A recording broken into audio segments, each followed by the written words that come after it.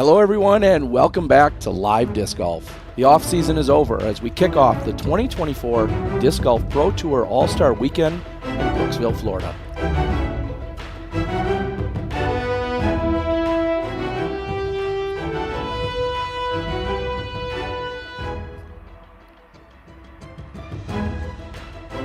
Our players and competitors return after a 4-month off season. Kelvin Heimberg, along with a couple of our Finnish international superstars, Cole Radalin, Eliezer Mittling, and then Ezra Aderhold, along with Anthony Barella, everyone getting warmed up. Distance competition coming up soon.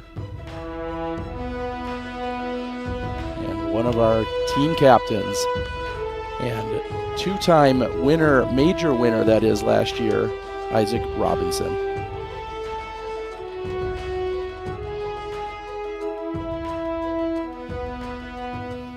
Welcome in, everyone. Terry Miller, the Disc Golf Guy, joined alongside 4-time world champ Valerie Jenkins and 3-time world champ Nate Doss. Guys, I just said it. It's just been 4 months since we were here talking about the Disc Golf Pro Tour Championship taking place down in North Carolina. Now, we're here. It's 2024. Val, what are you most excited about? Well, Terry, like you said, I mean, we finished off the season on such a high note last year. I know that the players, they either want to ride that momentum that they finished the year off with, or they've got some redemption. And this is such a fun way to kick off a season. Friendly competition, but we got to see how the players are looking after that off season. Yeah, and Nate, we've got new sponsorships, we've got some switching around, and some just overall excitement to kick off 2024. How you think they're going to go after it? Well, I think they're going to go after it like they do every year, but the biggest thing for me is what can we see with their preparation over the off season. That's what we're looking for this weekend. I cannot wait. It's going to be awesome to see these Frisbees flying. And look, Disc Golf Pro Tour is back, and that's all that matters. Well, let's take a look at the schedule for what we're going to see here this Star Weekend as we kick off 2024. Like you said, Disc Golf is back. Friday, today, we're going to see the distance contest. It's going to be kicking off in just a few minutes. We have the accuracy and shot shaping competition, and we'll close out with the putting competition. Tomorrow, we'll see all-star doubles, and on Sunday, we'll see singles play. All of that taking place right here in Brooksville, Florida. Let's take a look at the distance competition rules. Each player will get 6 total throws. 3 throws in round 1, then 3 throws in round 2. The throw must land inbounds, and no rollers allowed this year. And go figure, the longest throw wins.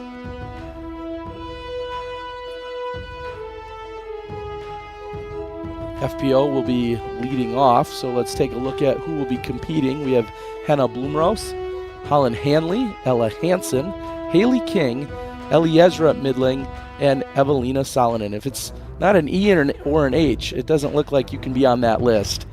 It's a list full of boomers, but one I'm looking at right now, Ellie Middling. She was showing off her distance. She's only 16 years old, but she can throw longer than our big wigs that we see out there. I mean, she crushed Ella Hansen last year in both the Worlds and the Throw Pink Championship, the distance competitions that they held out there. First and only woman to card the 3 here last year during the Throw Pink Women's Championship on hole number 18. And like you said, she was doing it with a big drive off the tee. Here she is on hole number 5 and clearing the water in her second shot. And there's just so much arm speed that she has as she comes through. There's nothing that's just, so powerful. She's very smooth, but it's that fast arm swing that I'm looking forward to seeing. And on the ground, Brian Earhart is going to be talking with Eliezer. We caught up with her last year as she closed out Throw Pink, and she got big news this year. Let's take it away.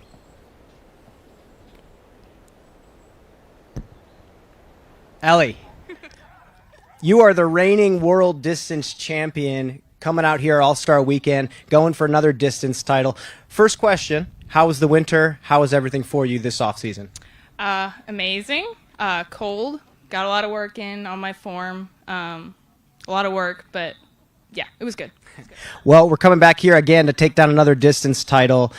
Conditions look wonderful. This field is probably the best distance field I've ever seen. What are you going to do out here? What kind of lines are you looking to throw?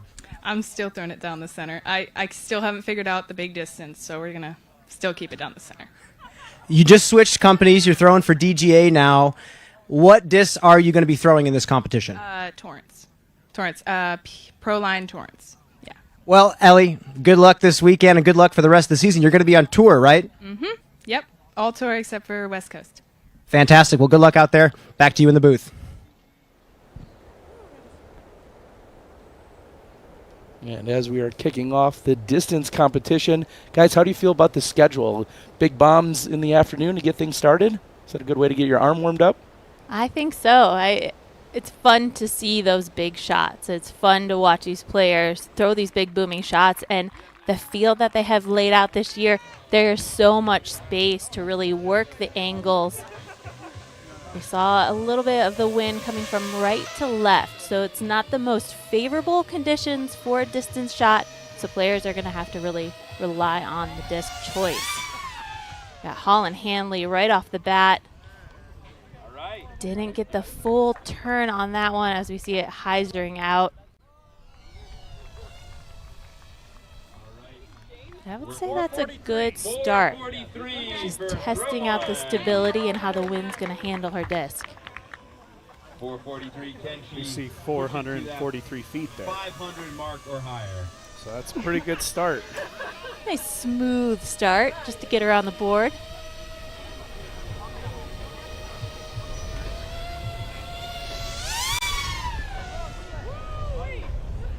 So you can see testing the wind even more there. You're really getting the turn on it. As you mentioned, Terry, rollers are not allowed this year, so it's where her disc hit the ground is where they would mark that. All right, we still have 443 as Holland's high throw. That follows more traditional distance competition rules.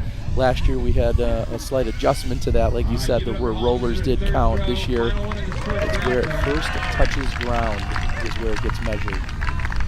And we're definitely seeing this wind come off the right side, and you're gonna have to change your normal distance mentality. What a shot from the drone.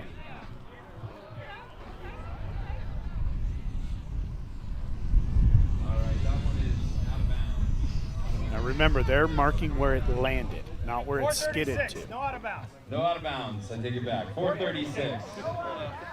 So give it up. Her first shot. 3 more throws for 443. Is our current. Go with more of a hyzer flip. Try to get something out there way right. Let it ride the wind, flipping forward. All right. Your next competitor on the tee is going to be Ella Hansen. How about a round of applause? Taking a look at her last throw and how she feels about it. Asking for a little bit of a lift.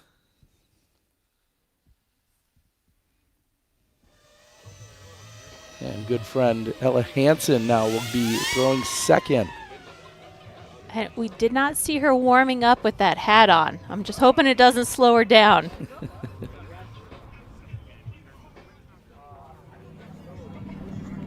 For those wondering, that second shot from Holland, or the third shot, was 436 feet. So her longest there was 443.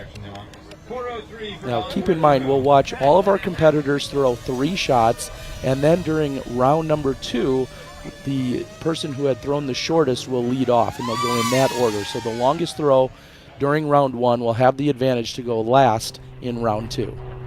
And right up the fairway, no problem here.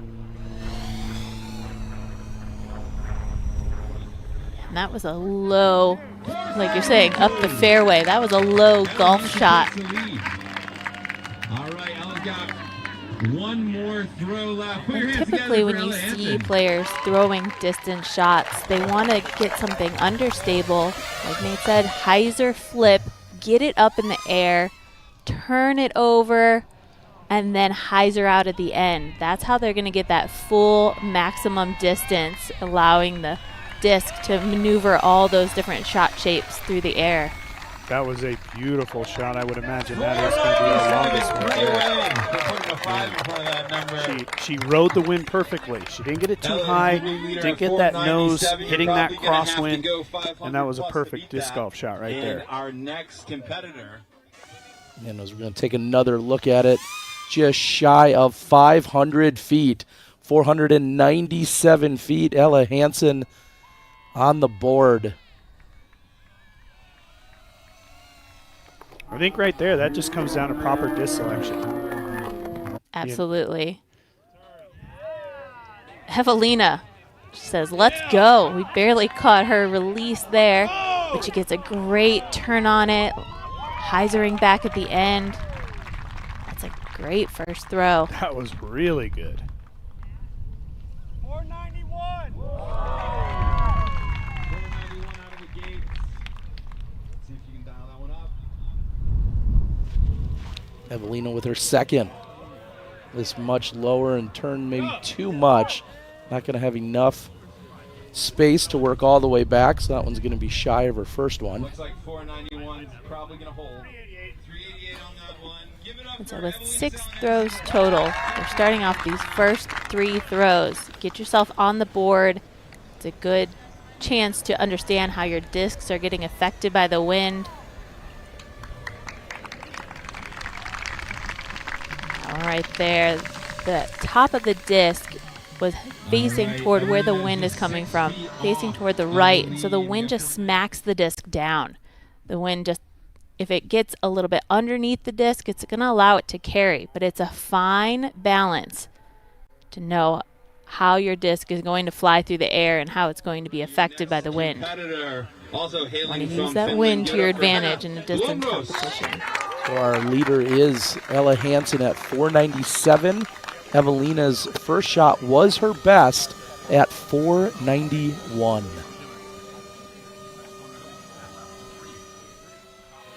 Now, Hannah Blumroos.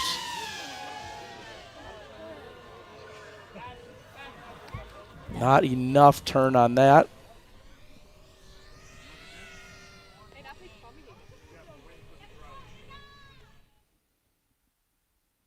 She got it with a good height underneath, but maybe a little more turn, maybe a little less stable of a disc. Those are the chances now she has to manipulate and figure out how to throw these next 2.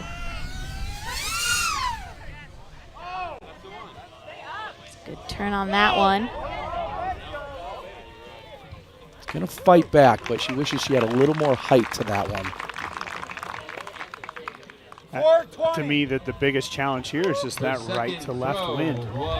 Picking the perfect disc to have enough stability. It needs to turn over to get full distance, but it has to have enough stability to fight back and not get pushed down.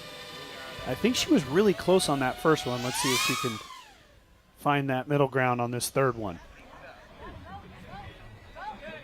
Low line drive is going to push just shy of 450 feet, probably be in the 430 range.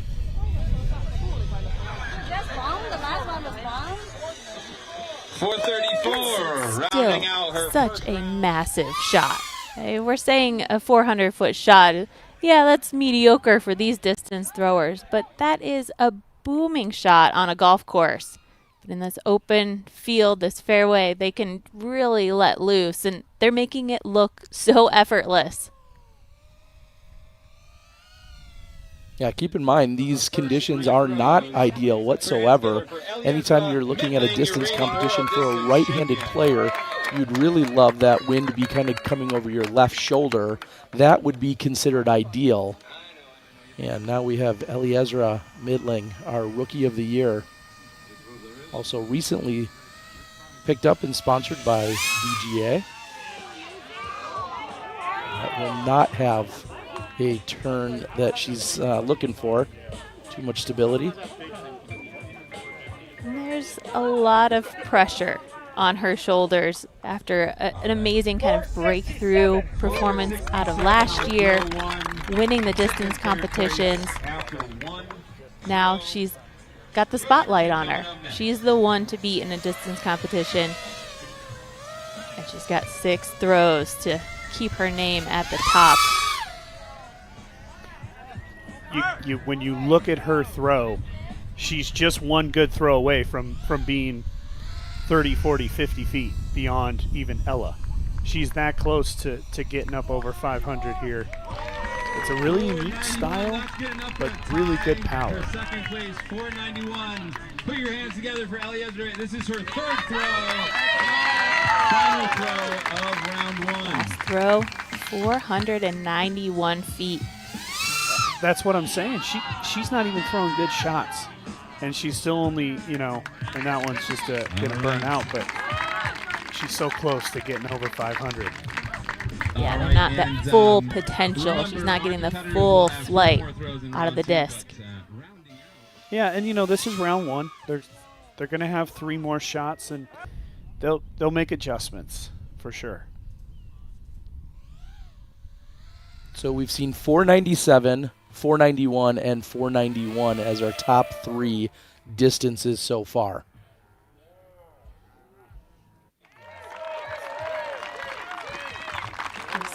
Fantastic. See these throws near 500 feet. And that one's not going to count. You are ready, and you are good to launch, Haley.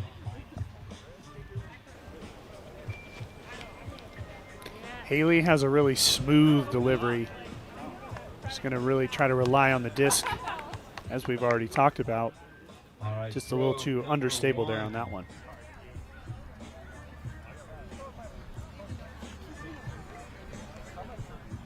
Talking about off-season preparation. What I saw out of Haley, a lot of weight training. She was in the gym. All right, we're all charged up. I'm ready for expecting to finish. see that training paying off.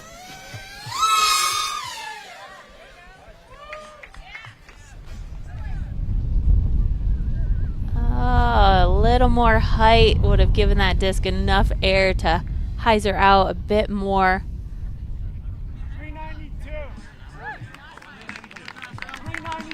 392 for throw 2. 392.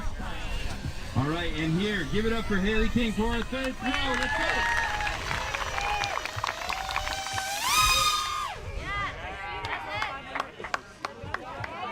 That looks nice.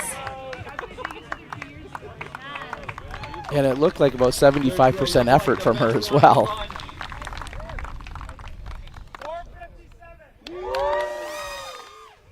Just over 450 for Haley King. And for her, she's just looking to get one over 450 feet to be up in the top ranks of these throwers. Nice to get one on the board. All right, we're just waiting for those discs to come on back, and then we'll have these competitors back on the field. So we'll take a look at our scores after round 1. Everyone had 3 throws, and we'll go in reverse order for their remaining 3 throws. Ella Hansen out in front, 497, Eliezer 491, and Evelina 491. So Henna will be kicking things off. She'll go first. That is not much of a difference between Ella and the next 2 competitors. There's, it's one little wind gust, one little angle adjustment. Yeah, and I think that word adjustment is critical here. How do they adjust? Do they throw a different disc? Is it the same set of 3? Or do they put one in there with maybe a little more stability, a little less stability? Whatever that decision is, I would really love to see we are going to Eliezer reorder from get a full flight. the results of round 1. She was 491 off center. All right, so first on the tee is going to be Henna Blumros, and we do have all the competitors' discs here. Competitors, here you go. Looking on various street corners, I'm sure you've seen it yourself. So Henna, you're going to be up first. And as Jeff Spring, our Disc Golf Pro Tour CEO, has just said, all the discs have returned, and we'll see if any adjustments get made. Now, typically in a distance competition or ones that we've seen in the past, competitors will have 2 minutes to throw a set of 5 discs. That's how a typical distance competition will go. Of course, this exhibition changing things up a little bit here on All-Star Weekend. 434 feet. Let's see if she can bump that up.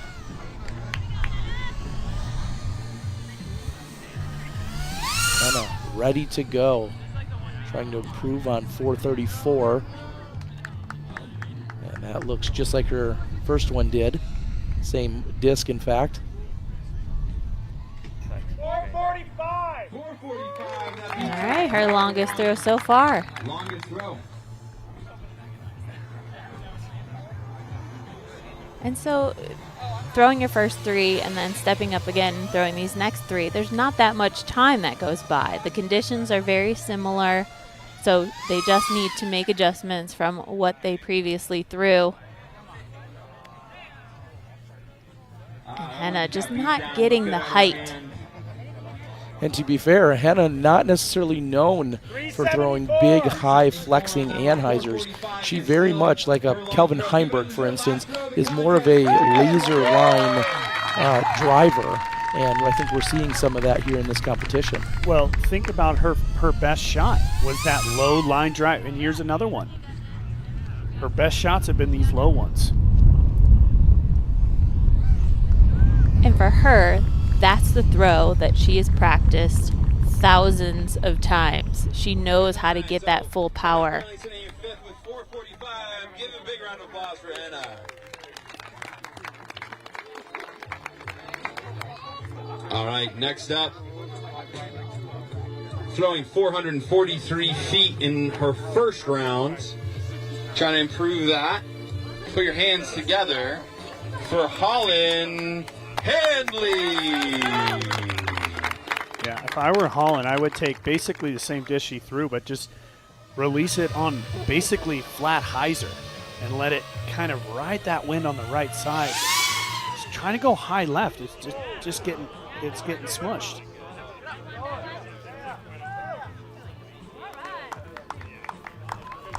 Good opening shot, but it's going to be around the 450-foot mark. In fact, 425 is what we're hearing from Phil.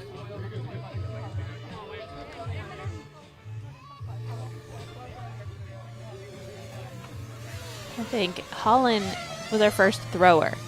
She didn't have that advantage to see everyone else throwing in front of her. So after getting through that first round, let's hope Holland can take a few notes and just not getting that full flight just yet. All you need is one, and we've got one more shot. 429. Very consistent for Hanley at 429 now. You can see a disc change. Disc that she needs to push it to 500. I think this is a critical move here. Those All right, ones give it she up. was This is throwing Holland just seemed a Hanley's little too final throw of the understable. competition. And this will be her final throw. And to surpass her good friend and the leader in Ella Hansen at 497. Does she have it? This looks great. This looks really good. Big wind gust here for her. Come on. That's going to be her best one.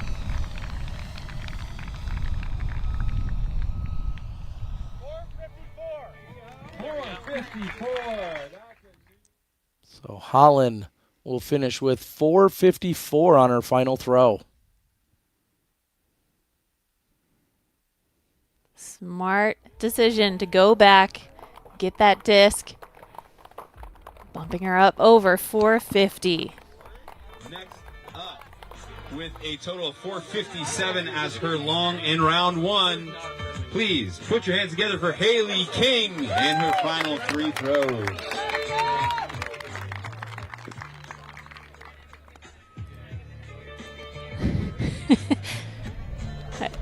Haley letting out a yawn.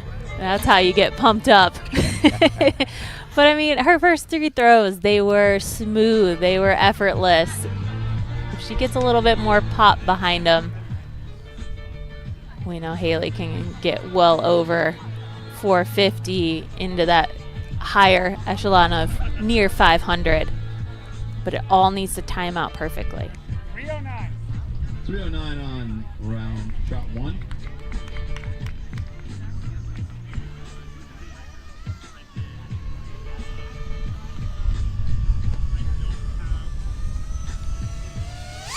Yes, I love this. Throwing it with that hyzer release. That's my favorite one of hers so far.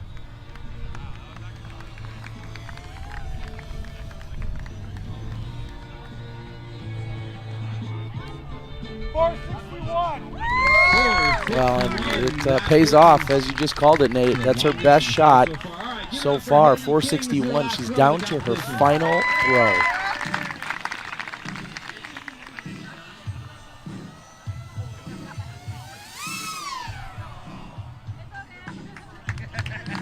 So now we're seeing the Flanners blowing with the tailwind, and she kept that one low the entire way. I mean, honestly, you look at the last two competitors throwing their longest shots in this second round, making adjustments. Both of them were adjustments.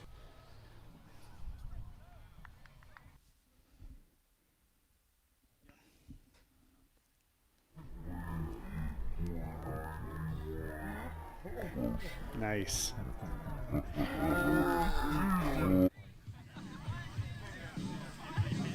Oh, and they're doing rock, paper, scissors to break the tie because they both had thrown 491. Evelina has 1 rock, paper, scissors. Do you want to go now or after? All right, Eliezer is up first after an epic game of rock, paper, scissors. Smart choice. Eliezer with 491. Is that as big of a choice as a coin toss and overtime in a Super Bowl? I was just thinking Like, that. which one do you really do there, Terry? We are ready when you are. Put your hands together. Let's for see her Eliezer adjustments.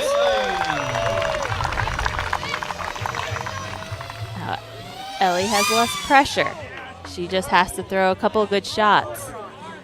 That's what you get going first. Whereas Evelina, she has the pressure to know what she has to beat.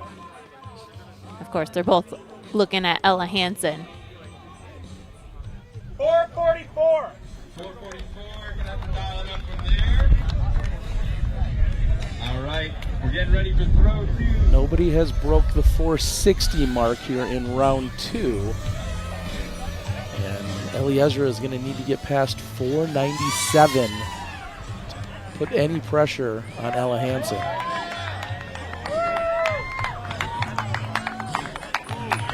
That's it. Oh, It looks like she's gone over yeah. 500. 503 feet. And we have a new best throw out of Eliezer. And the difference here for her, look at how low she kept it. That low power allowed the disc to flip over a little more.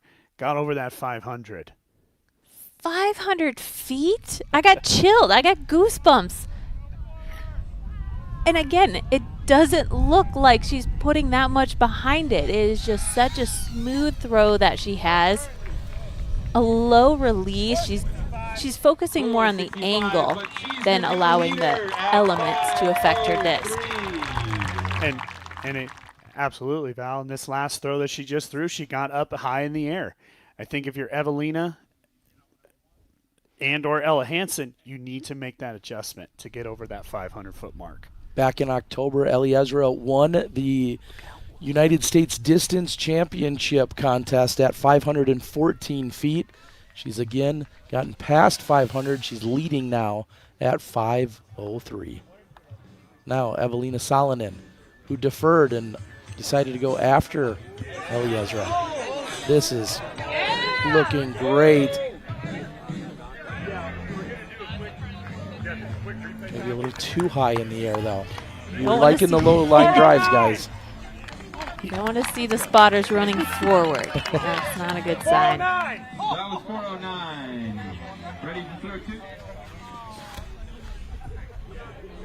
And I think the line drives are working because, again, this is the shot that they practice all the time. It's not like they're out there practicing for these distance competitions. All right, 373. So this is our final attempt. Big round of applause for Evelina Salonen on our final throw. There's the height underneath, but Disc stabling out to the left. And that's the hardest part with this wind. If you get the nose too far down to the right, it goes low. If you get too much of the bottom of the disc exposed, it just flies us out so quickly. And that's where those low power lines have paid off.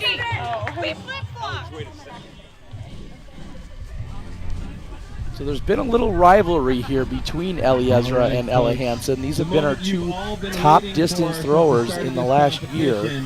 And Ella Hansen has a chance now, but she needs to get past 503 feet. With Ella in the lead by 6. Now it's 6 feet with Ellie Ezra in the lead. Can she up the ante? Trying to beat 503. Put your hands together for Ella Hansen.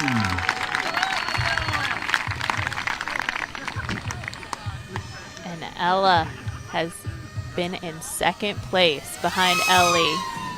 Last year, just couldn't take her down. So there's a lot riding on this one to start off the season.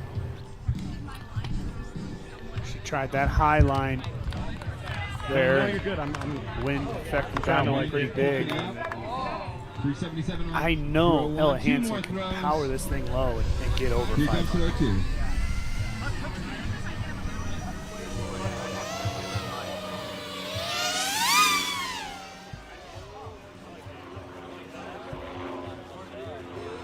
That will not be enough. So it comes down to a final throw for Ella Hansen. 439. 439. She's got to hit that perfect angle with the wind. Last throw of the competition. Can she beat 503? Put your hands together for Ella Hansen.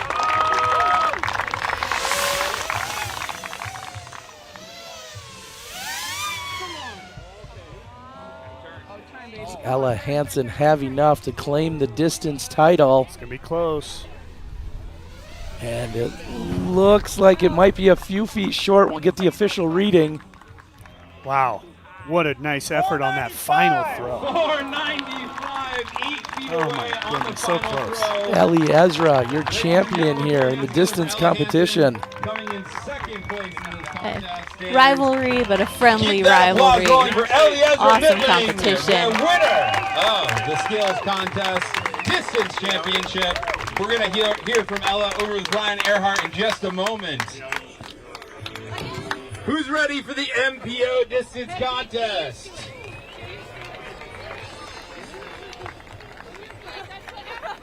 Yep, gotta do it again.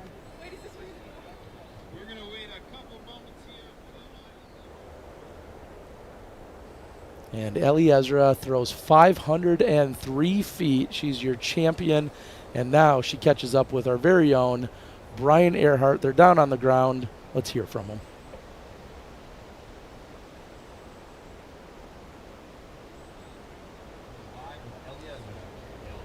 Ellie, you won again. Another distance title under your belt. 503 feet, low laser beam, like you said. Tough crosswind coming right to left. Was that the plan the whole time, just the straight shot? Yes. Yeah, that's always the plan. Well, talk about the rest of your game. Obviously, the distance is coming along. Talk about how everything else is feeling going into this full-time tour. Feels good. I mean, I still need to work on a lot of it, but I'm definitely more confident in putting and forehand, but still average. Well, Ellie, I'm not going to keep you any longer. Congratulations, and we'll see you out there this week. Back to you in the booth. Oh, and so much excitement and pressure riding on that 16-year-old who we've seen just launch herself into stardom here in the last few months. And as we've heard, the men are going to be coming up. We're going to first take a quick break here on the network. We'll be right back.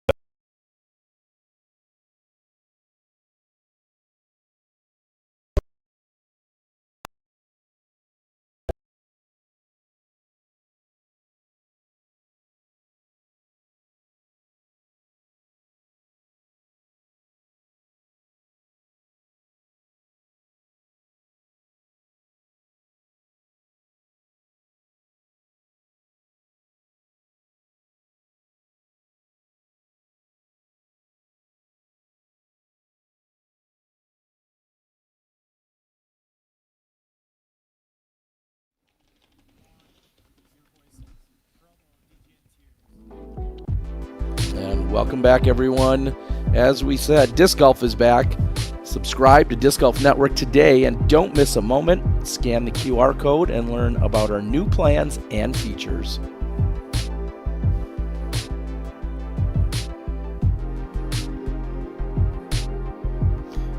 So this is kind of like your PDGA membership here, Terry. You're a novice and you're an AM and you're a pro. Well, certainly as you see a big discount if you are a current PDGA member, that links right to your account. So go out, renew or sign up for the PDGA and then take full advantage of the discount that is presented when you're also picking up your DGN subscription.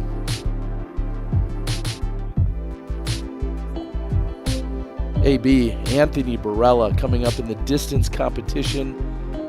Of course, known for some huge shots. We take a look back at 2023's Las Vegas Challenge. He's just able to put up shots on a course that nobody else is doing. And, we've said this a million times about Anthony Barella. If he can just continue to get better in the other aspects of his game, he could be untouchable because he has shorter upshots than most everybody because of this distance. And looking at a drive like that coming out of Portland Open last year, insane distance by Anthony Barella. AB's caught up with our very own Brian Earhart. They're down on the ground just before we get started. Let's hear from him now.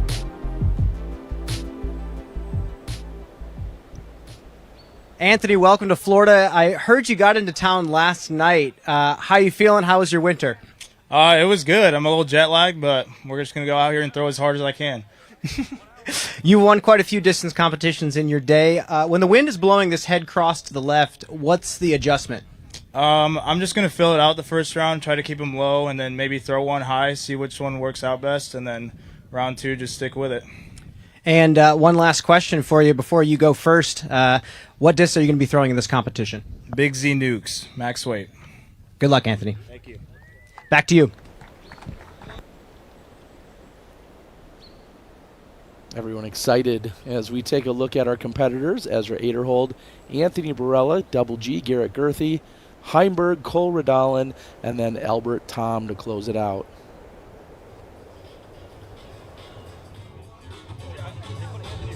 It's a tough thing. Getting off the plane, you're in new conditions, humidity, and boom.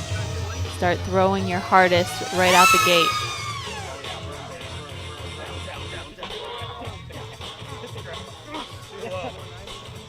Kept him under 5. Very low line drive coming from AB to get started. 470. 470 on throw one. Throw two coming up next.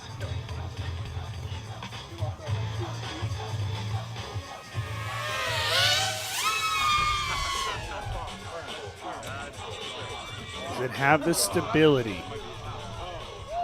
Wow. Continues to fight back at the very end. That should be the longest throw we've seen so far today.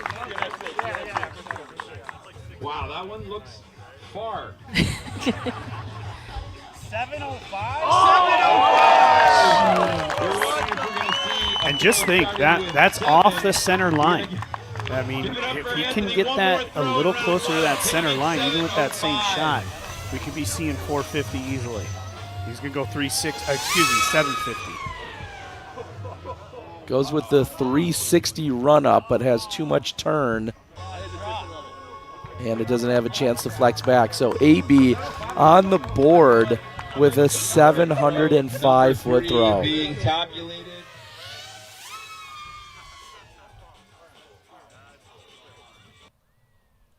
You almost feel like you're on a delay because the disc is in the air for so long. So impressive what we see here from Barella. Doesn't look like the jet lag was too bad. Makes the adjustment after the very first throw and then goes over 700 feet. And one of the guys that throws farther than anyone else, Double G. And something tells me he's got a few tricks up his sleeve. Let's hear from Brian Earhart.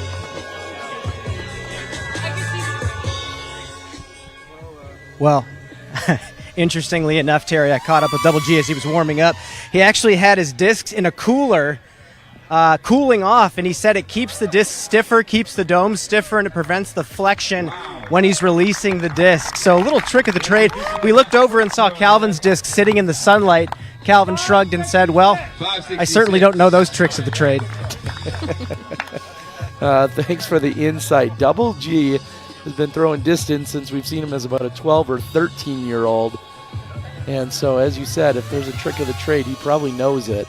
I mean, of all of our competitors in this competition, Garrett Gerthy has the most experience. He's been in the desert. He's been close to world record length at the Big D in the desert. So, for Garrett, it's all about disc selection, and clearly he likes it cold and pretty domey. And very understable. He's throwing katanas. They're fast, they're understable, and so he has to really rely on his angle and the height. And that's what big distance throwers have to do. So he doesn't have it quite figured out here this morning in round number 1. He doesn't get over 600 feet in any of his throws. So a tall task to get past Barella at 7:05. And I think for Garrett, it's going to come down to just a little bit more hyzer on the release.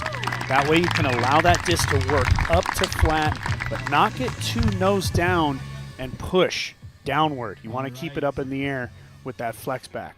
And speaking of going the distance, Ezra Aderhold has been traveling around the world. I see he's working on my workout plan. Okay, maybe he's got a different option, but seems like he's been taking in some world travels and enjoying himself.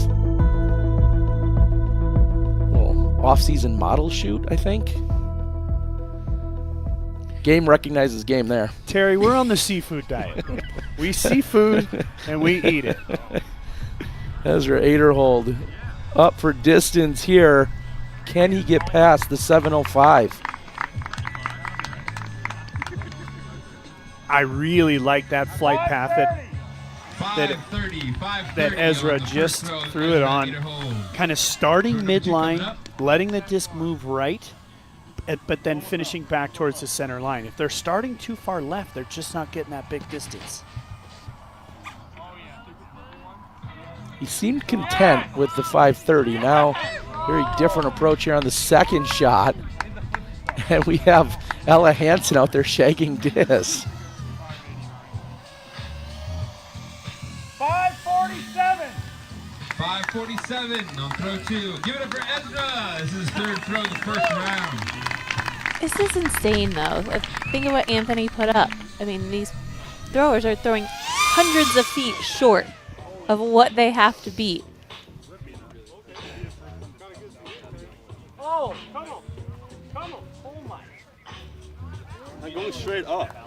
Yeah, that was a big distance, I'm just but going just stall too shots. far off the center line. Looks far.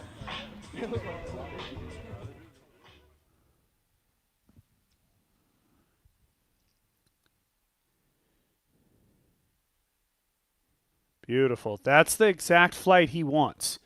You could kind of see as it was finding its middle of the flight, we're getting to flat, it started to almost levitate as it's going down the throw field. And that's exactly what those players are looking Coming from Estonia, put your hands together for Albert Bazooka Palm.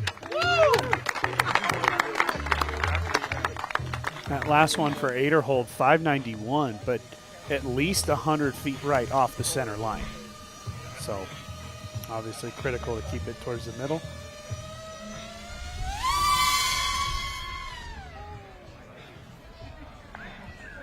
Your reigning U.S.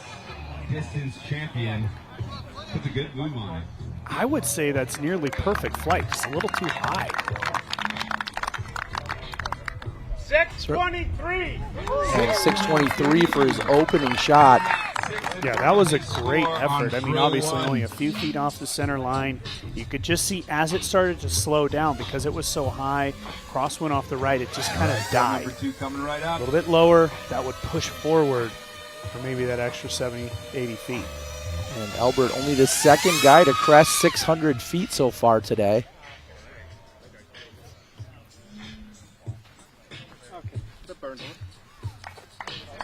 Throw number 2 got a little squash. 490.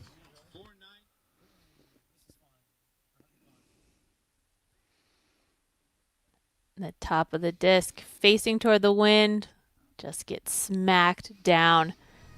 They don't even need to measure that one. That first throw, that's the one he's got to do one more time here. Come on. Come on. Much lower here, and it is flexing. This is big.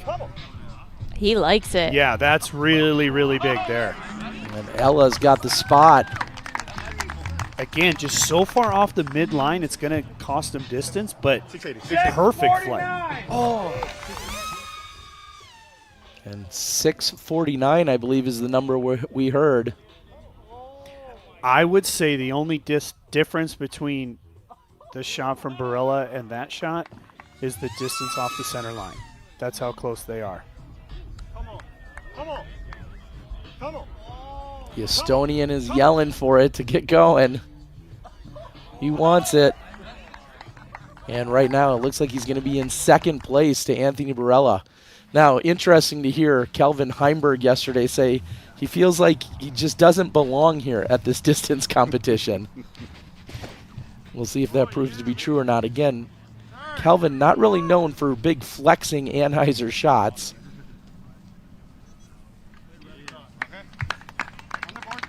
Gets himself on the board with that one.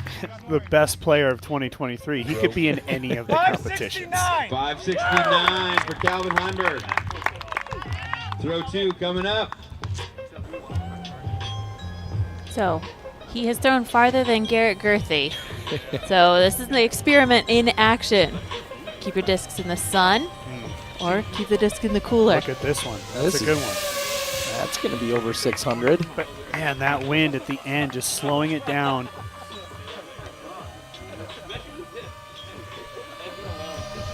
Throw number 2. 489 for Calvin. Oh, excuse me, just right, 489 we're hearing. Put your hands You can see at the end, it just that wind was just taking all the teeth out of it. 600.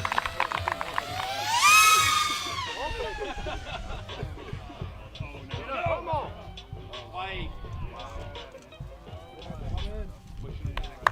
Pushing back the And spotters. Brian Earhart has more insights from down on the ground. Brian, what do you know? It's going to be tough to beat you. We got one more round. Well, you know what? I think Calvin might be underselling us this first round. In warm-ups, he put one 680 and 690. I turned to him and I said, Calvin, it sounds like you are a pretty good distance thrower. Then he turns to me and says, well, sometimes you have to create an underdog story. All right, well, right now he's shy of Anthony Barella's 705 feet. He'll have 3 throws to get past that mark. We'll see if Cole Radalin can improve on 705. Damn, son.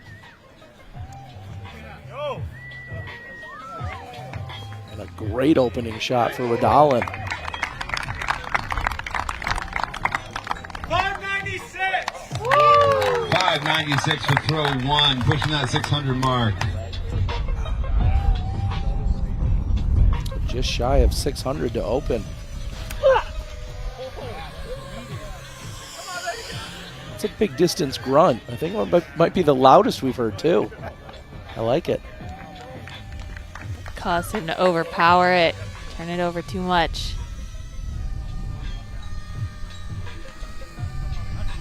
$556, so round 1 throw is the best. He's trying to push it up over 600. Give it up for Cole.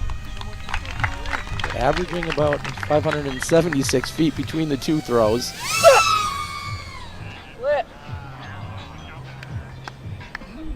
Asking for it to flip, but it won't be enough.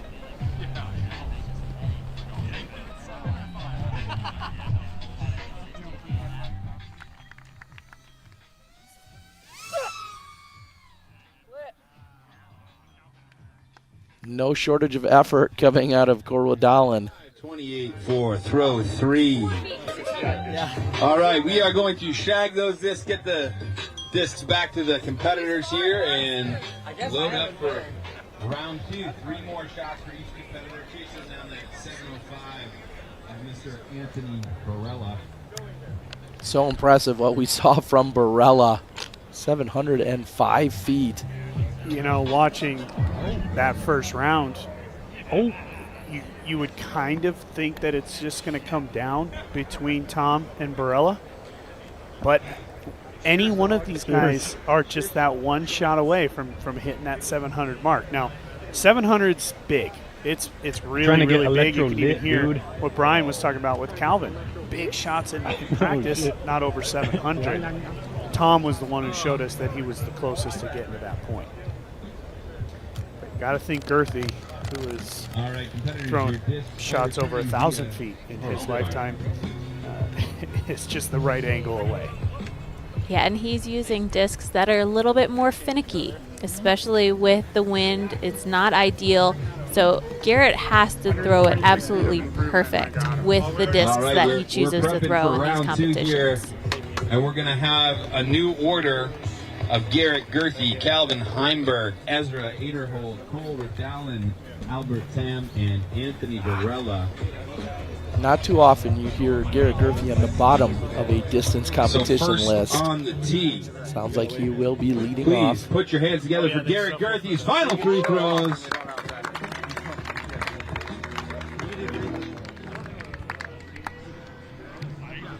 I think for Garrett, it's just a little bit more hyzer, a little bit more angle out of his hand. But as you said, Val, these discs, they're so finicky. They just a little bit too much here or there. It's not going to have enough turn. But I think a better effort, and you saw how much hyzer he released it with. On the field at a distance. All right. 562. I think my 562 to throw one. Very consistent. 566, 560, and now 562.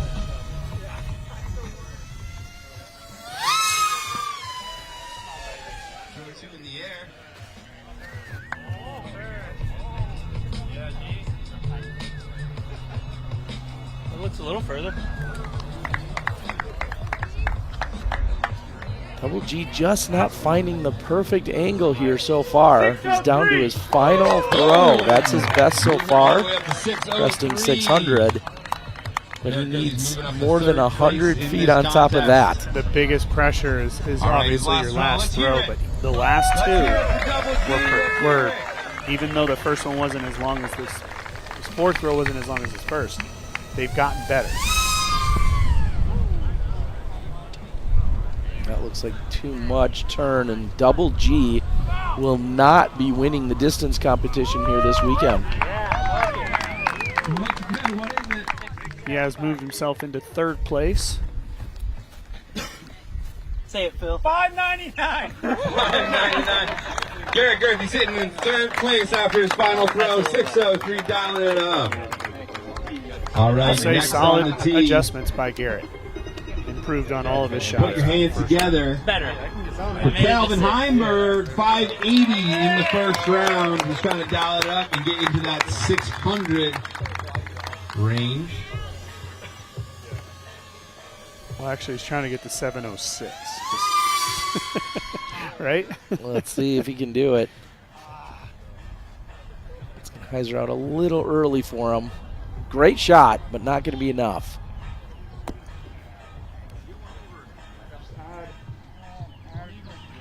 $575. 575. Val, you said it earlier. Some of our competitors, especially the most experienced distance competitors, will keep a set of discs exclusively for distance competitions like this. Double G may not touch those discs at any other point this season except for when he goes to a Worlds or a USDGC or any other exhibition. Some of our players are pulling discs right out of their bags. Double G, on the other hand, keeping a separate set. And Heimberg has his best throw today at 641. He's now in third place. One more. Needs another 70 feet or so on top of that if he's trying to get past Barella. And that's not going to do it. Too much height out of the hand. Again, big drive, but not going to be enough. Yeah, and I'm going to have to agree with Brian. He is a distance thrower. I mean, if you're throwing over 600 feet, you have big distance. Will be 8 feet behind Albert Tom.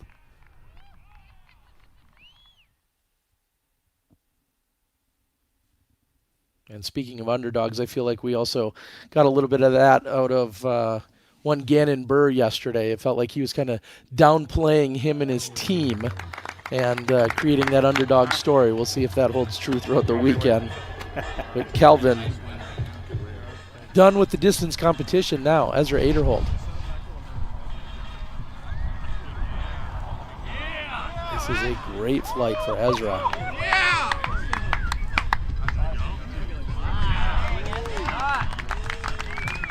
Wow. Sitting on 591. 622. 622. So he's broken the 600 barrier. He's got to push it up from there. Throw number 2 from Ezra. Coming right up.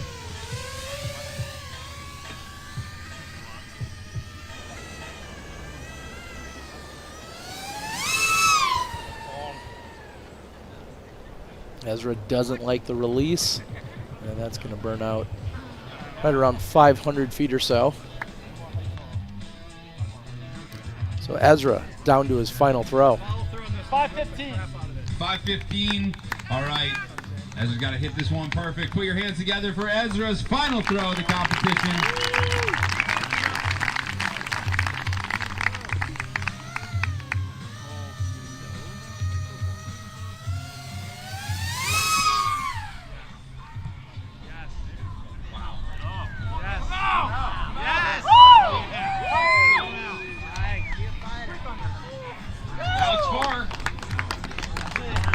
That late hover. 622. There's going to be some good distance there. Might be as long as one. Let's see.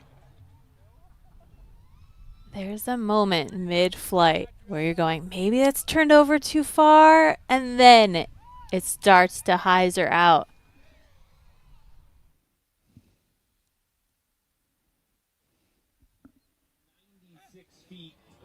From round 1. Looking at jack that score That up. was 2 feet Put your hands shy. down for Cole of Radalin. his- Yeah, it looks like he tied his best at 622. Right. So Ezra has a pair of 622-foot shots. Won't be enough. Now Cole Radalin.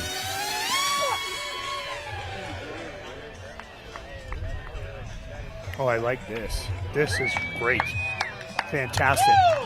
Pushing Ella Hansen Oh, yeah. back after it. That's over 600 right there. Can he get to 700?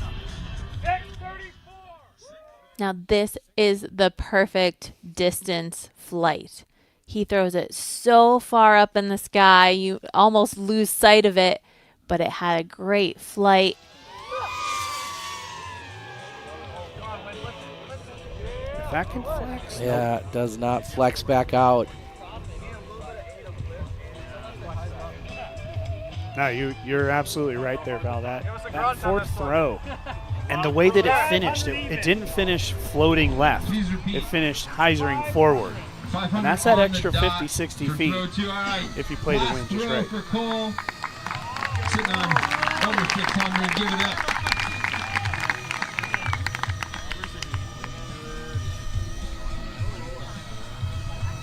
And it looks like he's going to go with the 360 approach.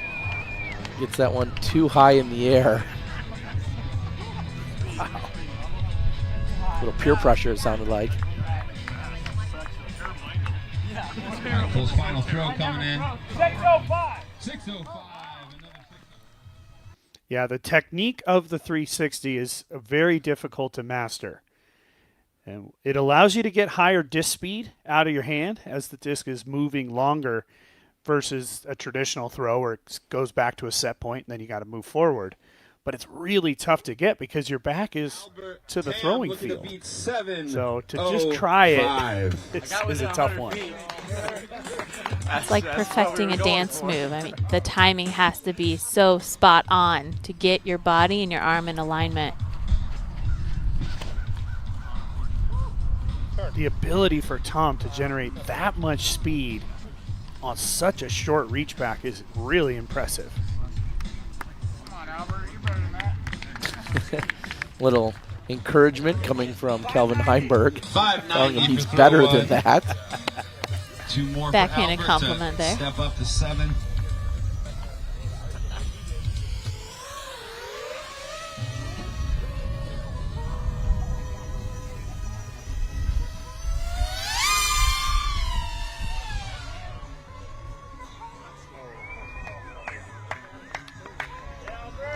These are just pretty golf shots, to be honest.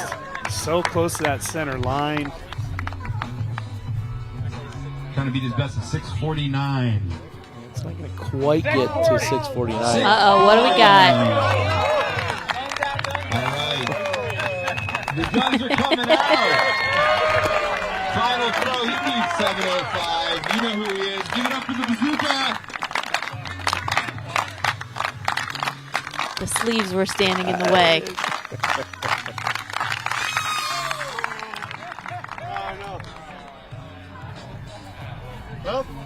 All right. Give it up And the for Albert. Estonian having a good time with it. 49 looks to be his high. Great showmanship there by Albert. We'd expect nothing less from him. Several years ago, it was him coming up with the bazooka shot after making putts at the European Open. Gotta love him. I mean, he has style points. He's winning in that, the performance, showmanship, Anthony, if you beat getting the your crowd score, involved. Even extra $100, okay? There's some drama for you people. 705, give it up for AB. AB can already be crowned winner here. A little bit of a victory lap for him. He's going to go right to the 360 to see if he can improve on that 705-foot throw. This one's going to burn out early. No, Terry. Oh, it still has. Oh, and that's going to be past it. Excuse me. That was difficult to tell from the overhead shot. That's going to be out there 715-ish.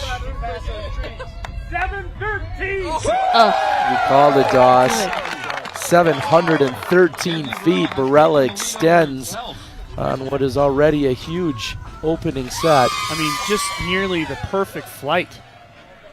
As you're thinking, oh no, that's burning down. Well, actually, it's starting to twist back to flat, and there she goes. The 360 almost had it. 613. 613 on that one. That's still pretty good. All right. Final throw of the competition. And then after this, we're moving over to accuracy, people. But one more round of applause for Anthony Barella. AB one final 360. Does he have the angle? This one's going to burn out a little bit early, but still big drive from Barella. Jet lagged or otherwise, AB, your champion here in the distance competition. From Anthony Barella, your MPO distance. And I just got to say, if you're Anthony Barella, congratulations. But also, he's doing this kind of stuff on the course. Incredible.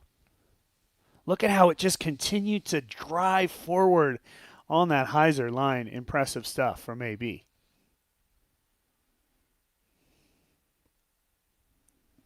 All of his peers taking in the action. Everybody appreciating it. Albert Tom coming over.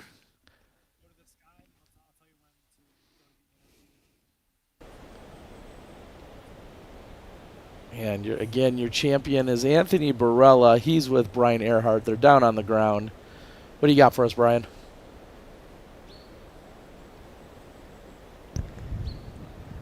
I interview Ellie Ezra. She wins. I interview you. You win. You kind of took the wind out of the sails from everybody in the competition on your second throw. How much more in the tank did that throw have? How much better could you have gotten it? I don't think I could have got it any better, honestly. It just threw it as hard as I could, got the perfect angle, full flight. At the end, it kind of lifted. It was just perfect. You've done a lot of distance competitions. How finicky is hitting that right angle going that far? Yeah, it's like this one definitely took a lot of pressure off because usually you have to make it inside the ropes.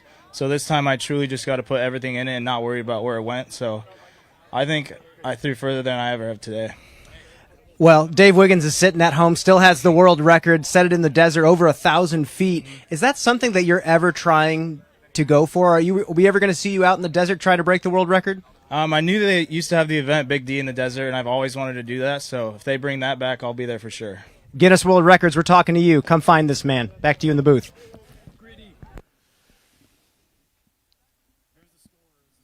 We'll take one final look at the scores. Anthony Barela wins it, 713 feet. Albert Tom in second. We're going to take a quick commercial break, and when we come back, we'll have the accuracy component of our All-Star Weekend. We'll see you in a minute.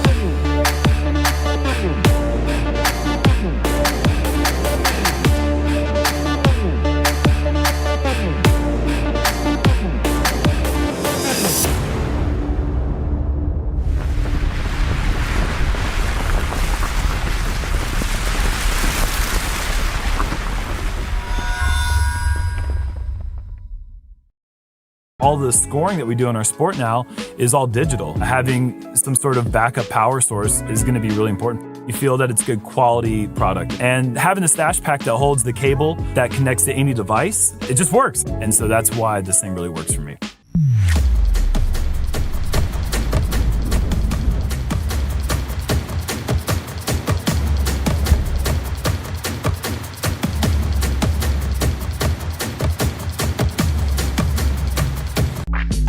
Brought back by popular demand. Z-Lite plastic from Discraft. Disc that you already know and love, now available in lighter weights. This plastic is perfect for players with lower arm speeds as well as beginners. They can also be a great complement to the regular weight version of a disc that's already in your bag. Z-Lite. More distance with less effort. I'm beyond excited to introduce my first disc with MVP, the Prism Proton Envy, also known as Rebirth. The stamp is really special. It's an eagle rising from the flames. It's a disc that I feel like is so versatile, whether it be an approach putter or a throwing putter that can be almost classified as a mid-range. I absolutely love the fact that my name's on it and I'm going to be able to throw it. It's an incredible disc. A round of disc golf can be long, and if you're playing in a tournament, it can feel like a marathon. This can leave you physically and mentally fatigued by the end when your shots matter most. With space for your discs, water, and even a place to sit, a cart enables you to bring what you need, helping you feel more prepared and energized without carrying the extra weight. This can help you maintain your edge and save you strokes through every round.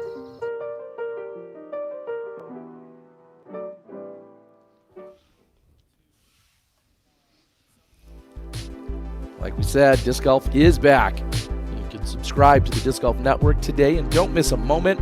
Scan the QR code and learn about our new plans and features. 3 different tiers available and a discount. In addition, if you're a current PDGA member.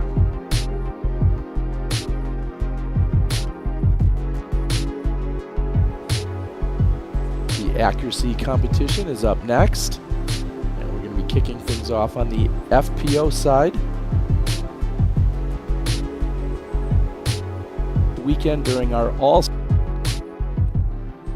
Welcome in, everyone.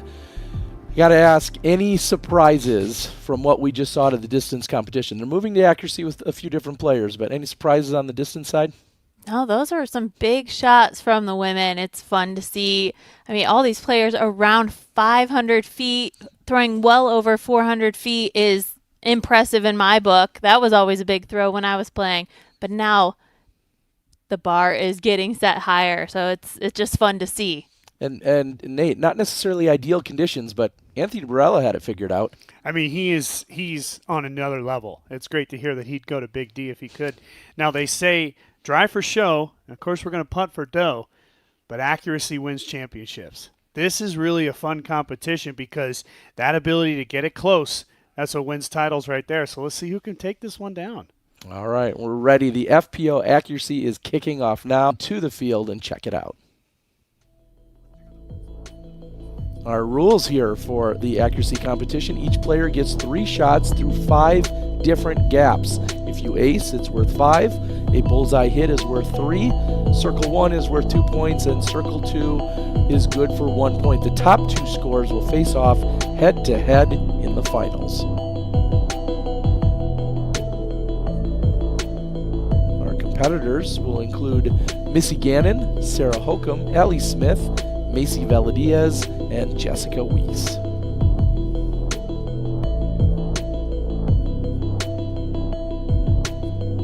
And certainly one of our most accurate throughout the years, Sarah Hokum, 2012 world champ, also known as the Queen of Clean. She is throwing we'll call it a fairway hit, long throw-in. Just laces through the various gaps. Drawing medal there out in Northwood. And last year, the skills competition going right up the middle for 5 points, the ace.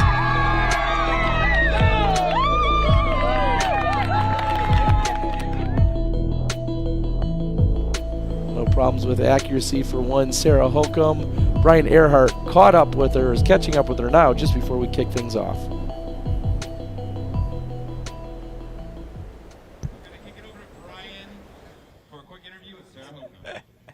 Thanks, Jeff.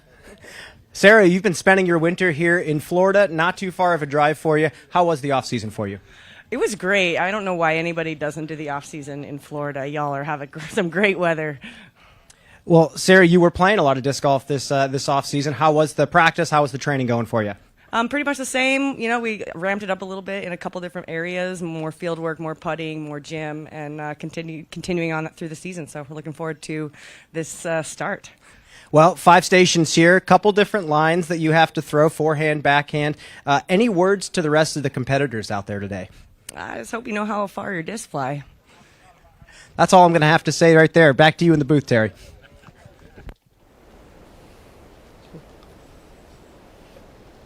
And Sarah Hokum with some she's having a good time out here, as we should be. All-Star Weekend, certainly a chance for everyone to kind of get caught up with their friends and enjoy themselves, reconvene here for our 2024 season to get kicked off. And Missy Gannon is going to be kicking things off here for the accuracy competition. Now this year, these players were put into these categories from the Pro Tour staff. And Missy Gannon, very accurate thrower, very good with upshots, but of course, she could be in putting as well. Okay, maybe it'll go down on the tail. Also spent the off-season here in Florida. I feel like most of the tour is enjoying the off-season down in Florida in these last couple of years. Wow, and just going after the basket. That one's going to check up in circle 2, I believe. So she'll be at 3 total points. Yeah, Missy and Tom moving to Pensacola, Florida. This, I think, is going to filter right to the pin. Is it going to get inside the bullseye? It's going to be just outside of it. So 2 more points, though, for Gannon.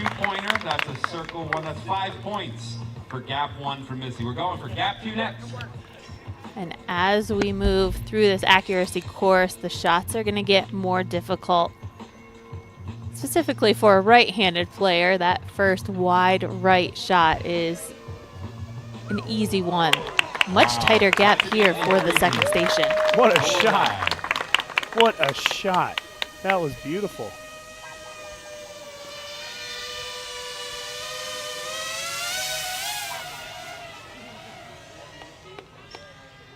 We will have a right gap to hit, then the right center, then a dead center, left center, and then ultimately a left gap as we move from right to left on the competition.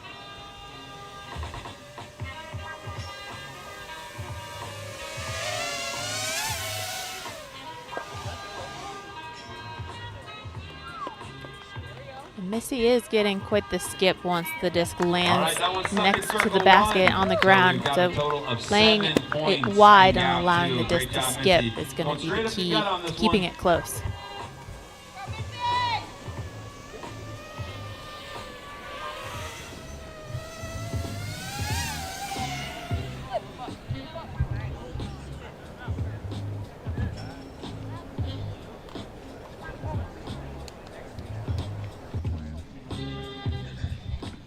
All right, hung on for circle 2. That's a one-pointer.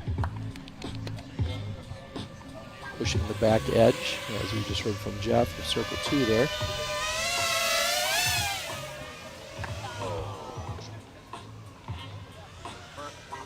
First gap miss there.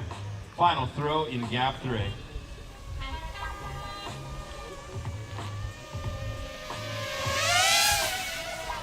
She's going to miss the gap again. So Missy total of struggling on the center gap. Third station, go to station 4.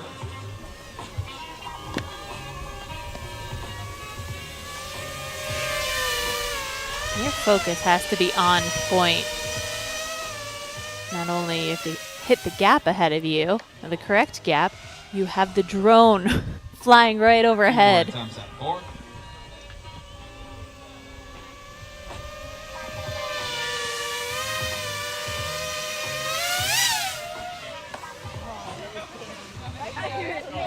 Let's hear it for Missy. Come on, Missy, you got this.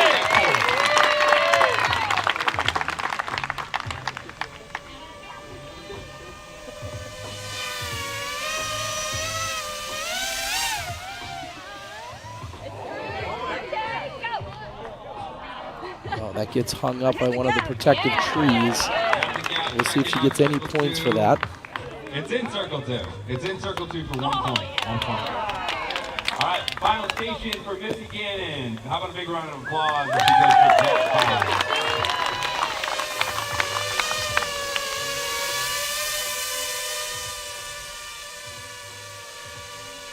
5? Missy looks to be lining up the turnover on the far left gap.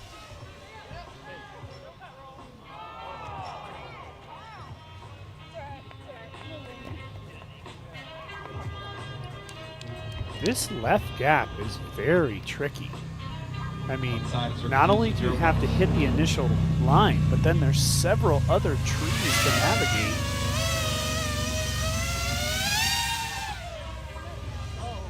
It's a perfect example. She makes the Mando, but you still have 4 trees up ahead and that big one on the left. And it's interesting seeing her go with the backhand turnover, where you just saw her throwing the sidearm for those tighter shots. There's a little bit more space, but the disc really has to continue carrying to the right. And it's a fine line when you're throwing the backhand turnover. And this sidearm line on that left side is difficult too because of that tree Missy hit on her second shot. You got to bring it just inside that. You can see it there on the left, and then swing beyond those next set of trees. Please put your hands together. I think the points got to be made in the first 3 stations. Those left 2 stations are very difficult to score on. And we'll see what a sidearm thrower like Sarah Holcomb can do on these first couple of stations. You know, we might see those scores flip-flop.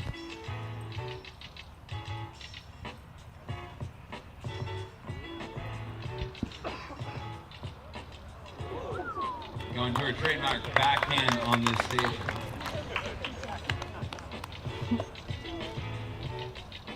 2 points for circle 1. 2 points. Yeah, if Hokum can score early here on these backhand shots, we know that she's going to certainly find some close shots during the forehand opportunities at the end of the round. 1 point for circle 2 We'll see on her if she can second pick attempt. up a few Final points attempt here at early. station 1. Yeah, just a little bit wider there for Hokum. Utilize that skip.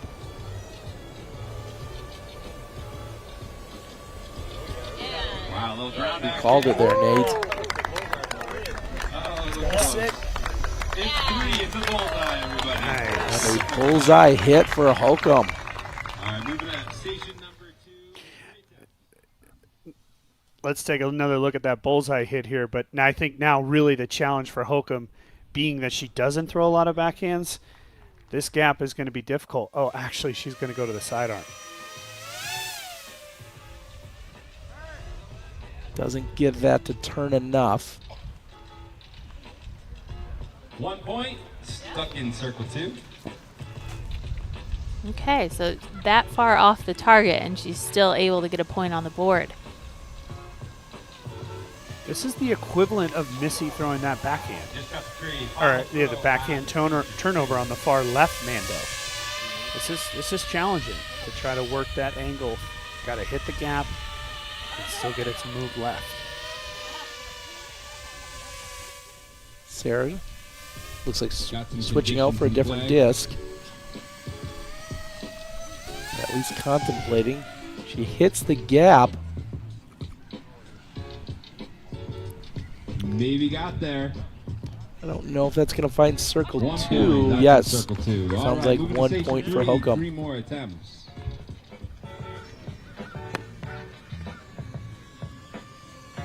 Okay, now if she can mimic those last 3 throws from this station, I think she'll be sitting nicely.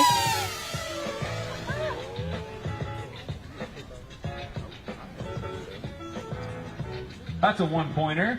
Settling in circle 2.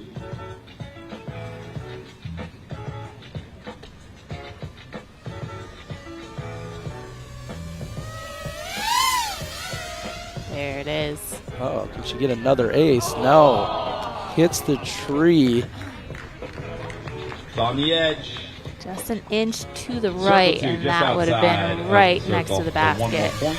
Caught the tree on the left-hand side. There's not a ton of space for this disc to work on that left-hand side and come back. Ooh, but she starts it off farther to the right. That's going to be a 2-pointer inside circle 1 for Hokum. And we're moving to station 4. I mean, if we just compare 3 attempts. what we saw from Gannon, I should say Missy, Gannon, not Gannon. 4 points there down the middle for Hokum versus 1 for Missy Gannon.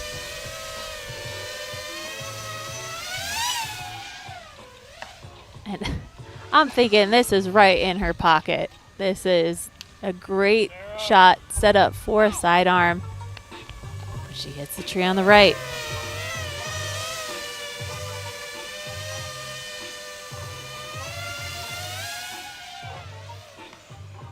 And Sarah not taking advantage of the angle here.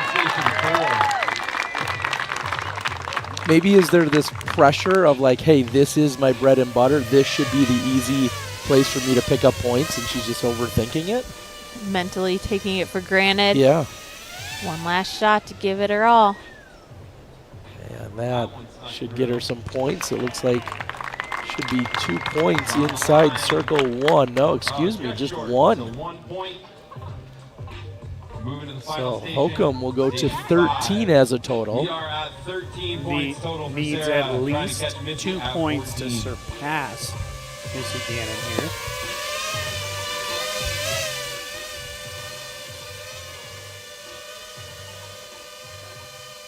I really just think this left side is very difficult, whether you're all sidearm or not. It just doesn't matter. Even there, Two more Hokum shots went too on the straight, hit final that big station. tree on the left. Yeah, with the sidearm shot, she's trying to get the full distance before it dives off to the right-hand side toward the basket. And that tree is perfectly in the way. And this is exactly what we talked about, though, Val, with the backhand from Missy Gannon. It's easier to miss that big tree because that sidearm, it's really hard to miss the Mando tree and not keep it too straight to hit the big one. That's a really tricky shot. Holcomb's going to need a circle 2 to surpass. No, circle 2 to tie, circle 1 to surpass.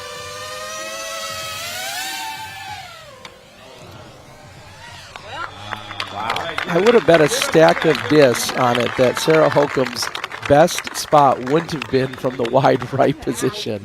So Sarah Holcomb starting off strong, but then struggling to close out here on her first go.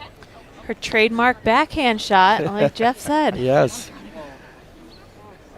Just to remind you, an ace is worth 5, a bullseye worth 3. Landing in circle 1 is worth 2 points, and circle 2 is worth 1 point. Missy Gannon, our current leader. Terry, I think it kind of depends on whose discs they are when you're betting stacks of discs. Ah, okay. Don't reach on that shelf next to you. Those are mine. And if I'm being fully transparent, I may have picked up a stack of discs from one Jessica Wieser in the offseason as a collector that I am. Jessica here with the backhand. And Jessica opening with a bullseye hit. And we're talking about players with all the skill sets. For this accuracy competition, Jessica is so strong with a backhand and a sidearm. She's starting off nicely these first 2 shots. That came up just short of circle 1, so 1 point for landing in circle 2. Final throw on station 1.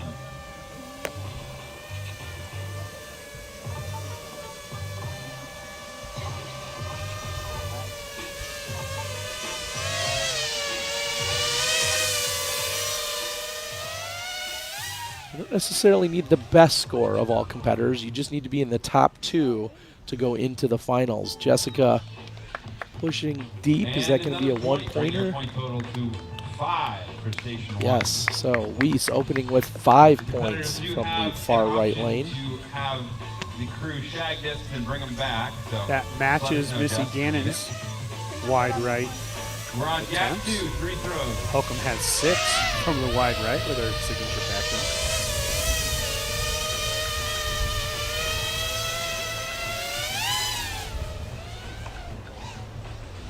And Missy Gannon on this middle right, Mando right. She has 7 points. That's half of her total points. Second throw.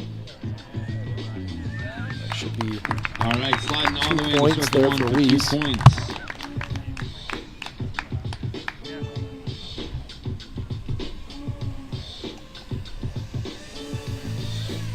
I love that when Naughty by Nature came out with this song, they were talking about out of production discs. Yeah, OPP is an out of.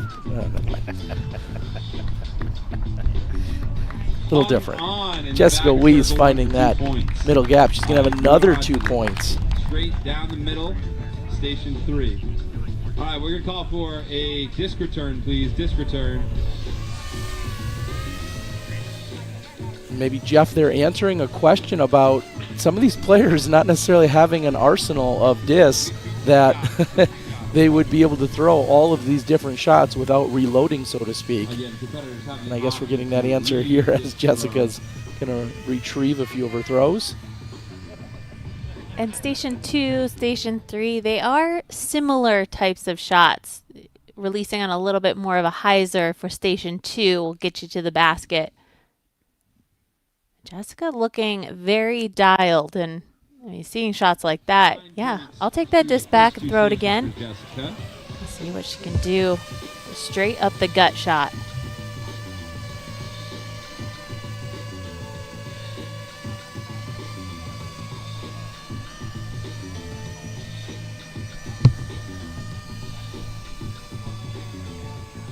Big round of applause for Greg Diaz.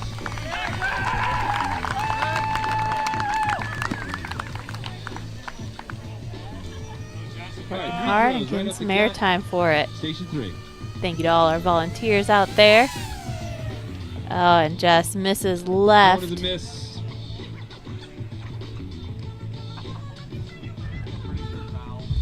No points, very no cool points, to long see out. all natural accuracy competition like this. To have these trees lined up perfectly. There we go, right down the middle. All right, 1 point for circle 2. These are not easy shots. I mean, this middle and the Mando left station. Just look at how tight that is over there. Then once you peer the shot, you have to kind of control the speed that you're not going too far past the basket. Yeah, isn't that what Holcomb said? I mean, she said you better know how far your discs are flying. I have called out to Brian Earhart, who's on the ground, and asked for a rough estimate of the distance, and he's telling me it's 262 to the pin. So this is, well, a short hole for some when you're out playing at maybe your local course. Yeah, that's a very in-between type of shot. It's a soft mid-range disc or a strong throw of a putter. But these wider shots, you can throw a very soft driver. And with the skips that we're seeing, I think that's going to play off well. See a sharp edge disc in Jessica's hand right now. That was the best shot we've seen from this Mando left. Okay, she was able to get inside circle 1 on her first attempt. All right, final throw of station 4. Currently sitting at 13 points, 1 point behind Gannon. Just need to be in the top 2. That's a skip. Oh, just deep. That's a 1-pointer for circle 2. She is up to 14 points going into station 5. All right. Tying for the lead. Yeah. 1 station to go. 3 shots to throw. Nobody has made a point on this Mando left station so far.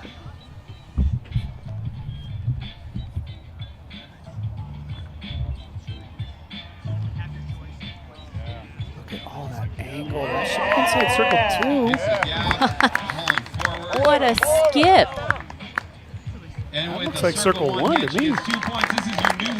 New leader in Jessica Weiss. Also, now that we see Jessica and Missy Gannon with scores of 14 or better, that means Sarah Holcomb officially eliminated. The difference here with Jessica, all that angle, avoiding that big tree on the left. Smart. Clearly this ground is receptive to the skip here.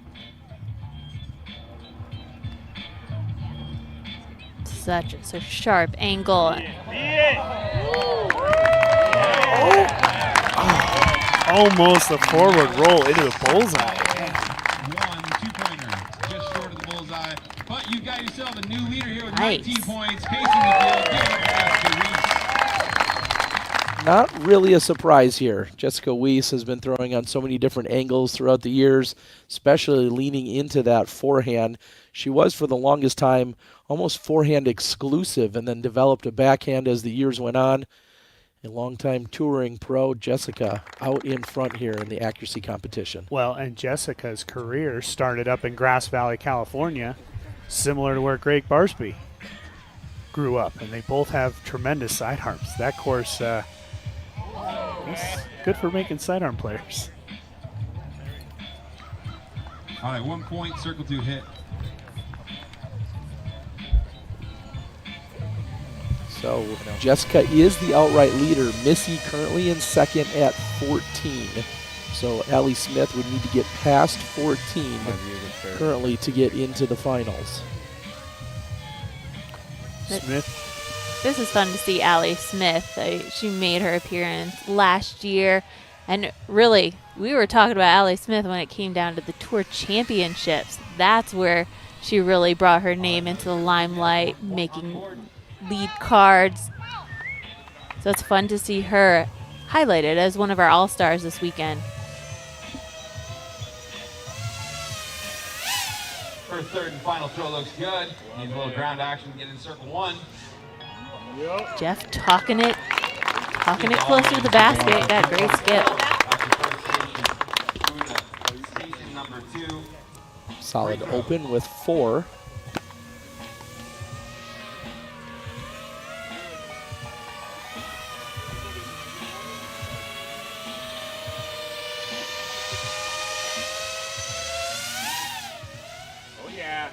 This looks great. It's got to sit down. That's beautiful. I'll give it to her. That's a bullseye. 3 points. There go. 3 points for the bullseye. Great way to start. Great station shot. Two more throws. What I saw, she really brought the disc so close to that left-hand side tree, so the more straight shot, using less of the angle, relying less on a skip. Hits the pole koozie and lands in the bullseye, finding her sweet spot. Allie Smith, 3 more points. I think that soft cushion hit, that really helped. I mean, stay maybe inside the bullseye. I think so. Hitting metal could likely bounce you outside that bullseye. This looks great too. Another bullseye? Oh, just a circle 1. What a station for Smith.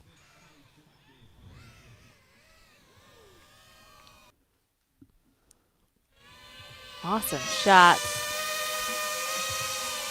Let's see what she can do to follow up the gut. You made it. Well, you made it. Looking at the positive side of things. She did make the gap, but that's not going to give her a point.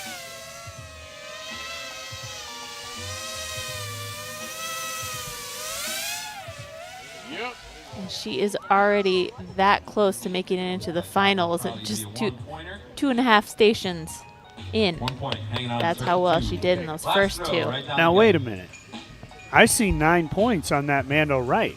I thought it was a circle 1, so I'll have to confirm all that, but nearly a perfect second station. That missed the gap. So that's a 0-pointer. All right, now it's good. 14 points. Going into station 4, 3 throws of this one. Allie going to go forehand now. Currently, she's tied with Missy Gannon. And if she gets just 1 point, then she'll get past her. And that's not that easy to do here. She'll have 5 throws to do so. Short of circle 2, 0 points.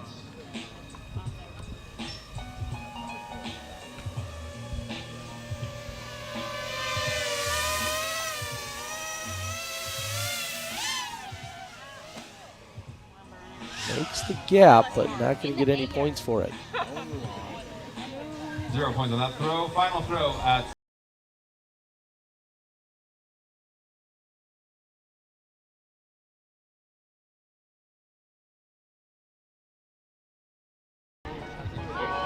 This might punch her ticket into the finals. Allie Smith, what a shot with the forehand. Great adjustment there from Smith, and the ground play was almost nothing. It nearly stopped as soon as it hit the ground. 19, station 5, 3 throws.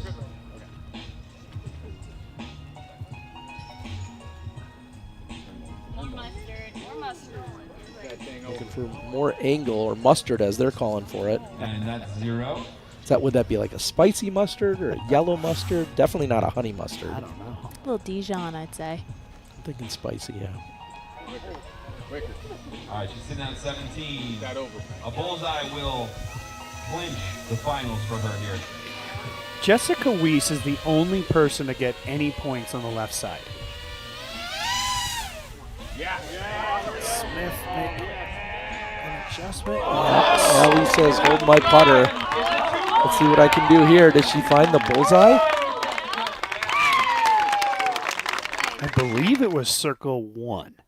Let's see. There was a bunch of discs up by the basket. I couldn't tell. And look at the angle that her disc had to fly, almost hitting the pole again. Skids just outside the bullseye. Very impressive performance by Allie Smith. So Weiss and Allie, your top 2 competitors. Now, Macy Valadiaz. Got knocked down by the Spanish. Not a great Moss on start. throw 1. 2 more from station 1.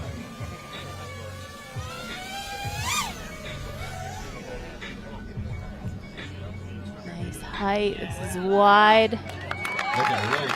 Great adjustment.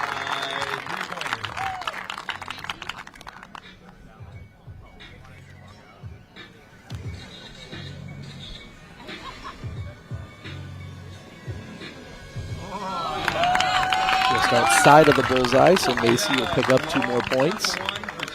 Macy's got 5 after station 1. Moving to station And Terry, as we headed into the off-season, she broke the news that they are expecting. So we've got a expecting Mama to be throwing right now, and still looking like her game is on point. Whew, that was basket high. Barely, it looks like, slipping into circle 2. Macy picking up a new sponsor here for the 2024 season as well. We don't have too many expecting mothers out there on tour, and I can only imagine the fun and excitement that's in store for her and her husband. That's a beautiful shot right there. Dialed in at 2 points. And at this point, if you're wondering what the tiebreaker is to the finals, it is 1 shot in each gap if there is a tie to get into the finals. 1 shot in each gap. We just heard we just heard Jeff talk about the tiebreaker.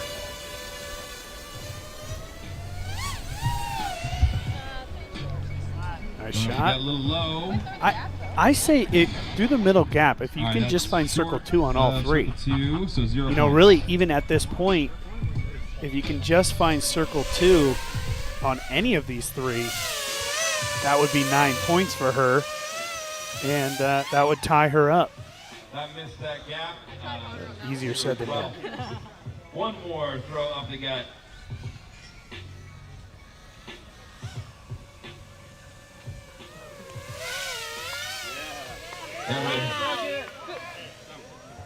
Hoping it just drops out of the sky and just barely outside of the bullseye. So that'll be 2 points for Macy. It's a 2-pointer. That's a 2-pointer. So circle 1. She got 2 stations left. Macy is at 12 points. She needs to get to 19. Or it's a 3-way tiebreaker. 20 to assure herself a spot in the finals.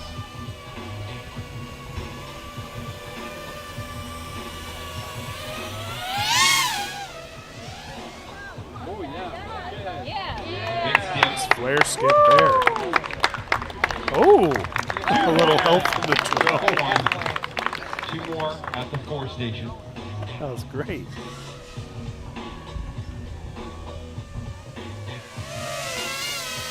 Macy's really putting a full flex. Wrong basket this time. Got a lot of mustard on that one. So far, she is on pace. Needs points here. If it's clean, it's good.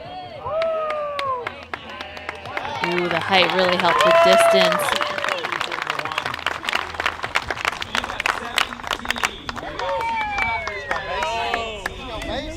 So a circle 2 on each one of these throws would get her in and force the playoff between the other 2.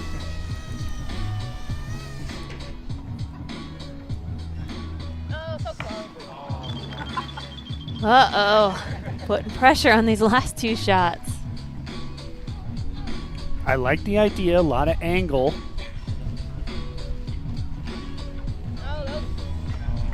Not enough stability there. Is outside, so this is it. 17 points. We got 2 people tied at 19. She needs 2 to force a playoff. 3 to get through. 3 to get through. Does she have a bullseye hit? No. That's all right. No points on the final station for Macy Valadiaz. With the most pressure on that last station, the most difficult station. That's some great scores. Allie Smith, Jessica Weiss, 19 points, leading the pack. Jessica and Allie, and then they're going to be right back out here. Yeah, Smith had the perfect right Mando station, and Jessica had 5 in that wide left. So that's kind of how they both kind of got up there above everybody else, those 2 stations.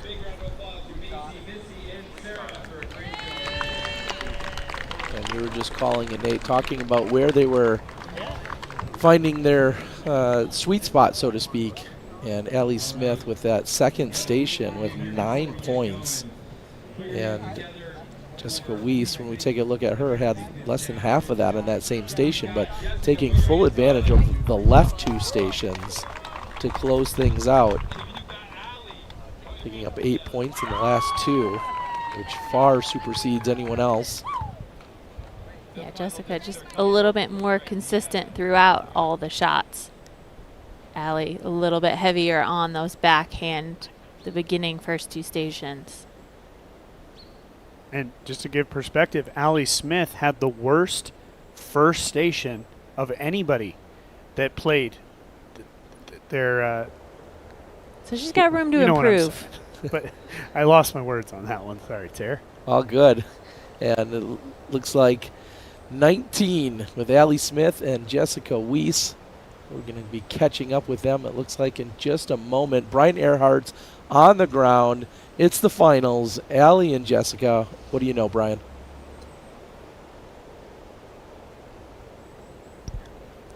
I got the 2 finalists here, Jessica Weiss, Allie Smith. 1 shot per station in the finals. I want to ask you first, Allie, which station gave you the most trouble? What's the adjustment you have to make? Gave me the most trouble was definitely 4. I was the most afraid of 3. Really to just commit to hitting the gap on 4 with the forehand with a little bit more air, a little more space. Jessica, same question to you. What station do you have to make the biggest adjustment on? I would say probably number 2. That's always been the one that I've been struggling with. I practiced a lot this morning, and number 2 is definitely the one I need to practice more. Well, it's a showdown, folks. Back to you in the booth. Let's do it. The overhead shot as we're taking a look, and down to the finals, just 1 throw per station. Now you got to treat it like you're on the golf course. You just have 1 shot to hit the line to get your disc as close to the basket as you can.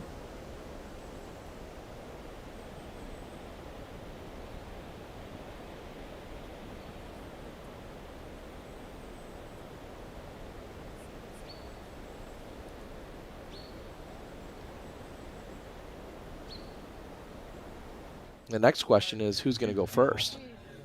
Did they rock, paper, scissors this one? Right. All right, folks, we are just about ready to get going here. How about you put your hands together for the finalists one more time? Jessica first, and then Allie.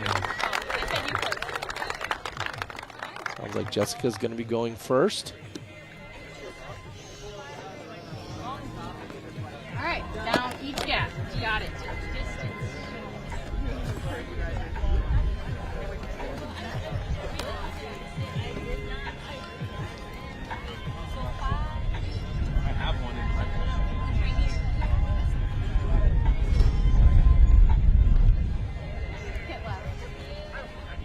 Does it have some skip to it? And is that All right, gonna shot find 1 the is in circle 2 for 1 point. Circle 1 point. 2, just 1 point for Weiss there.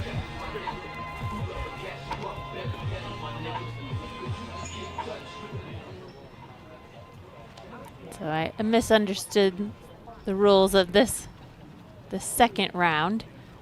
They will All right, another continue 1 on like they did pointer. in the first round. 3 shots from each station. Yeah, if we had a tie, it sounds like then they would have just been throwing 1 if we had a tie to get into the finals. Well, that's nice. A little less pressure. You can make adjustments. All right, 2 points. Jessica to made round adjustments out. on each one of those shots. Station 1, that's a total of 4. Going to station 2.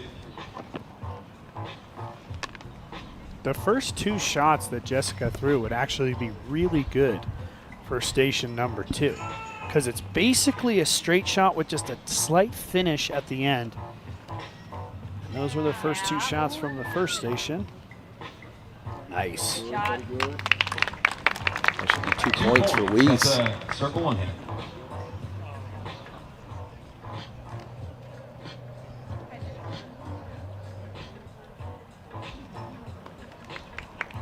Interesting ground play. Yeah, there's that sand coming out from the just on the right side there. It just kept it straight. All right, wrong gap on that one, so that's a 0 point, and we're sitting at 8 points after 2 rounds. Yep, we need a quick shag. All right, coming back, so we're going to take a quick moment.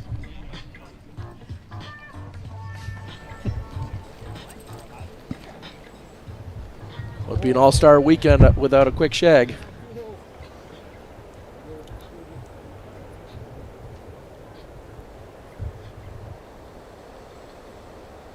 While that's happening, we can check in with Brian Earhart. Brian, it's a matter of loading, reloading for discs. What's going on out there? Yeah, Terry. So the players are allowed to get their discs back if they do want to throw them again on another station. A generous rule, but that's the rules we're playing by, and hopefully she uses it to her advantage.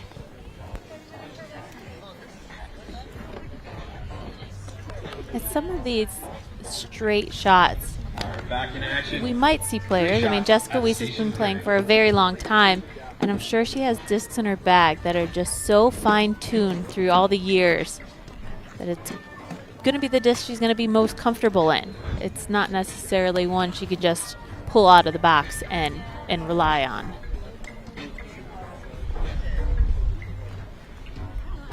She's got that tree dialed in. That's 2 for 2. Struggling with the center gap here. Accurate in the wrong way. Gotta hit the gap on this third shot. Too much of an adjustment there. All right, moving on to station 4. Nothing. No points in the third station. Now you kind of feel like it's the pressure building. You just missed the Mando 3 times in a row. Now you put all the pressure on these 2 shots here. Knocked down a little early. Short of circle 2, 0 points. So that's good reference there. Those trees that are on the left side, those are outside circle 2. Gotta move. It's fighting back toward the pin. It'll be deep, but it looks like should get her some points. Circle 2, 1 pointer. Single point for Weiss, so she'll move to 9. This looks really good. Whoa! 2 more points coming up for Weiss. All right, we're at 11 going to station 5. 3 more. So now, I mean, Weiss knows the game plan here on this wide left. A lot of angle. I just missed that wide left tree, and looked like everything was going to make it back to the pin. Certainly some wide rim discs here for Weiss. Playing for the skip. And she's got that one dialed in. That's going to be 2 points. 2 pointer in circle 1. That was the perfect shot. She can do that 2 more times and get a better skip at the end. This is going to allow her to rack up some points. Oh, yeah. Yeah. Almost skipped it in. Wow. And a 3-pointer for Weiss. Bullseye hit. Finding that sweet spot again. Can she go out big here on her final throw? 1 point. Finds circle 2, so Weiss puts up 17. I think that's a good number in the finals. There's going to be a lot of pressure on Smith here to make these shots, especially once you get into those middle stations.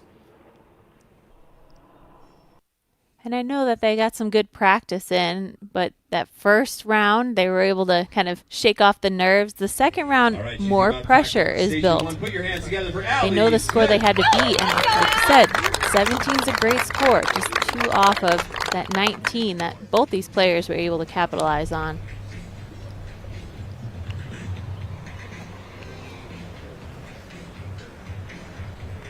Smith definitely needs an improved first station here over her first round. Appears to be 1 point. Finds circle 2. That looks a little light. Does it have enough skip?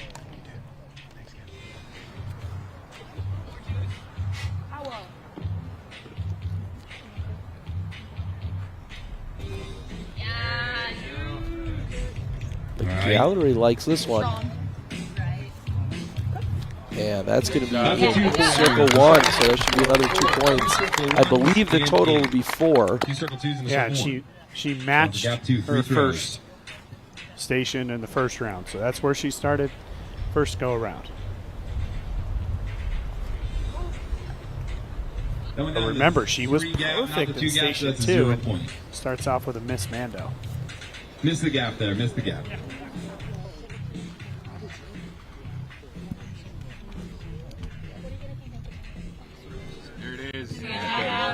Smooth.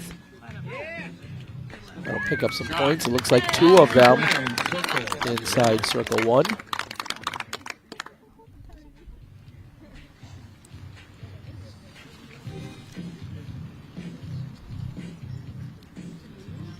This also looks good. Yeah, hook up.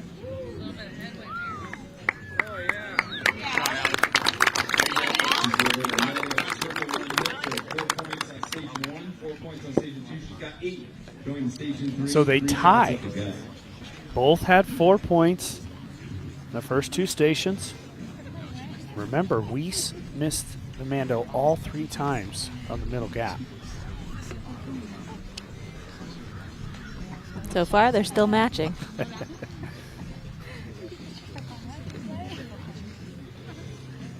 And the wind, it's picking up. It's picking up and then dropping. It's tough for these players to read.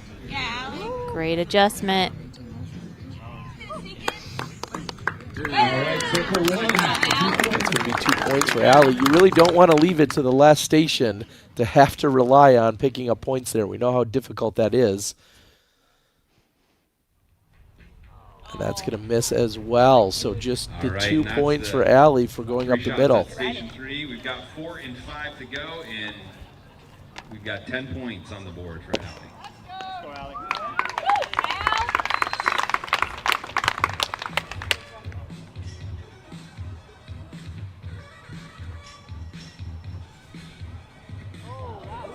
Not stable enough, or not the right angle release there for Allie.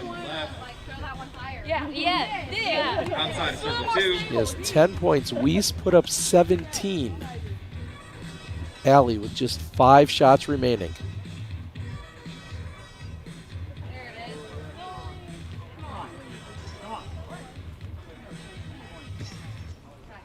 Got circle 2 for 1 point. 1 point, moving her to 11 points.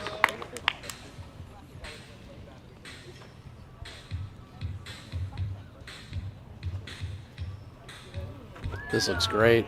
This could be a bullseye. No, just deep. Oh, and juices it outside circle 1 as well. Late skip is going to give her just 1 point. 5 points before sudden death playoff, And 6 points to win. Remember, the only points that Allie Smith got in the 5th station in the first round was that really overturned sort of ground play, keeping it inside circle 1. Let's see if she can replicate that. She's going to need some magic on this final station. Does she have enough to get up there? And she's in the bullseye. Fantastic shot. Perfect angle. Hits the ground and skids inside the bullseye. That's a replication of what she did in the first round. Amazing. And she is down to just 2 shots. Oh, and it hits off the tree. She's in circle 2. So, all right, she is at 16 points. She is 1 off of Jessica's 1 total point to of tie, 17. 2 All or comes more down to this. win. Allie Smith with her final shot. Hitting this angle is so important. No, she's not going to hit it. And Jessica Weiss barely holds on. Allie Smith comes up short. That was incredible.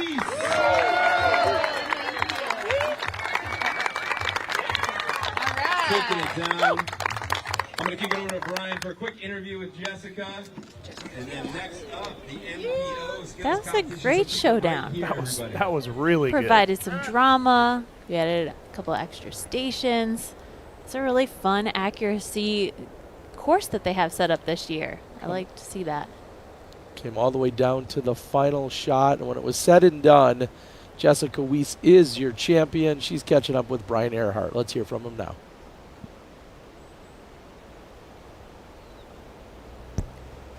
Jessica, congratulations. You've been known to be a great player on both sides, forehand, backhand, for a very long time. What was feeling better out there on the course? You know, I feel like I'm really good at reading the wind and kind of adjusting, and this was kind of a challenge. We didn't really know how we were going to go about the stations, so I, for one, didn't feel prepared. I didn't have 3 discs that did the same exact thing, so I had to adjust for every single shot, which was kind of challenging. But also, the wind was changing on every single shot, so it really made me think on every single gap to hit on every single throw. So it was really a mental test and also a great physical challenge. Well, Jessica, congratulations. We'll see you out there this weekend. Thank you so much. Appreciate it. Back to you. Jessica talking about strategy and making some adjustments, and when it was all said and done, walks away as your champion. She puts up 17 in the finals to claim it. And now we're going to take a quick break, and we'll be back with the MPO side of the accuracy exhibition.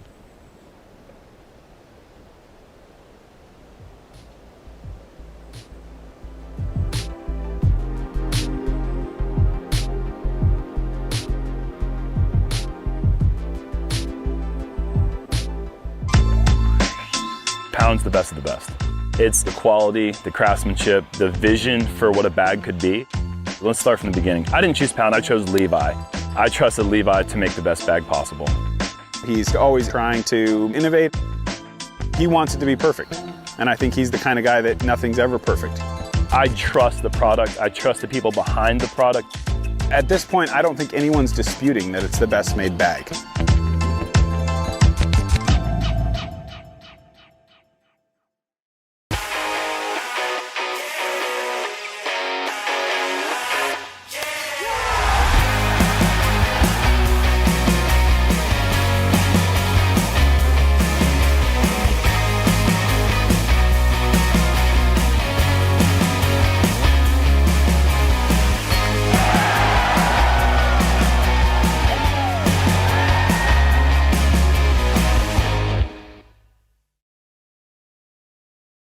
This is the game changer.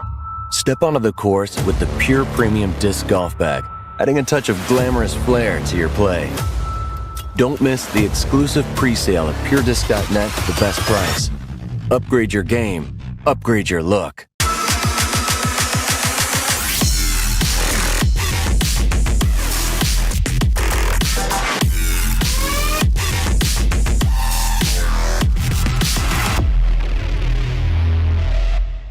What is the simplest way to improve your disc golf game? The answer, learn from the very best. Paul Ulibarri, Simon Lizotte, Ezra Aderhold, and Holland Hanley. They're not just players, they are your elite coaches guiding you every step of the way. The Power Disc Golf Academy is the premier online disc golf academy with over 150 on-demand lessons that are specifically designed to improve your skills right now. So what are you waiting for? Join today at powerdga.com. Welcome back as we are prepping for our MPO accuracy competition. And one of those is, of course, Kyle Klein.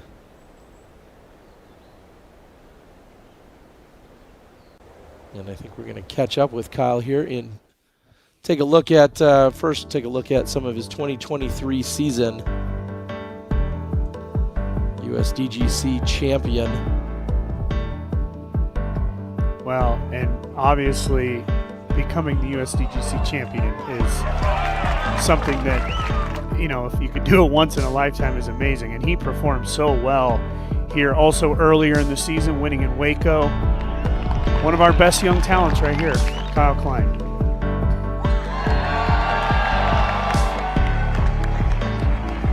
Yeah, that's the feeling.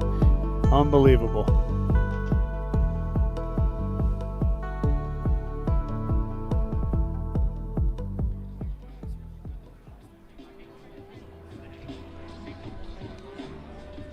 And we'll take a look at our list of competitors that are here for the accuracy competition. Chris Dickerson, Aaron Gossage, Alden Harris, Klein, and then Ezra Robinson.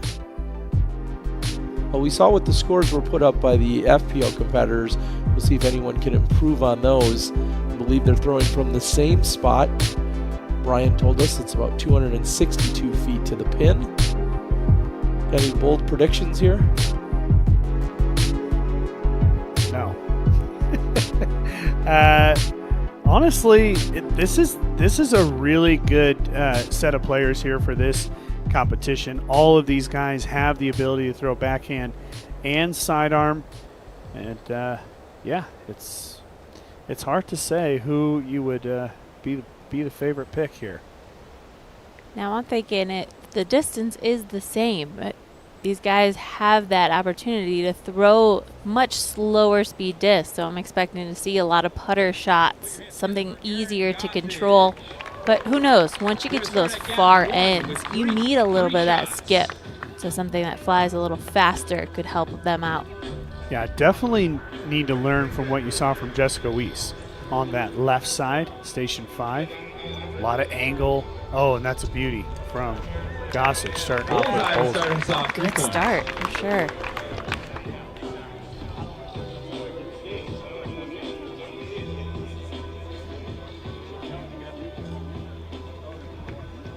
Looks like on the edge of circle 1 there. 1 point. Circle 2 came up a little short.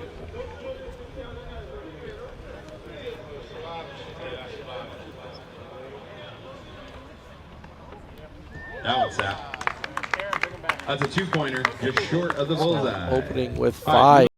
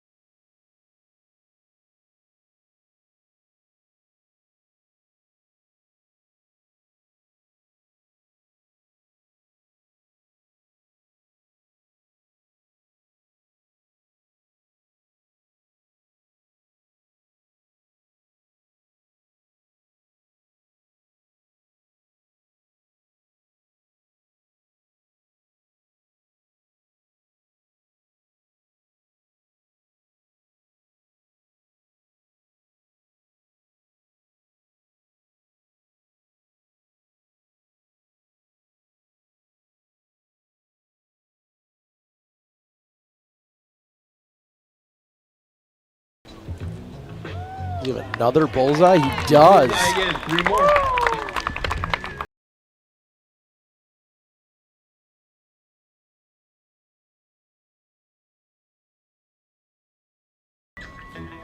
Oh, and he does. Chris Dickerson. Essentially a perfect start. 9 points on Station 1. That's 9 He's now points. just 1 behind Gossage. And you, That's crazy. you feel like with the way Dickerson is, his throws are, all he needs to do, especially on Station 2 and 3, is just hit the gap. Because he keeps it so straight.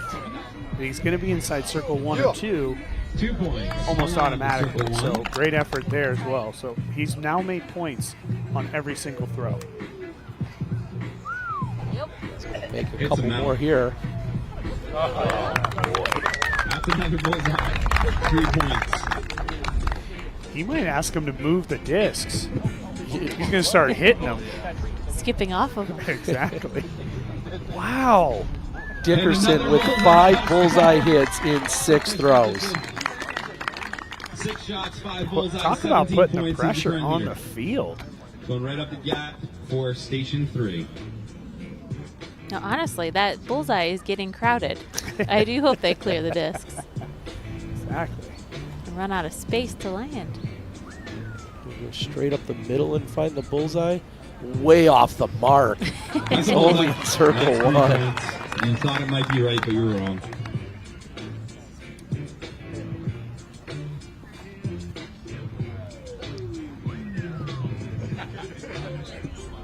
As I mentioned, all he has to do is hit these Just gaps short, because just short. he just has the Disappointing ability to circle find one hit that for flight Chris line, Dickerson. and it doesn't deviate a lot. It stays in a small box, small window here for Dickerson.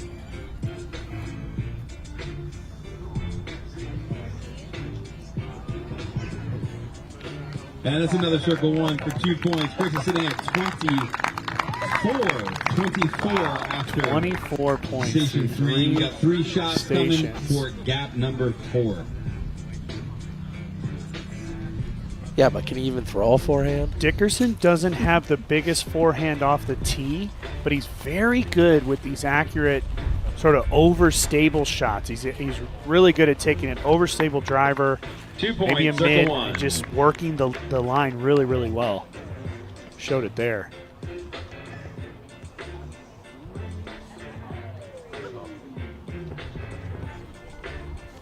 Oh, now he's getting loose here. 1 point, his first miss of circle 1. That's 1 point for circle 2.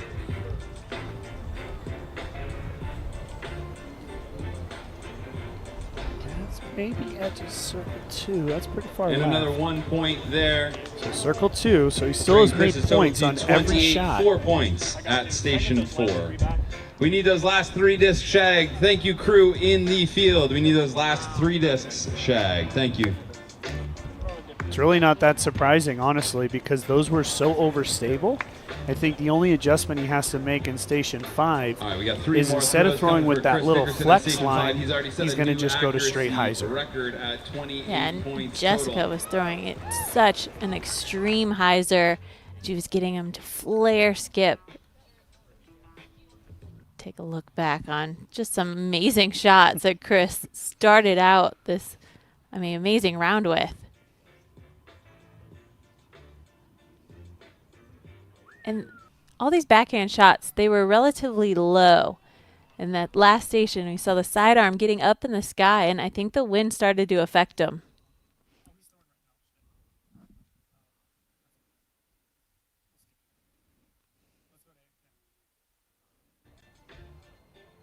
Quite a number he has put up so far. Going to his final station. Yep, see all that stability. He's going to find circle 1 for another 2 points. A 2-pointer for circle 1.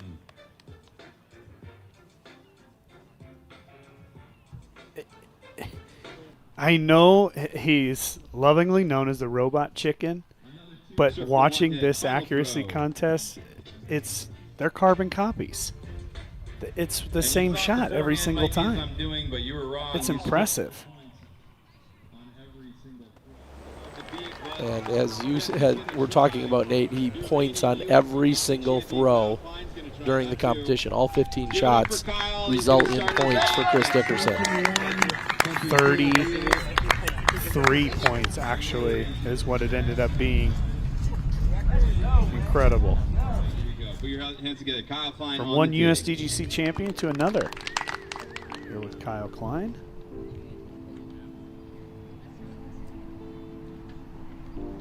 Is Klein open with a 2 bullseye point. hit as well? No, just a circle one connection.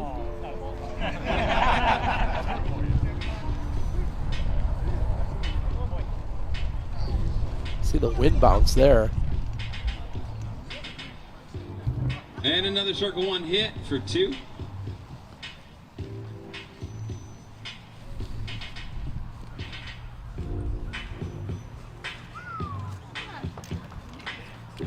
And that drift to the pin, and yes. Basket. Great start for Kyle Klein. Bullseye hit for Klein to 7 close out points. station 1.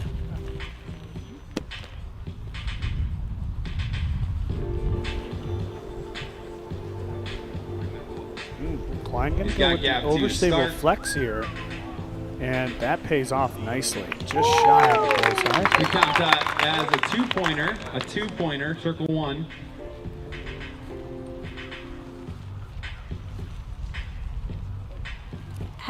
Adding some difficulty to the Another accuracy. 2-pointer, just short of the bullseye here.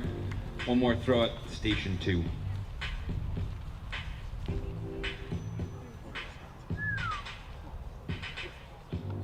Yeah, Klein really the first of all competitors And to put that some is of the that bullseye turnover you're looking for flex there. on that second 7 station. points So again, station a 2 unique strategy that we three haven't right seen at the from gut. anyone Three else shots in the coming up. MPO or FPO fields. I was going to be curious if he was going to go to a sidearm on the middle station here. Because he has that good touch sidearm. Just not enough spin on that one. That's a 1-pointer, circle 2. Klein trying to get past Gossage. Wow, then he switches to a backhand. And Missed the gap there. That's his first miss. 0 points for Klein there.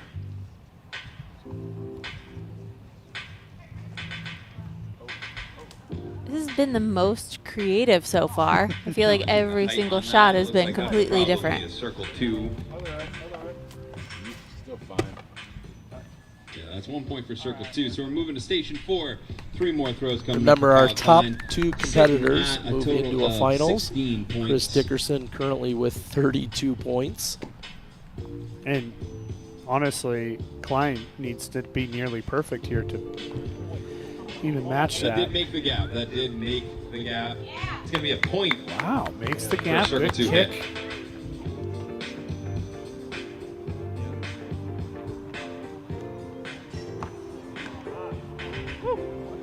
A little bit inside there. Going Last for throw the at station 7-10 4. split there. Oh, this looks good. There it is. Settle down. It's a 2-pointer. He's got circle 1. Sitting at 19 total, trying to push that score up so he can remain in the top 2 and make it to the finals. At this point, it's not even about catching Dickerson. It's about distancing yourself from the potential second place finisher. Just try to get to the finals. Nice shot. That's a bullseye. Bullseye hit for Klein. Exactly what he needed. I stand corrected. Dickerson is at 33 points as your leader. Klein. That's can another add bullseye. Another 3 points. Nice. Beat Chris Dickerson Back in to the back 3-pointers.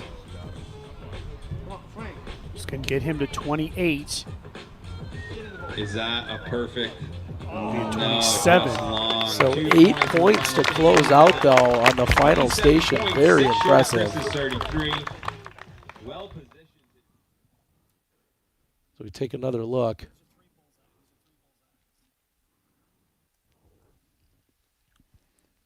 Klein ultimately finishes with 27. Taking a look at a few of his bullseye hits. First from the far right side.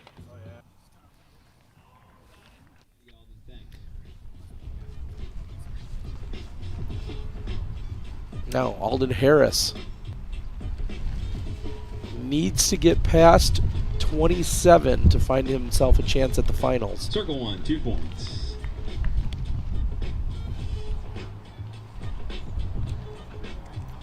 Alden looks prepared. He's got a stack of discs at the back of the tee box. Got plenty of discs to choose from. I'm wondering, is that the order? Like, does he have them stacked in order? It will make it simple. You know, it's 15 shots. You just stack them up. Go down the line. And just, yeah, don't think about it. Just execute. It is circle 1, edge of bullseye. We're going to station 2. Alden will open with 7, 3 shots which is at what we saw station 2. Klein do. Moves to the second station. That should be good for 1 Held on the point. back, Excuse me, circle 2 1 for points. 2 points.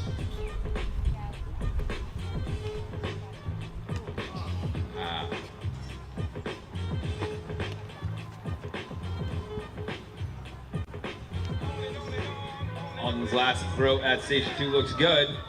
Very nice. Oh yeah, nestling right up. That is a bullseye 3-pointer. Nice adjustment after Alden missing at Demando 12 on that points second after 2 shot. stations. Going right up the gut at station 3 here. Alden's new total will be 12 after 2 stations. And he'll add another 2 points to 2 that. points, circle 1. I just feel like Alden's just trying to get into the flow here. Right. See his line, Finding the execute. rhythm He's doing a nice job and so far. finding the bullseye. He has Nope, made just points short. on all of his shots That's a except that 2-pointer. one miss. Ooh, that was close to the tree. Good ground play there. All right, another, so that's 3 circle 1 hits, 2, 2, 2, right down the gut. 6 points there. Within 9 of Moving Klein. to station 4, that's his first toss there. That's a 1-pointer, circle 2.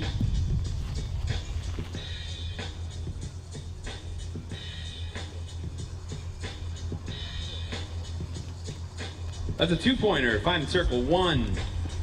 Alden's up That'll to bring Alden 21 to a points. total of 21. Alden's looked really good on the sidearm. Oh, and he's going to check up for a bullseye hit. Alden's at 24 and absolutely can pass Klein here on the final station. Wow, he's going to go to a backhand. Great angle there. Very smooth. And that's going to pick up That 2 is points. 2 points. 26, Just he's 1 point behind off of Klein Kyle at the Klein's moment. He's at 27. 26 total. Pauses for a moment for the wind. And the wind picks up. Can he find at least 1 point? Yeah. As a 1-pointer, he is tied at He's gonna 27. come down Final this there. throw on the way. Final throw to get past Klein. Can he do it? I think he's got it. He does. Wow, good. It's gotta that's a sit. clutch throw for 2 points, knocking Kyle to 3rd place and getting himself. So in Harris position to points advance on to the every finals. throw except Alden for Harris, one. Great work in the clutch. Finishes 4 points behind Dickerson. A lot of pressure now sitting on Ezra Robinson. 21 points.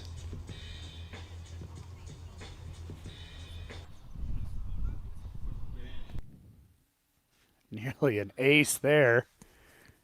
Ezra watching closely. I think that was my reaction too, Terry. And Ezra now has to try and at least match Alden Harris at 29 or get past him to move into 1 the point, finals. just short of circle 1 there.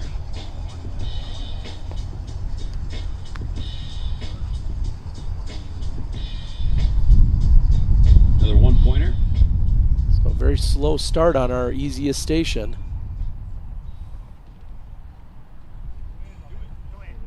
Oh, a little more mustard on that hot dog for a 2-pointer. 4 points at station 1. A lot of hot dog references Moving over to happening 3 out there. throws at I mean, station they are all Is there a stars. barbecue going on? Or?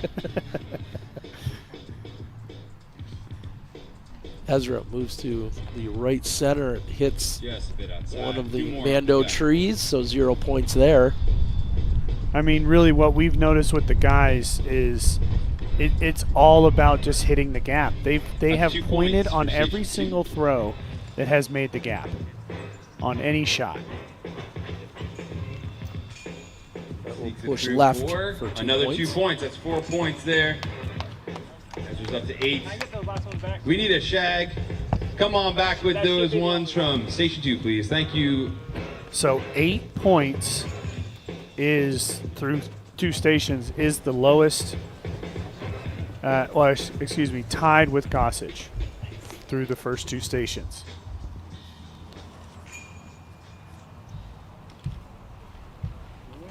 Seem to move at a relatively quick pace here. Is there anything you make of that? Well, I mean, two-pointer. we saw that with Alden, Moving over but to Alden 3 had all of throws. his discs already pre-laid out.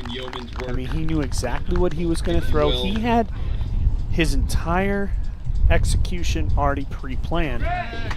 And now for Robinson having to slow down 7 here. points per station in his final 3. Certainly achievable. Right now, things are looking very good for Alden Harris and Chris Dickerson. Needs to average 7 points per station. That's a 2-pointer, circle 1. Isn't there some added pressure? You waited to get those discs back. Was it worth the wait? Did cool him down.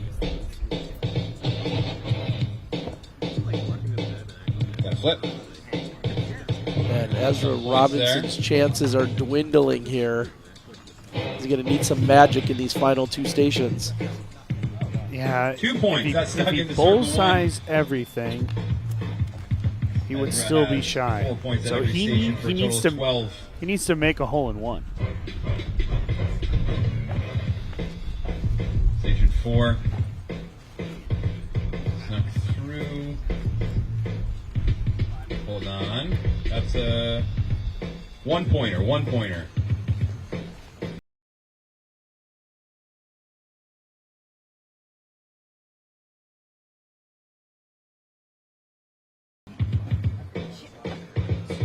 That one comes up just short. So 2 with a total of 14. We need 15 points on this one, so 3 aces. Well, I guess will do it. 3 aces, and he forces the tie. That's right. Just 3 aces. Do it. This is when the crowd needs to start chanting.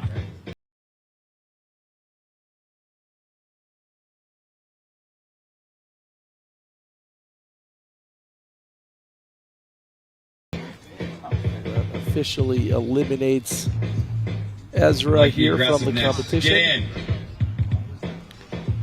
I'm a little disappointed. We haven't seen any aces. We haven't even seen any metal hits. I mean, outside of the pole koozie there. That's right. And at the very least, Robinson can say he beat Gossage. He's going high. Why not? All right. He wanted to be in the distance competition. All right, put your hands together for Ezra Robinson. Ezra's wife taking in the action. Awesome. All right, we have our finalists. They'll go one more time through the stations here. With an astounding 33 points in the first round. Your leaders, Chris Dickerson and Alden Harris at 29. Chris, you get to pick if you go first or second since you have the lead here. Chris will go first. Chris will go first here. Chris says he'll go first and then turns to Alden and says, do you want to go first? What a gentleman. And you know what? If I'm Alden Harris and he asked me that question, I would say absolutely.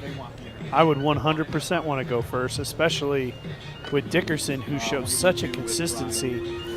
You got to try to find a way to put some pressure on him. By him going first, it allows him to just do his thing. There's nothing really to think about. All right, ladies and gentlemen, we've got this final round coming right up. We're going to hear from our two competitors before they launch into battle. And then, of course, we got our final contest of the day, the putting championship, right down near the green of this. As we can see everyone getting into position, and that means we're going to have the man on the ground, Brian Earhart, catching up in just a moment, maybe. All right, looks like Brian Earhart's now ready. His hair looks good, as always. He's with Chris Dickerson and Alden Harris.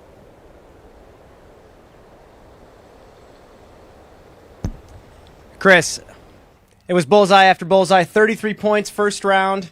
How satisfied are you? Pretty satisfied with that, honestly. That's all I have from Chris. 29 points, Alden. Are you happy with that score? And do you think you can crack into the 30s and beat Chris here? You know, maybe. I'm pretty happy with that score. Chris's round was pretty good. I don't know if he can do that again. So you're chalking it up to luck, essentially. Yeah, I think so, yeah. Thoughts on that, Chris? I guess we'll see. I guess we'll see. Back to you. In fact, that's become the new tagline here of DGN for 2024. I guess we'll see. Three-point contest. So whatever they do in this round, the first round is white clean. They start over at 0, as Jeff is indicating, and one final round. 15 shots to determine our accuracy champion. Put your hands together for Chris Dickerson! And while he's going first, maybe a little bit less pressure. He knows what he did in that first round, and so he knows, personally what he'd like to beat or what he'd like to match. That was a great, solid start. I'll make a bold prediction and say I don't think he gets past 33. That is such an impressive number, and that's really just crediting how solid he started during round number 1. But let's see what he can do.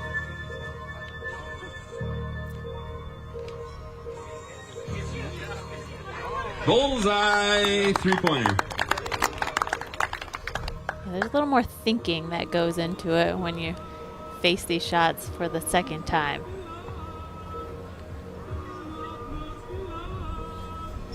All right, and a two-pointer. Chris is starting out with a solid 7 points at the first station. Moving to station 2. Alden has picked out this song to troll Chris. Trying to play some mind games. I love it.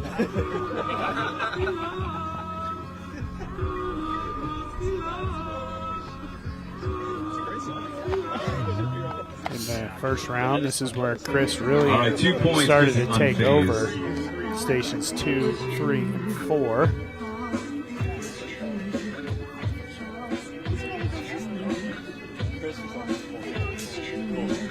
Just putting a little more juice on him. Not quite Another finishing circle one hit, 2 left at points the end. for He Chris. doesn't quite have that nice flare at the end. A little bit more heat, trying to make sure he hits these gaps. That looks good. Oh, and that's a little too straight as well. Very Three consistent. straight circle but one just off hits the at the mark. 6-point station. Yeah, and I Chris think is up to it's 13, moving to under the middle pressure of the finals, gap. you're putting Station 3. that added pressure on 3 just shots coming making up. sure you hit the gap.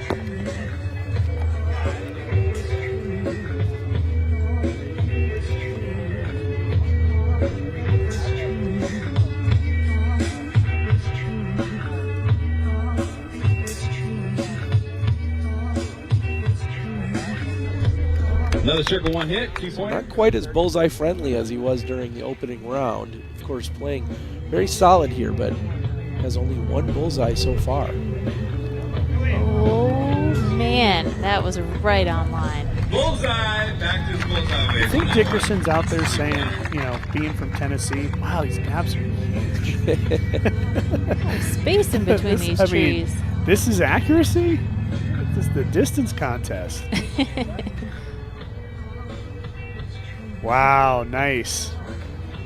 As I was just speaking those into existence, the bullseye hits back to back for Dickerson. That's an 8-point station, bringing him up to 21, moving to station 4.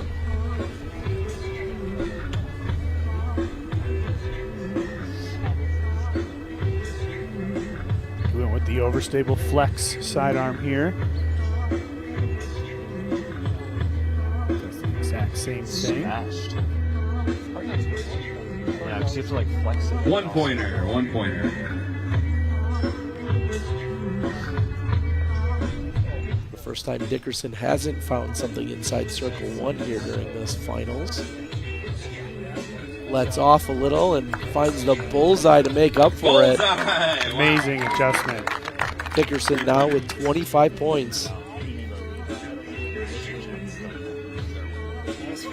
Looks a little wide. Nice circle 2. Yep, another circle 2 there. All right, we need a quick disc return after station 4 for Chris. This is exactly what he did in the first round. Those same 3 Now the discs. 1-pointer, Chris Gonna is use up those to again. 26 points going into the final 3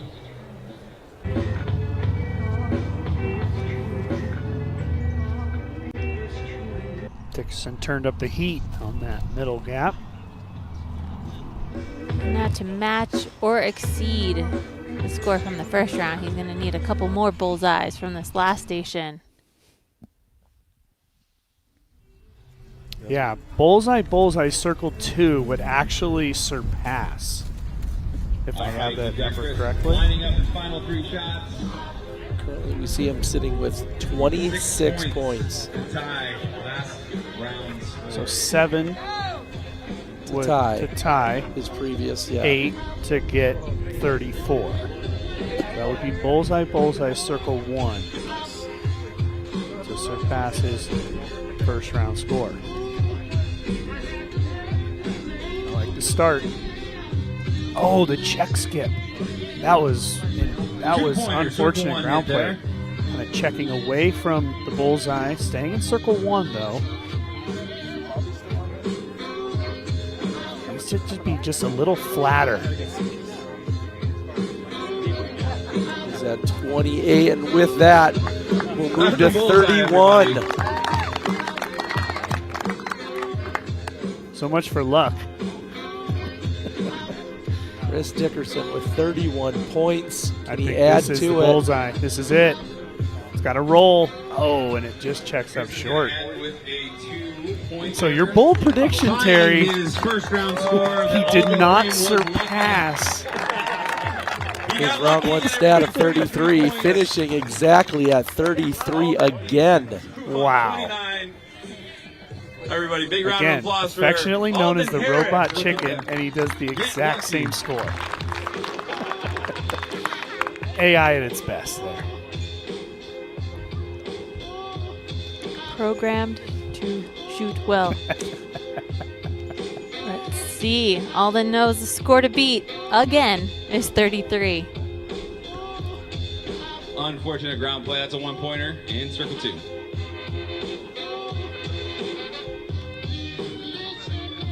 Go lower, see what kind of skip he gets here. It's going to get him inside circle 1 for just 2 points. Hit. Dickerson scored 7 in the finals here. In the opening round, he scored 9 to open. And another 2-pointer. That's a 5-point start. Going to gap 2. So if you really start to break it down shot by shot, Dickerson did score on every shot, but he only missed circle 1 twice. Harris has now done that 3 times. Another 1-pointer. So Harris is going to need more bullseyes.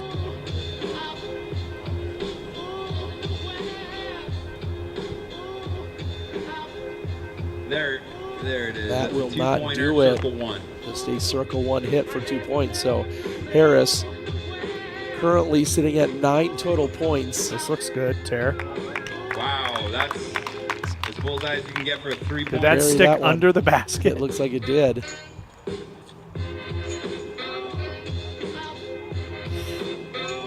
Leaked out the back. 1-pointer, circle 2 hit. Slow down. And another 1-pointer there. So Alden Harris currently sits at 14 points. Remember, Dickerson at 33. And time is running out here for Alden Harris. Every shot that's missed puts more pressure to be accurate and perfect on the following shots.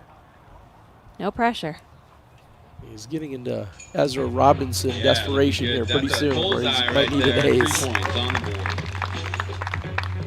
That moves him to 18. That should be another bullseye there.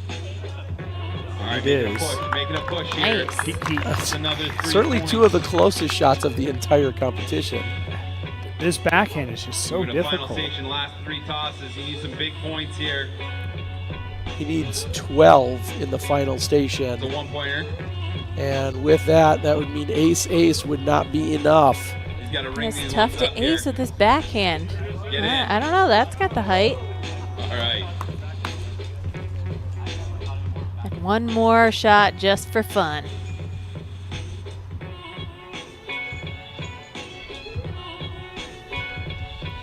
Alden with a a very solid, So very he solid points with every 25 single points throw. However, in his final round. 25 But is his give it number. up for your champion of the accuracy Chris contest. Dickerson takes it down. Chris Dickerson!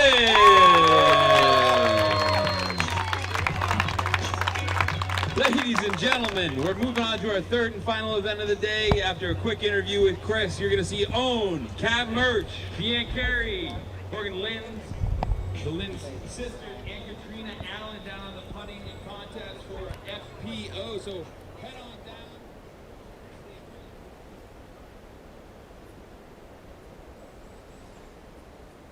down. And Brian Earhart was with Chris Dickerson. We'll see if we can get a few more words out of him. And just a few, that is.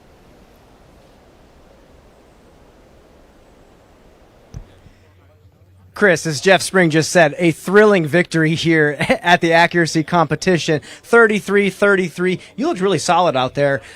With that, I want to ask you, how has the offseason been? How much practice have you put in so far in your game? The offseason was good. I put in a lot of practice over the offseason, so I'm happy to start with this. So that's a good note to start on. Well, you got into the All-Star event. We're playing the course ahead of time. Chess.com Invitational is next week. How do you feel on this property overall? For the All-Star event, so it's 9 holes we're going to play twice. So we're going to loop through the course twice.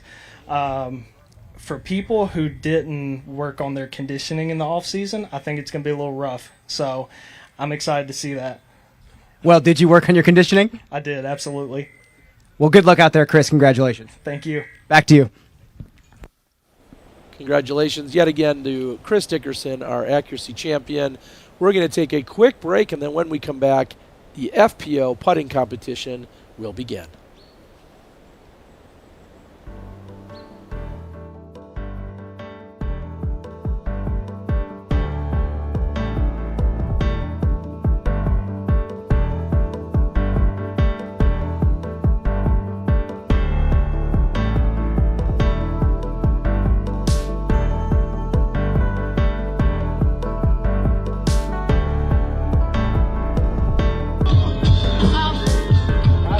Wow, that's as bullseye as you can get for 3 pointers.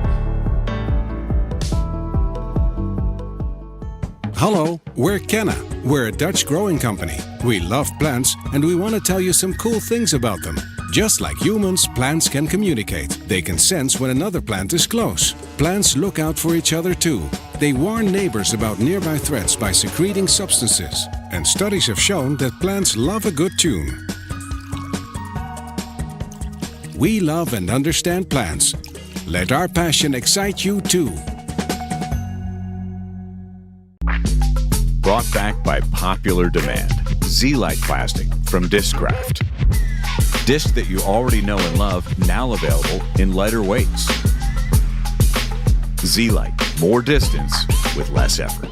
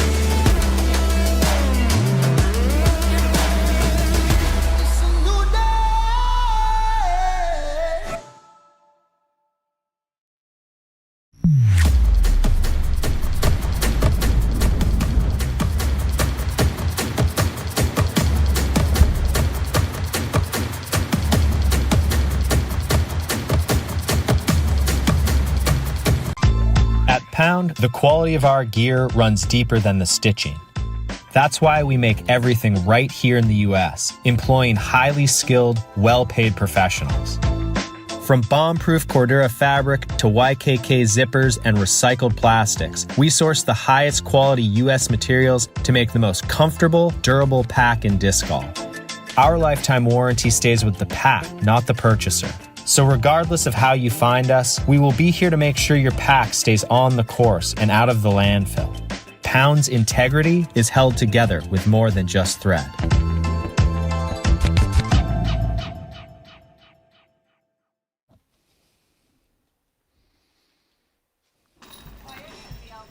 Welcome back for our final competition here, the putting, which will be kicking off in just a few moments.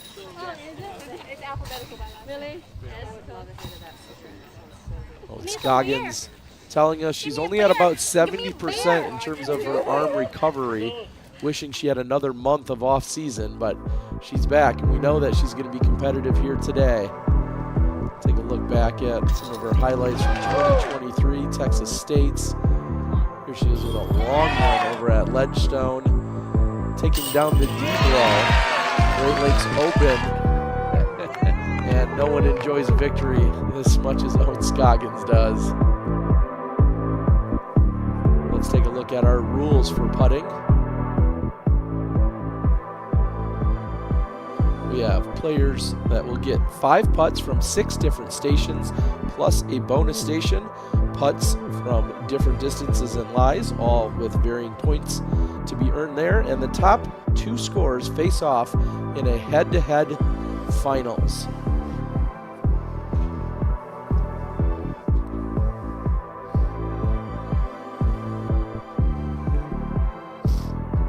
Here's our competitors: Katrina Allen, Deanne Carey, Jordan Linz, Morgan Linz, Kat Murch, and Owen Scoggins.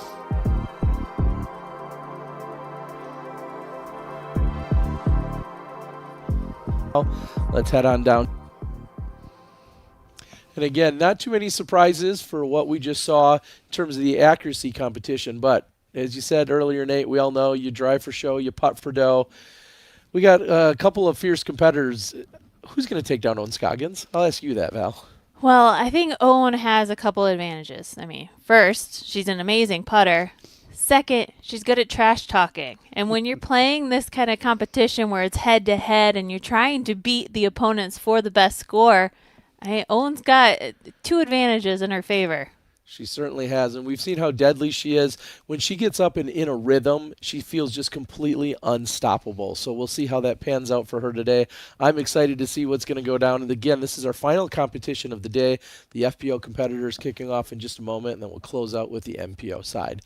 Nate, is there any strategy that you think you would bring to a putting competition of this nature, or is it just talk the most trash? Well, Owen's going to win that game no matter what. Really, I think it's all about the flow. I mean, and you think about a guy like Isaac Robinson as we get over to the men's side, nothing bothers him anyways. So I think today this is just about having the discs he's going to have, whether they're in his hand or very close, and just boop, boop, boop. That's how these guys practice. This is effectively practice putting with some points put next to it. So I think it's about just kind of getting into that rhythm and staying in it, not slowing yourself down too much. I think about last year we saw Alexis Mandujano found a rhythm, and Yes. she just looked unstoppable while she was doing it. We'll see if anyone else can do the same. Let's head on out to the course where we've got Owen Scoggins and the rest of the FPO competitors all ready to go.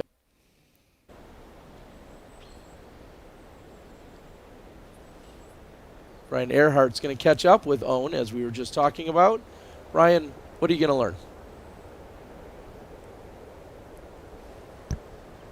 Owen, you've told us for a long time that you love practice putting. Have you practiced on this particular putting course yet, and for how long? Probably at least 4 hours.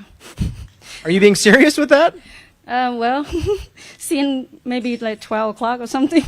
But I'm kind of jumped to go, see my team play here and there. But yep, I feel like my arm needs a break, long time break after this. How is the setup? How are the stations? Anything particularly hard? Sick. This is cool right here. I love it. It gives us so many kinds, charter putt, normal putt, you name it. This is like very hard putting here, especially me. Sometimes wind come back and go, so you have to manage how to putt in the wind and then around the tree. So we're going to see some like very good putting out here. Well, Owen, good luck out there. Thank you. Back to you in the booth. It sounds like Owen loves the setup, and she's ready to go.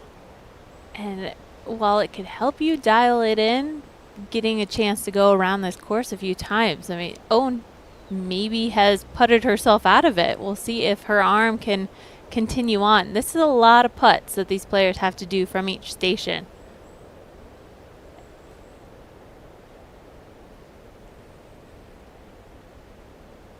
Five putts from each station, and can Owen get into the flow? She's going to be first player up.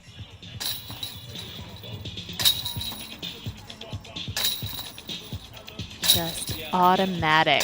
Putts like that, Owen doesn't even think about them. 1 point. Owen's going to make her way to the second 1 point station across the entire putting course. This one's going to be a little bit longer and a little bit more downhill, but 1 point each.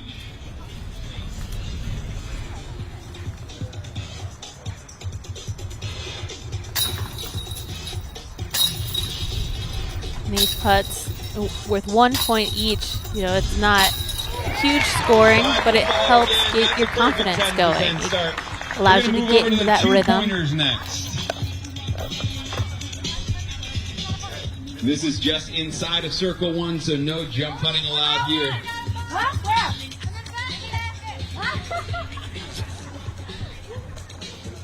Owen's like, it's going to be there in a minute anyway.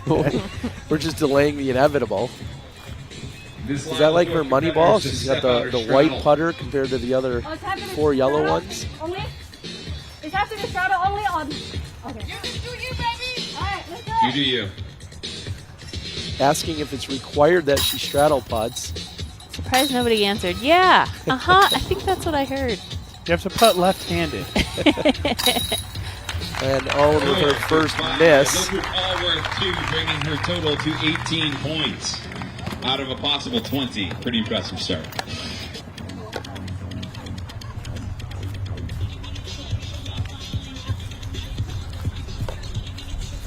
This one is also just inside the circle. And when you're such a quick putter like Owen is, you don't allow the thoughts to creep into your head or any of that doubt to creep in. You just step up and you just allow the body to do what it does best. Just give her the title. I'm over this already. I mean, come on. I mean, Owen Scoggins has missed just 1 putt so far. Nearly perfect through the first 4 stations. The last one made us guess a little bit. She's trying to keep it interesting.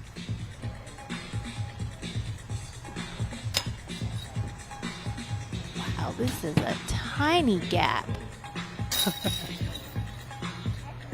Got the height dialed in now. Wow. Great correction, and Owen gets the last 3 from that station.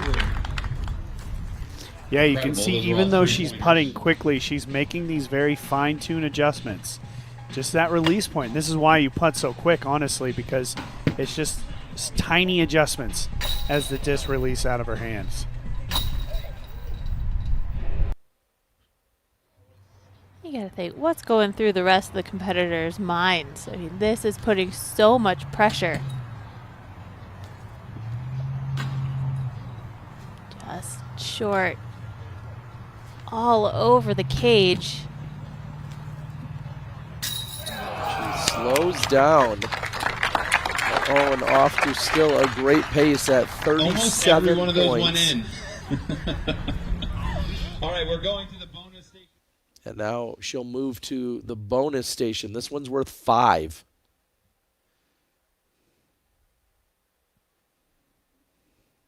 She was hitting metal for every single one of those putts, but leaves the last station 0 points headed to the bonus. Put your hands together. Let's see if you can hit one from outside of circle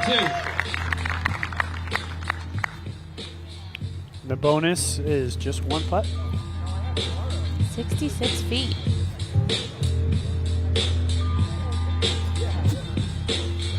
Too much for Owen. So Owen maybe thinking there's more. I believe you only get one putt from this final station. Oh, all right. That'll do it for Owen. 37 points. Let's see if that holds again. Top 2 points. All right, All so right. 2 bonus putts. Yeah. I actually kind of like that. Kind of judge the distance a little on the first one, and I'd see a make or two from that bonus station.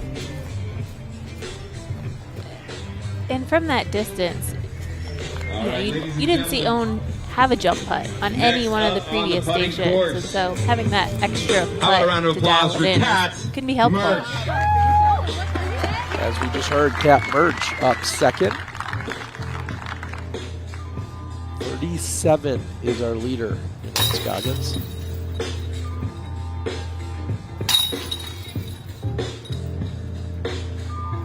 Don't talk about it. Be about it.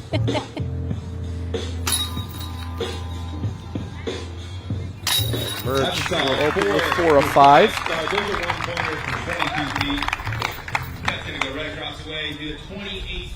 And of any part of your game, I mean, putting, each player has their own unique style, and this is such a fun thing to see. These are some of the best players in the world, but they all step up to the plate, prepare, and execute differently.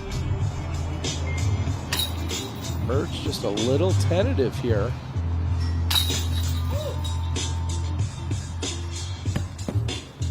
And Merge will be at just 5 points out of a possible 10. The 2-point stations. Both of these stations coming up are 32 feet. This one has an obstruction. Not the most confident start for her. She said she was nervous. Needs to just shake it off.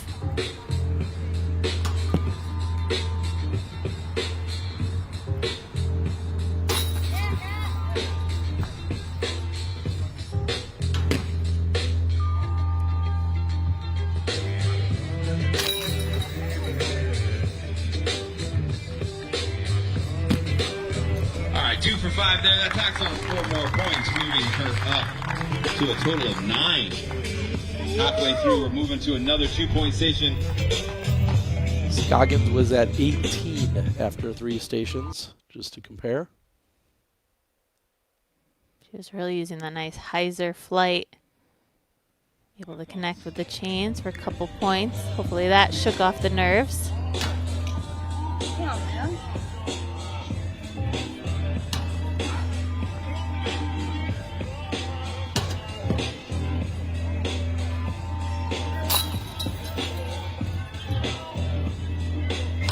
Oh, yeah. Just sneaking that last one in, so she'll get 4 more points on station 2, or excuse me, on station 4. All right, we're moving it back to 40 feet. Yeah, these stations a little bit more difficult for Kat Merch versus Owen. Owen has that ability to just release and putt absolutely dead straight, using nearly no swing at all.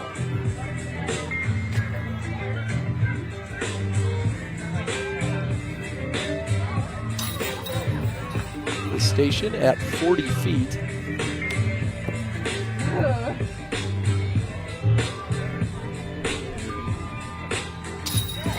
Boom. Nice. All right, we got 2 for 5 there for 6 points. Car creeping up. 19 points total. Yeah, 1 more.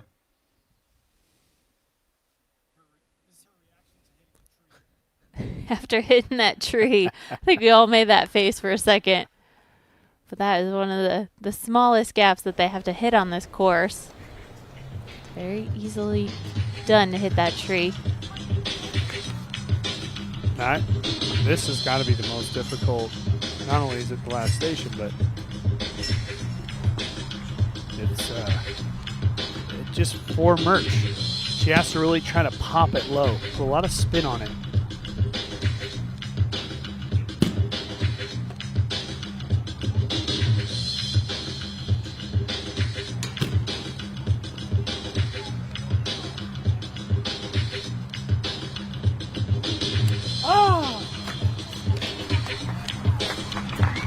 Merge not able to pick up any from Station 6. Two more putts. She's sitting at 5 points. Sitting at 19. 19 total. Each of these are worth 5. Favorite putters, Cat. Head on over to the bonus station.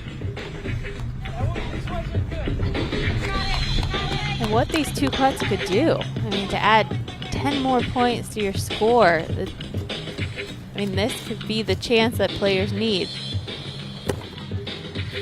66 feet, this is a huge putt.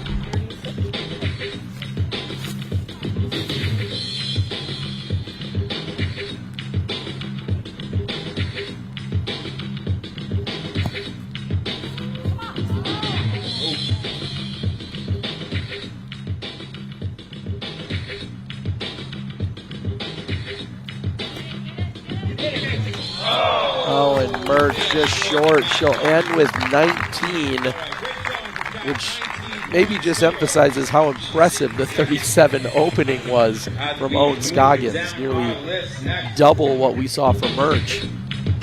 I think, minus station number 2, I think Kat Merge putted pretty well. Honestly, you know, the fact that she made a couple there from station 5, nobody's made anything from station 6 yet, so I think ultimately that was a pretty good round from Kat Merge. And being the second player to putt, I mean, that puts her in the finals. Yep. Now we'll see what the rest of the players can do, if they can knock her out. Oh, near perfect start. Deanne Carey. On the board. Gonna keep moving right across. So Deanne, sorry. I was going to say Deanne is on her mark. No, Deanne off to the start, getting 4 of 5.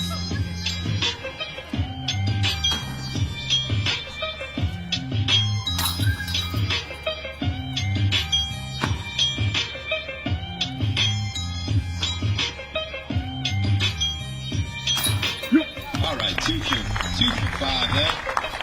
Buff again up to 6 as she moves to the 2-point stations. It just is players that are in that distance competition, you have to alter your shots. I mean, players in a putting competition, it's rapid fire. You have to repeat the same motion 5 times in a row and be as accurate as possible. You know, you kind of have to have your mindset in a different level to focus in on these.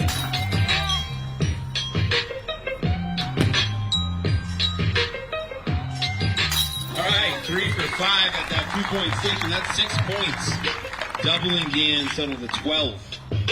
She's trying to track down Kat Merge, who's sitting at 19. She needs 7 to tie. Number top 2 moving to the finals. There's a 2-pointer. Deanne has more of a floaty putt. She pops it out and lets the disc do the work. It's all about, can she hit that right point in the sky to allow the disc to fall into the chains? And that was a great station for her. Adding 6 more on. Moving to 18 points total. 1 more hit puts her in position to advance for the time being. She's going to 40-foot station. 3 points each on these putts.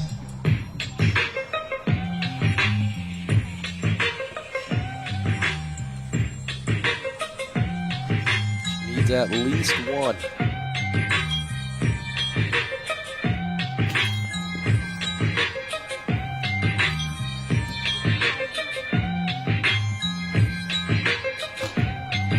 And so close. Oh, so many close there. She's still sitting at 18, moving to 45 feet. She was able to connect with just 1 putt. She will be in the top 2 for score. She'll surpass Kat Merch.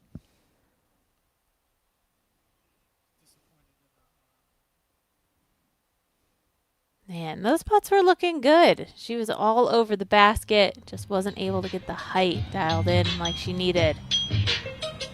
Most difficult station so far. Let's see if she can be the first to connect. And really changing up her throw. to get through the gap. Yeah, I would say it's almost more of a throw, this putt for her.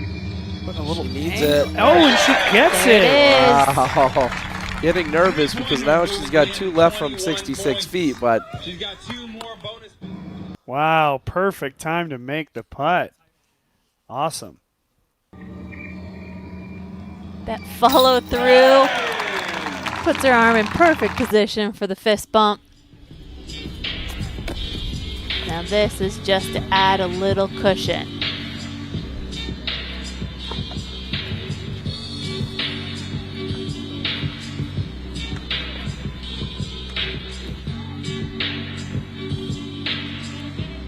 Boy, no jump putt here, just more of a throw, a toss.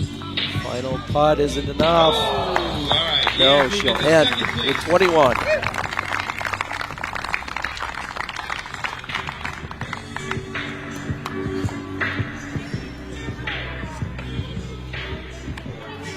Deanne moves into second place, and that will eliminate Kat Murch.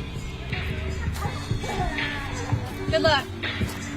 I'll pass it to you. Anyone from 6? Let's go. Good job. Good job. Very good. Morning, get over here. And we've heard a lot about the Linz twins. All right. It'll be exciting to see them competitors putt now, off. 3 to go. Next up, put your hands together for Morgan Linz. As you see there, 2023 PDGA Rookie of the Year, 9th in C2 putting, 15th in C1X putting, and also won the Am World's putting competition.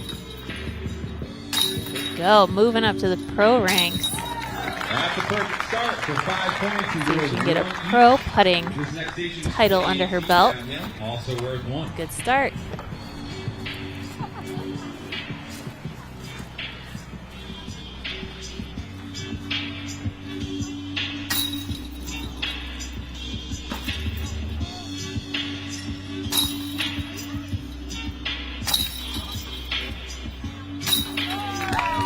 Pretty comfortable. She's got 8 of 10. 8 points total going to the 2-point stations.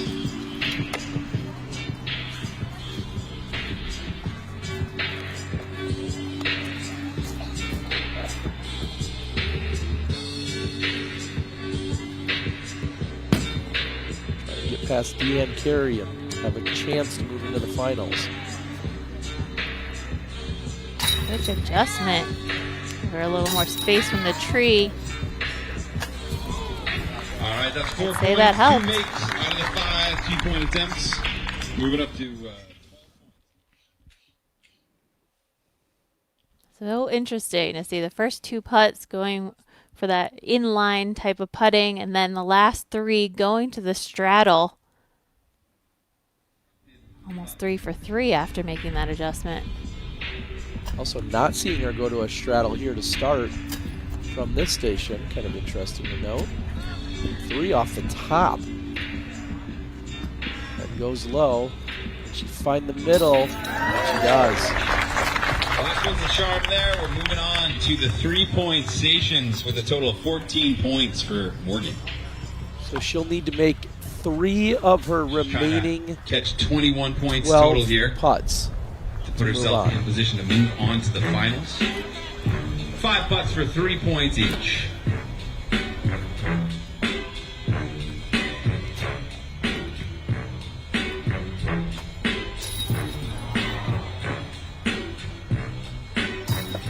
There we go.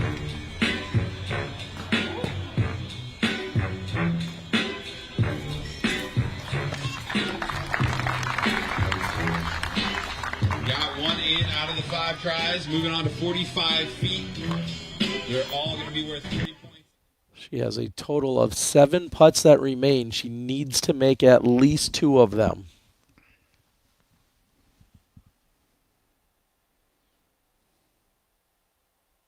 And she has just really been all over the basket.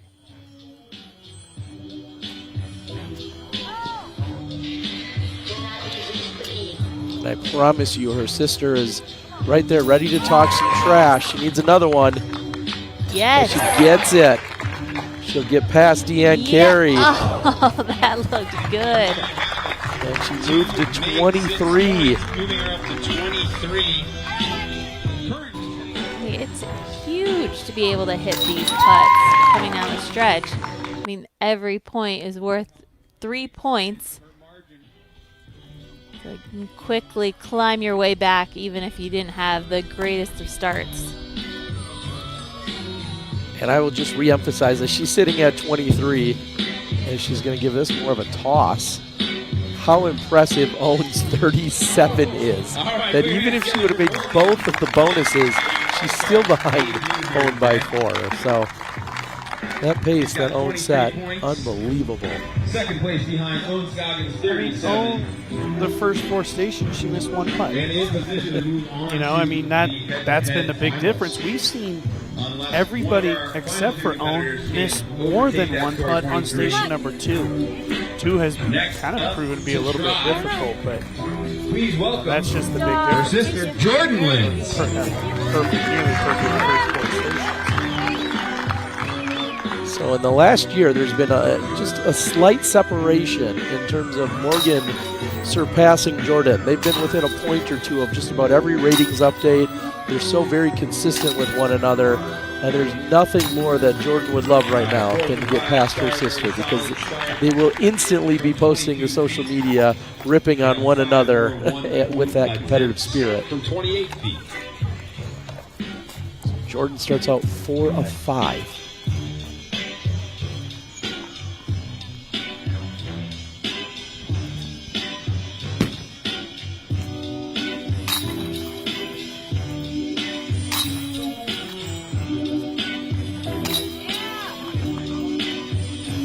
All right, there we go. And another 4 of 5 effort. So matching what her sister did. They were both 8 out of 10 to start. We move to the 2-point stations. This one is at 32 feet, just inside the circle. Obstructed putt, worth 2 points each. Sister made just 2 putts here.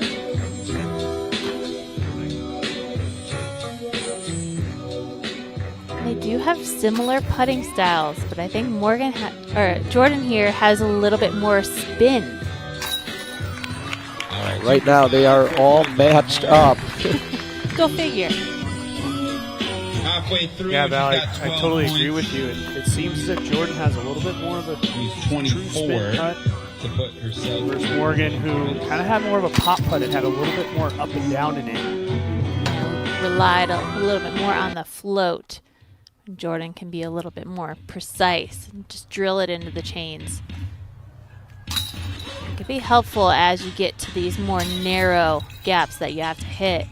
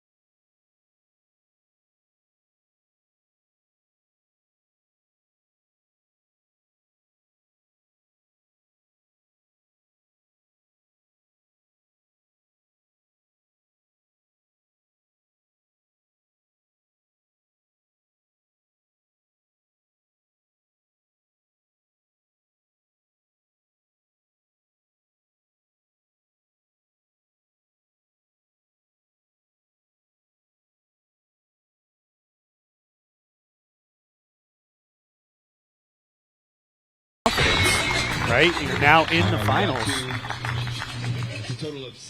And bragging rights. I mean, Yeah. if you can beat Owen in any level of putting, you got to take advantage of it. I like the slight adjustment she made there, going to that little jump. Just able to just pop it through those trees, get it on a real nice line. That was a nice adjustment by Kat. And for Katrina, the farther you get away with her putting style, the higher she would have to putt. Yep. So the jump allows her to get a little bit more power. Now this is what I was alluding to at the top of her round. This is a tough station for her. Just really doesn't suit her putting style, her normal putting stroke, as you're saying. And you saw her struggle mightily there. So that's something to keep in mind as we head into the finals. I thought she would struggle more on station 4, but she did a really nice job at pulling just off the center line, making those putts, and then going to the jump putt in station 5. But man, 6, it's going to come down to, maybe making one of those two. And we'll see here from distance for Kat. If Kat could connect on both of these, she'd actually get past Owen's score. And right now, the best she's looking at is 34. But she'll finish with 29. So Owen Scoggins with 37 and Katrina Allen, her co-finalist, at 29. Scoggins for the championship. We're going to get Brian Earhart out here and see what we can see about this finals matchup between Owen and Katrina. Two veterans in our sport. Not The finals format will be the same. They'll just go around at the the top horn of one more time. our 5 leaderboard putts. here. And putting comes down to confidence. Hey, Kat. Can you battle off the real quick. pressure? And that's what these veterans do best. That's why they are the best of the field. Scoggins with a scorching 37, Katrina 29. Brian Earhart is with them both. Let's hear from him now.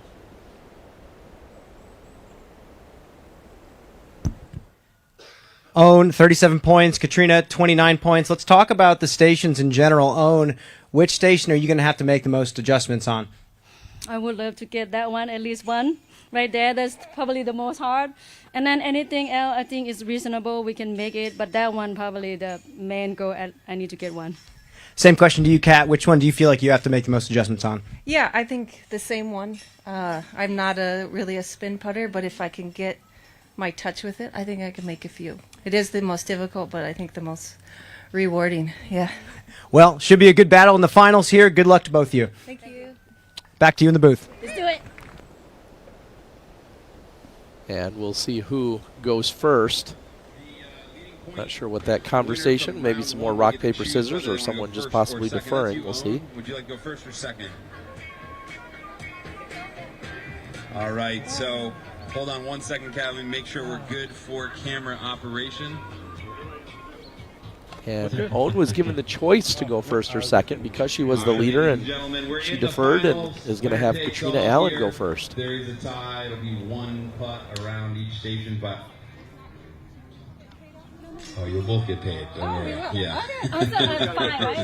But 5 at each station. We're just going to rerun exactly what we just did. First up, give it up for Katrina. So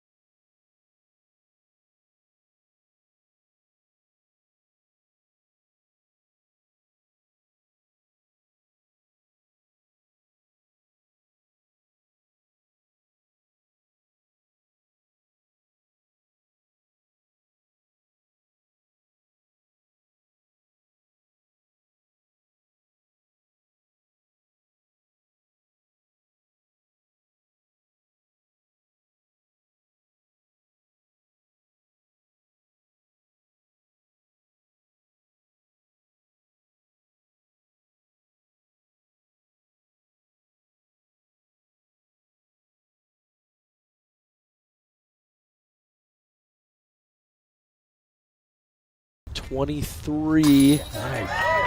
And picks up 3 more. Drop there. That's 6 points to the station, moving her total to 29.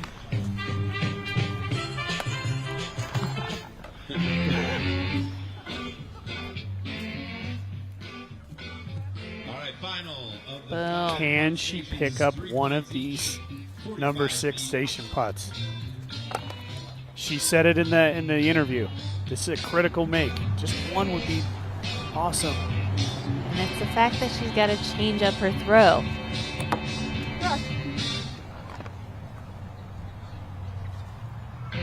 Yeah, this is more of an actual toss for her as opposed to a putt. That one just off the mark.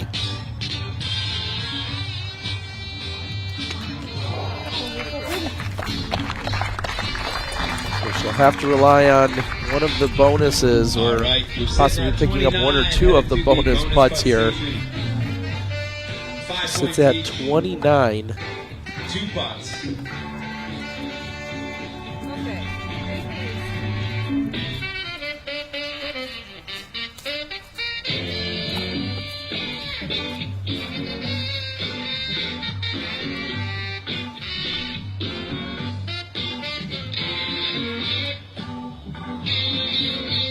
Can she get to 34?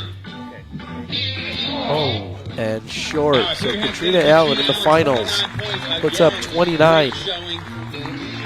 I would say that's a pretty good score. Obviously, she would have liked to have made that one of those from station number 6. She was so close on one of those putts. But, you know, again, Owen has not putted in about a half hour.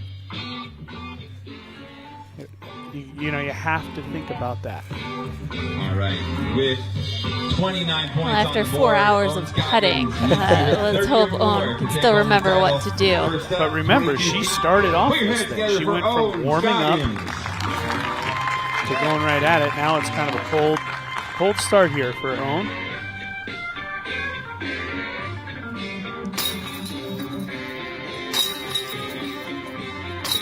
All right, she's warmed up.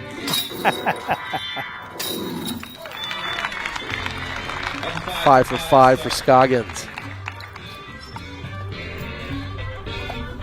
Move to station 2, 1 point each. 28 feet. Down in.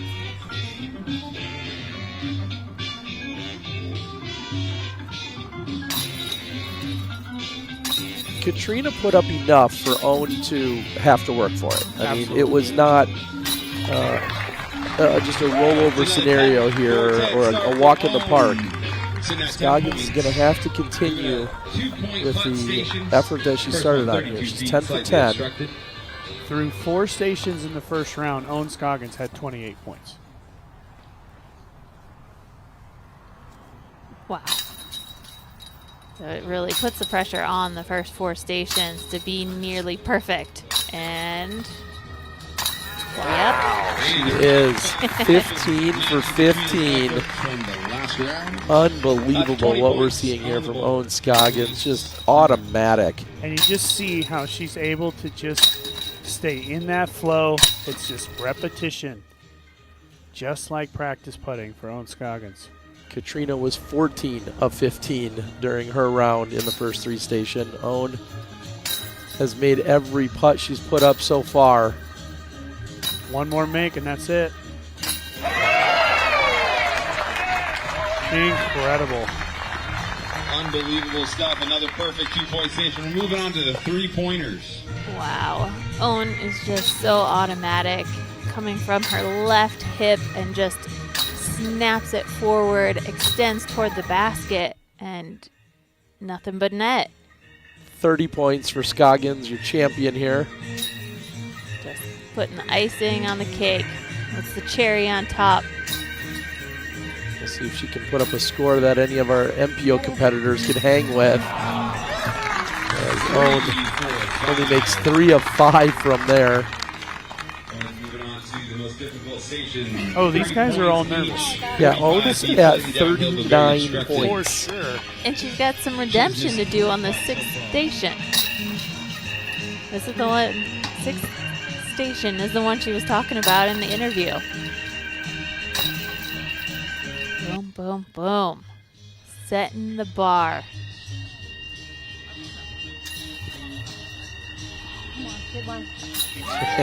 And the fact she doesn't have to change up her putting style is a huge advantage on this one. Some more metal. She did pick up one from there.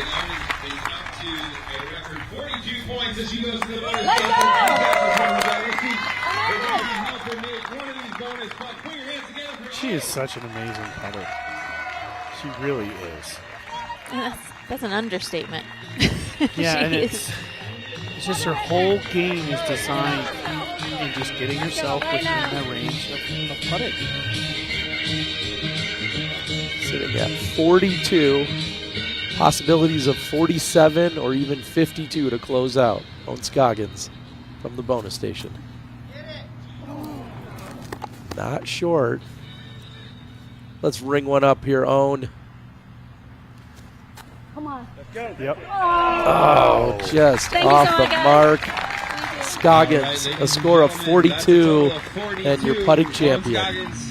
Putting a record on the board, 42 points. She is your champion. Give it When up. she released that second putt, I thought, oh boy, that's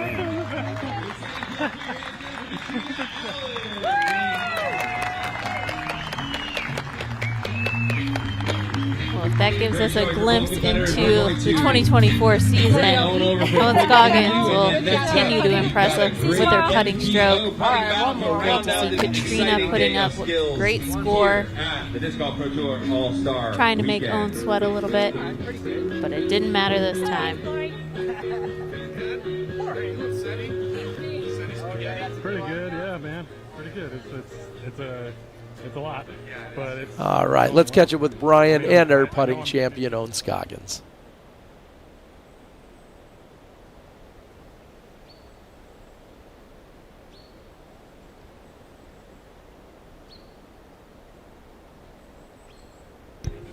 Ohn, 42 points. Not too shabby. Not too bad.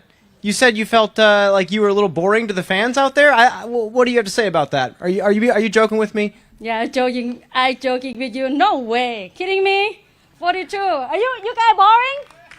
Hey, no. I'm very happy, and man, those lady would make me handshaking. I'm like want to crunch my teeth, because it's different when you just play and putt, and then you just have to only putt in front on people, just only putting. It's so different feeling, and it's very nerve-wracking. So I don't know, I mean, me and even the man, I think we're gonna feel the same. Ohn, congratulations. We'll see you out there this weekend. Yeah, thank you. Back to you in the booth.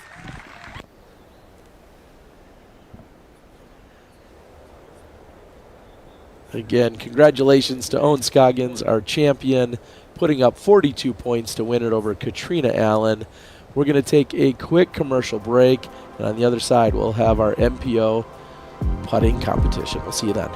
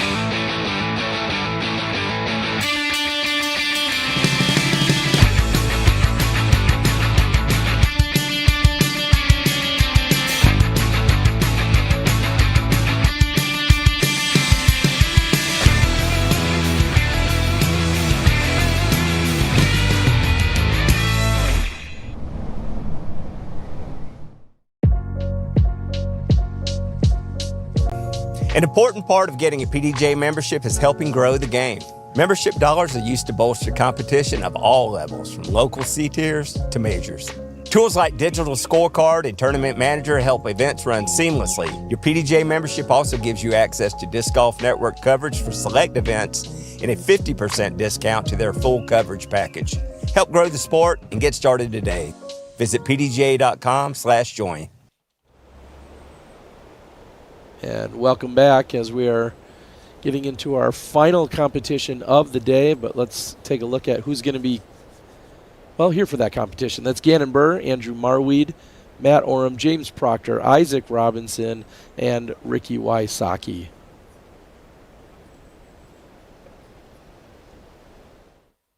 Well, of all those players, Isaac Robinson is definitely the standout alongside Ricky Wysocki. But it was that putting that led him to a world championship last year, as well as several other wins and top finishes. And the Champions Cup as well. That's a moment he'll never forget right there. And Isaac Robinson is down on the green along with Brian Earhart. Let's hear from him. Isaac, reigning world champion. Now we're in the All-Star putting competition. Pretty good group of guys you're putting against, but 42 points from Owen Scoggins. She kind of called you guys out. How do you feel about that score? Well, it's not even going to be. She's going to destroy me. I think I'm going to get 40 maybe on a good day. Well, that's a little disheartening to hear, Isaac. Well, good luck out there, and we're going to send it back to you in the booth. Good luck, man. Thank you. I'm going to need it. Not exactly confident, but certainly recognizing the game that Owen Scoggins brought to the putting competition here. He's selling himself short at 40? I think you always have to have a healthy respect for what you're about to do. But I think Isaac Robinson is a guy that can just, when he starts flowing, that release point is going to be exactly the same.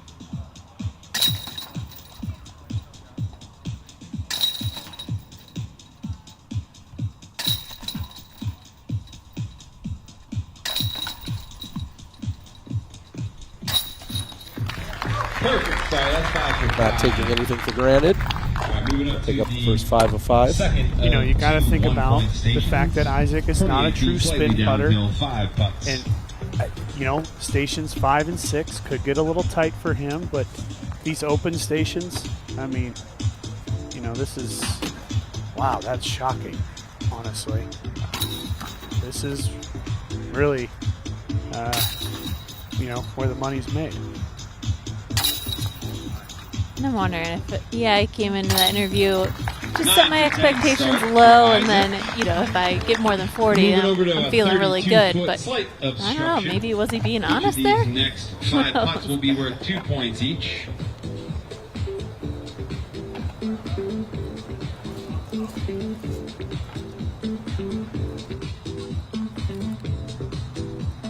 there's some putters. The more distance you give them, the more confident they start feeling. These look smooth.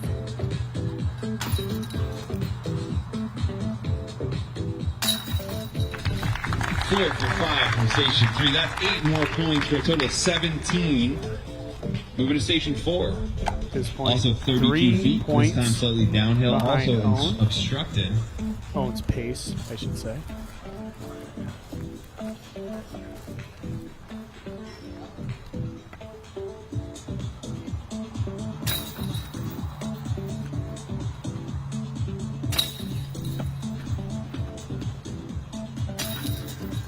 That one did catch.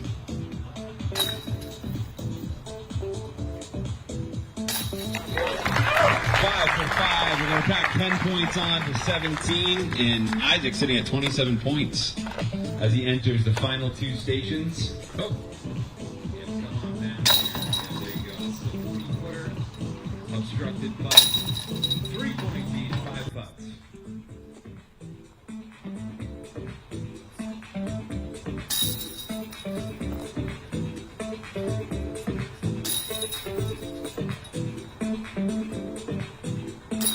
Wow.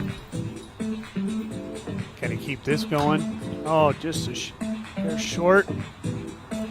Nice. 4 or 5 from that station.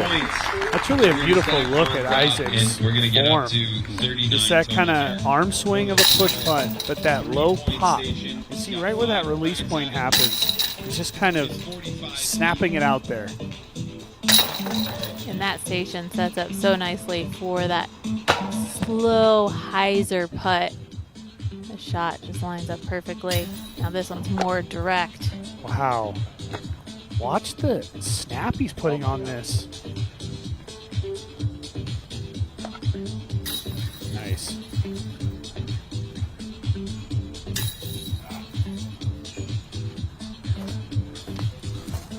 That will tie him with Owen's pace at 42. All right, well, he has officially tied that 42 mark from Owen Scoggins, but he's got 2 bonus putts from 66 feet right on the edge of Circle 2. Try to set the mark for the MPO field here. Give it up for Isaac Robinson as he strides. I would over say for Isaac's 5-point attempts. kind of laid it down for the guys. And that's a pretty good station. That 5th station right there with 12 points. Ah, there we yes. go. Do it again. All right. Officially set a new high bar of our putting competitors. That's just icing on the cake right there. Our first bonus putt make the day. World champion. His name is Ricky Y. Saki.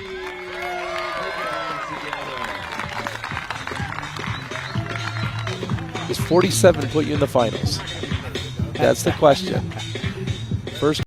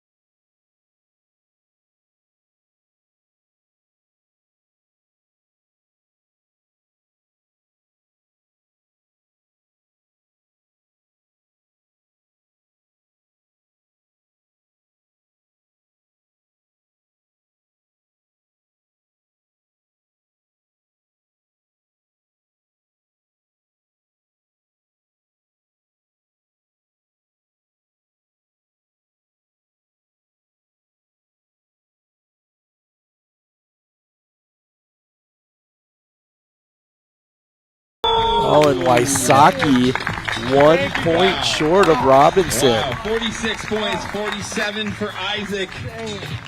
That's a big deal because if any one player surpasses both of them, or at least ties Robinson, Ricky is out. You have thrown down the gauntlet for the putters to come. Great job. One more round of applause for Ricky Wysocki. All right, let's see if this guy can do anything about it. Put your hands together for Gannon Burr.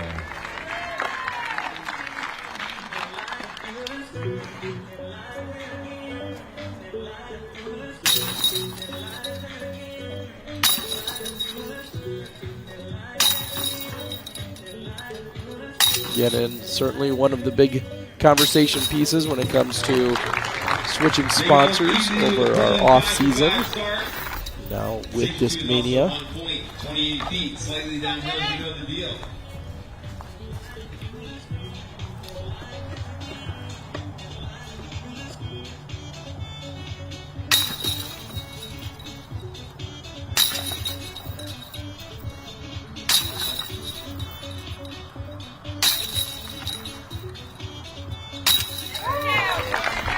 I feel like he hit the same There's another 10 for 10 over start. and over We're moving and on to over. the 2-point stations. Over here. 32 feet just inside the circle, 2 points each, 5 attempts.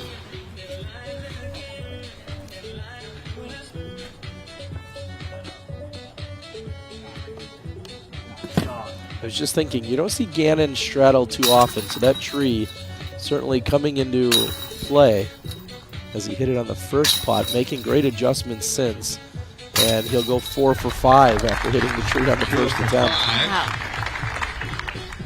Moving his total up to 18 as he goes to the second of the 2-point stations. You'd have to imagine with the 32 feet, sponsorship slightly change, down. there's been 2 even points an each. added, emphasis on practicing at all levels of your game, but putting specifically, getting used to those putters, really wearing them in.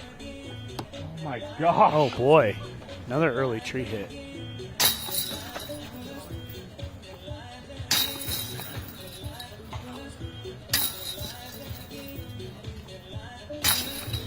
Three for 5. 3 of 5. 6 points on the board there. We are up to 24 points. He's going to have to make Headed some into work the here. 3-point stations. We got a Last 40-footer. 2 stations. Slightly uphill. And Slightly may end up obstructed. still needing 5 both putts, bonus putts. We'll 3 see how it points comes each. down here. Isn't that crazy though? The last 2 stations, hitting the tree with your first putt, and then making the correction and nearly hit every does this single act putt as a after mini? that. Okay. You saw a moment ago almost his reaction when he got to the lie, as if he really doesn't like the angle, and almost puts it in off the tree. Gannon's in trouble.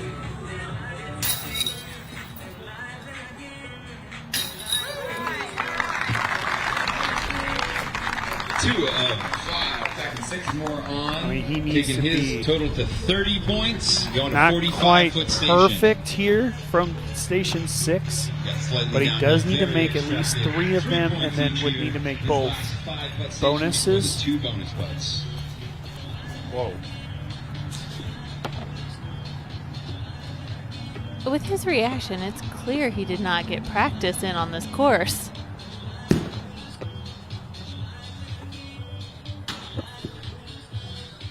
And Gannon's chances at moving on are dwindling. He's going to have to run these out. Those putts are good. Oh, wow. 2 for 5. Getting taken up to 36 points. That means So if he he's were 10 to points convert away on the from final Ricky 2 Wysocki in putts, second place. that He would needs put him in a both tie bonus with putts Wysocki. for a tie. That's why that third make was so critical.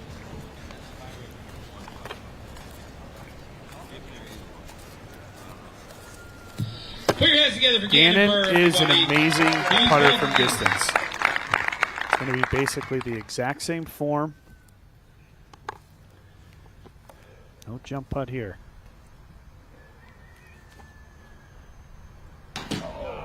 And that is it. Gannon Burr eliminated from the putting competition. Just short. Great showing for Gannon. 36 total points.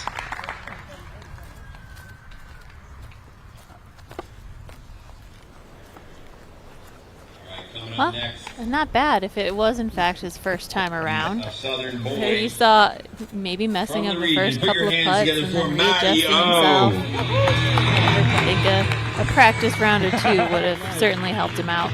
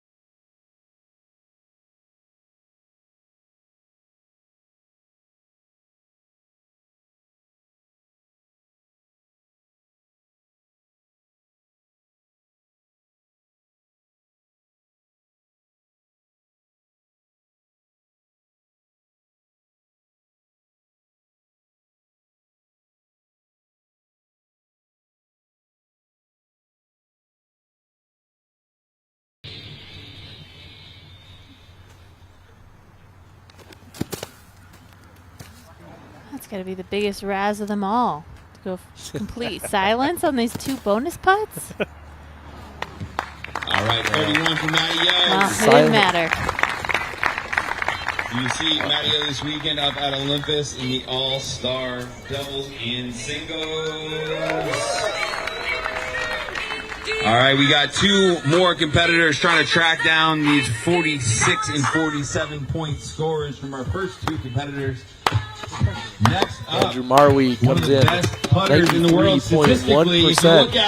C1X putting since we've been able to record C1X putting statistically.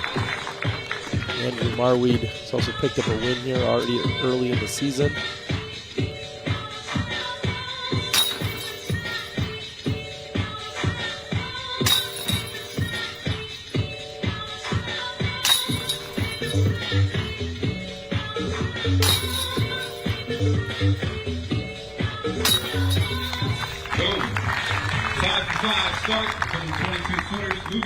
It's such a simple motion from Marwee.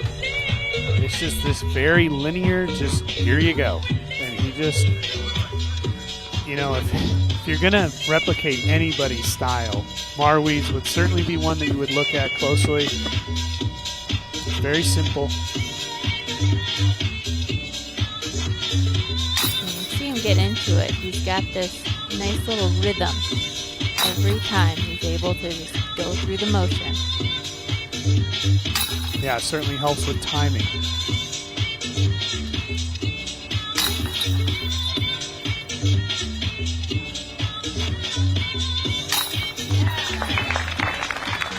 That's 10 for 10. Matching the best start yet.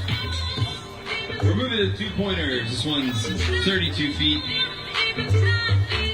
Slightly obstructed, 2 points each.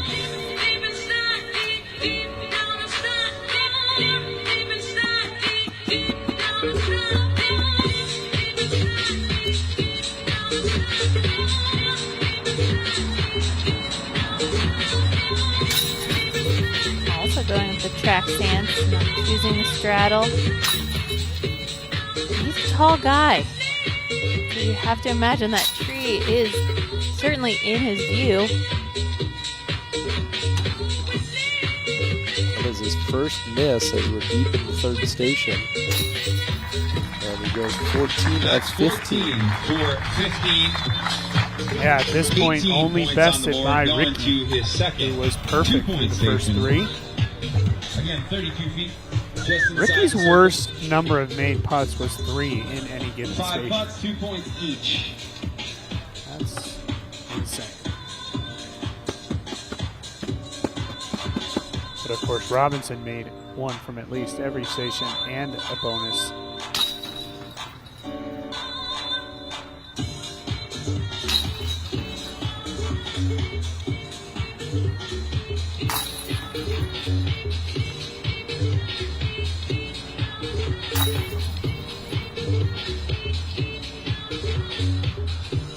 There we go.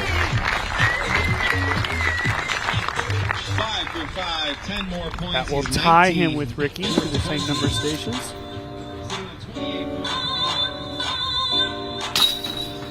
Anything would be bonus from here to get him past Ricky and into the finals.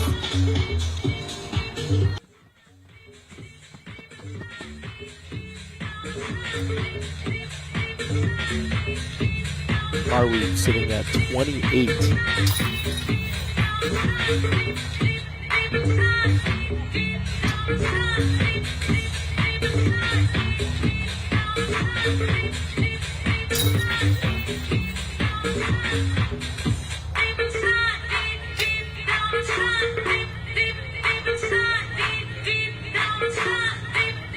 Pauses for a moment and then delivers. He has done that after each one of his misses. He's taken an extra actual rock to sort of recenter himself, and he was able to follow up every miss with a make. So he has not missed twice in a row yet, 45 feet. and matches Ricky there in station number 5. Ricky did go on to make 3 putts in station 6. So if my math is right, he has 8 putts remaining, and he needs to make at least 3 of them. He has 7 putts remaining. Thank you. See, But, yeah. That's why I said if. My Wait, math, if my math wasn't right, it would be 7. I mean, he's eyeing up Robinson here. Wow. Oh, and it just barely dips in. His putt is amazing.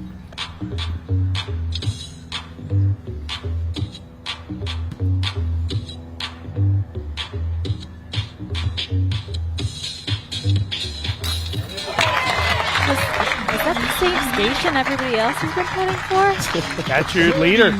And that's the fear for Ricky right there. You know, being surpassed by Marweed. Ricky is out. Impressive putting. One of the most simple motions, up and down, and deliver. Let's see if you can set a new putting contest record here. 66 feet, 2 putts.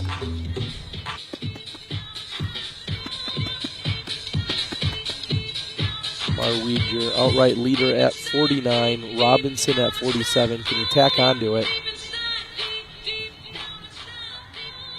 A little practice for his finals as he'll be going up against Isaac. Well, we still have James Proctor. Oh, excuse me. 49 it is. Put your hands together. I'm leaving Proctor out of it. I apologize. It's getting late in the day here, folks. But right now, Proctor has a tall task ahead of him. Now, Proctor is a great putter. He's got that high delivery. He's gonna have to nearly be perfect. That performance from Andrew is through, Marweed but Isaac is on without the bubble. making a Isaac bonus has 47 points, and the man who's trying to knock him out. Put your hands together for James Proctor.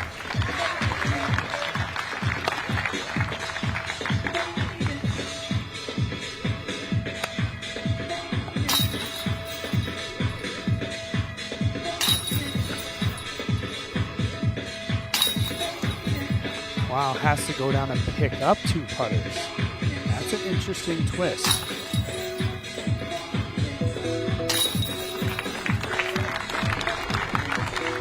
Yeah, I've also been shocked to not see anybody have to reset. 5 for 5 Everybody's in just been station 1. holding all their backup putters in their hand. Moving on to station 2, 1 point each. And he's going to stick with that throughout this contest. I mean, he's going to put 2 on the ground, hold 3 in his hand. And you wonder if that's a comfortability from when he practice putts. He may only practice putt with 3 putters at a time, making him very comfortable at that point. Putting 4 or 5 in his hand could be a little more uncomfortable. Or the risk of dropping one or losing grip Getting a and stroke. then missing your putt. Nice start for Proctor. Perfect start through the first 2 stations. 5 for 5 there. Moving a total up to 10 points. Moving over to the first of 2 2-point stations. 5 putts, 32 feet. I guess you could say he's got nice moves.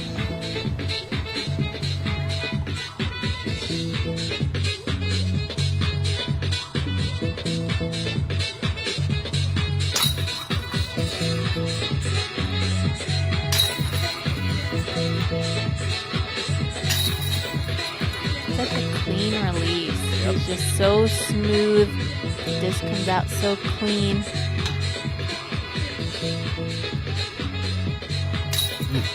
It's that high release.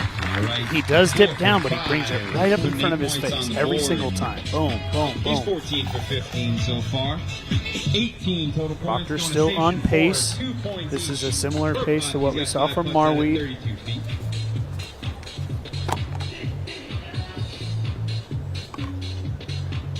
Marweed, we want to be perfect here in Station 4.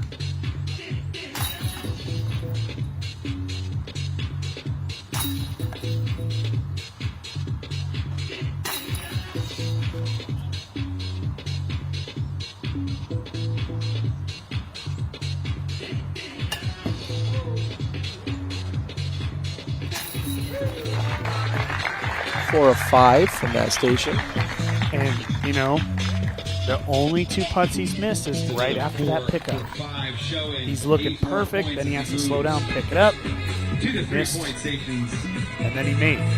He did that both times. 26 total points. Each one of these worth 3.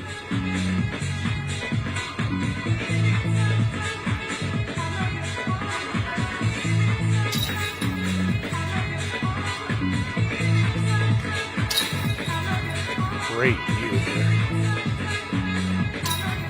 Great view.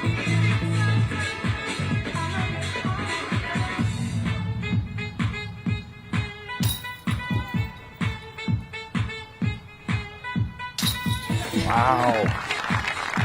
He's done that exact same thing in the last 3 stations, but in Station 5, that he does get 3 more points than Marweed had.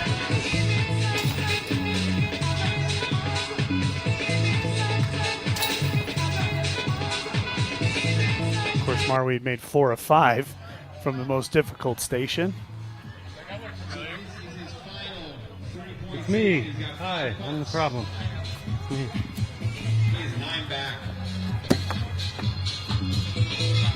If he were to convert with just 3 of his remaining 7 putts, he would be in a tie with Robinson. 1. Looking dialed in from here. Don't forget about James Proctor, ladies and gentlemen. Terry Miller. James is looking good. Just 1 more putt, and that almost does it. Can he get past Robinson? Wow. And he does. James Proctor moving into the finals. He has only missed a putt after picking up. That's the only thing. He is at 50 points. Amazing. Did that 4 stations in a row. And James Proctor at 50 points.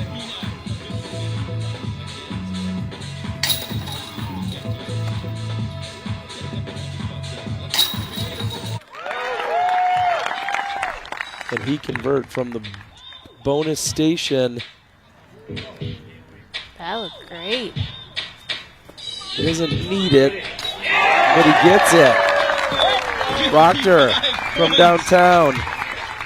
And they said it couldn't be done. Miracles can happen. All right. 55 points. James Proctor knocking out defending world champion Isaac Robinson, who was wondering what just happened. 55 points for James Proctor. He's going against Andrew Marweed in the finals. Let's hear from these 2 unbelievable putters who just put on quite the performance. Gonna kick it to Brian Earhart.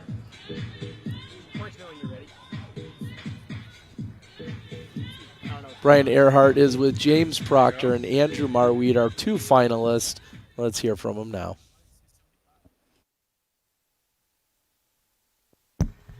Got the 2 finalists here, Marweed, Proctor. James, 55 points with a bonus at the end. Not too shabby. What do you think? Felt good. You know, I think I missed 1 per station for the last couple. And, yeah, once the first one went in, just tried to repeat it. And, yeah, it was fun. Andrew, 49, not too bad. You're trailing going into the finals. You guys obviously are all square in the finals. But what do you think about his score of 55? Do you feel like you can hit that? Yeah, I think it was a pretty good round 1 score, good enough to get top 2. So I think close to that score is going to take it down for this next round. So good luck to him as well.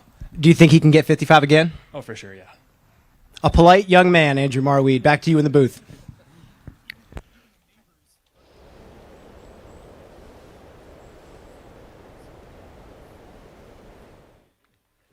And, wow. I'm not sure that they bought the first wave of tickets here for the Pro Tour, but seems like front row action. I mean, I'd love to see the security guard kick them out. We're down here in Brooksville, Florida for the weekend. We're here all weekend, and next weekend we'll be kicking off the season with a Chess.com Invitational. Right up the road for doubles of All-Star Weekend. But here we are. The final battle here at Skills Weekend. Put your hands together for James Proctor. I like that Proctor picked to go first. Keep that flow. Of course, he misses the first one. Jeez.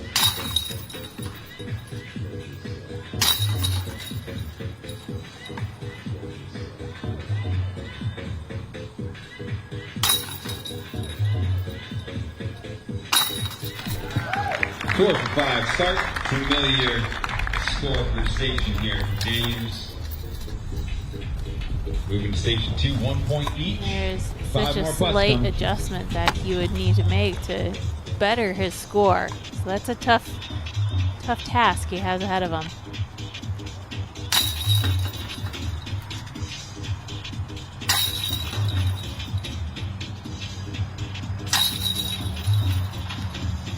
Yeah, if you go through this track, we'll say you get 5 attempts at it, and you said, hey, you can go through 5 times, or we'll just give you a score of 55 and you have to take it. I think you're taking the 55 every time. 9 points on the I don't board. think you're too bad with that First of whatsoever. his 2-point stations. Down here to the Easy to get turned around. 32-footer, 2 points each. You do it 20 times. Makes sense.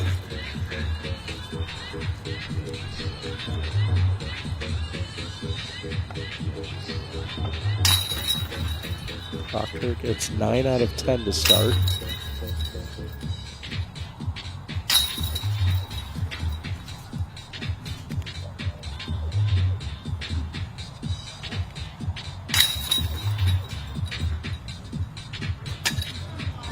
Four for 5 from station 3, putting 8 more points on the board, moving the total to 17 through 3. Going up to another 32-foot station, slightly obstructed, Missed slightly putt downhill. 5 difference points from his 5 first putts, round through. 2 points each.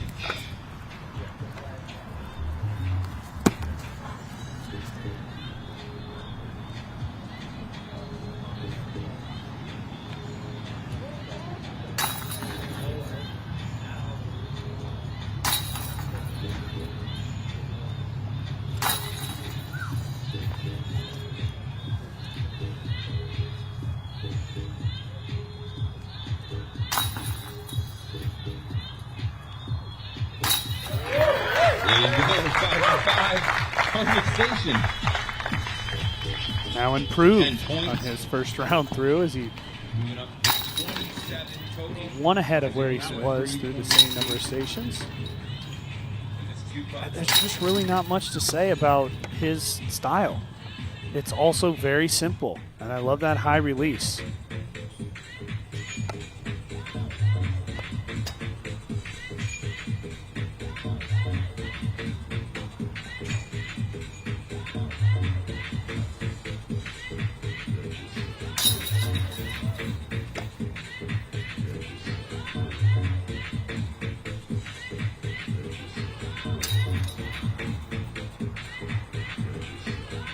Stall in momentum here for Proctor.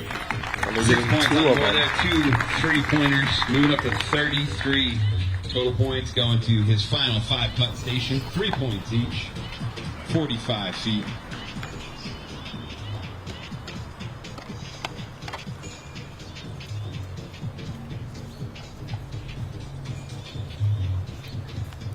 Just gives Marweed a little breathing room on his round through to see the opportunity for a mistake or two and still a chance to win.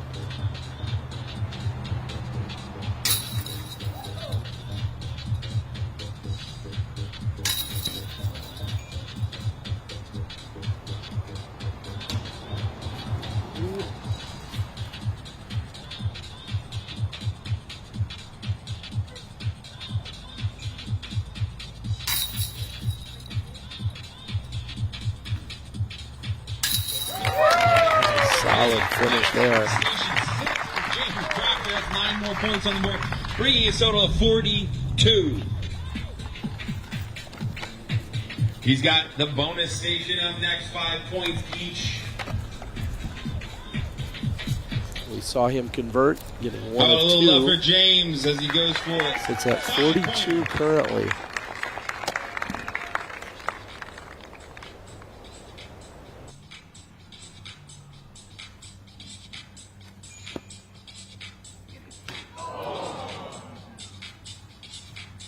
I think he needs this. Nope.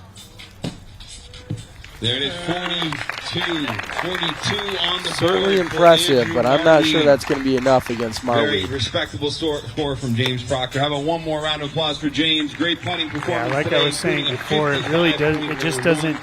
But it's 42 It doesn't on put the that board. heavy pressure Here onto for one of Marweed. the Marweed knows he can miss a statistically few putts here and there. accomplished players of our generation. If Put your Marweed hands can together stay for Andrew clean through the first Marweed. 4 stations, that puts him at 30, and then he knows he needs just 12 more to to take it down. 13 more, I should say.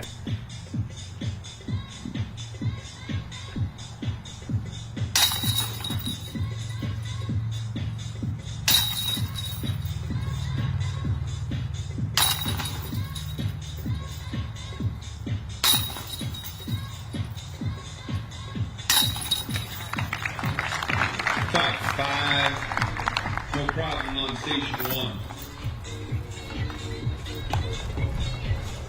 Moving on to station 2, 5 putts, 1 point apiece. I have to imagine that even though he knows 42 is the score to beat, he knows that 55 is really the score to beat. Yeah. Can he walk away being the best putter of the day?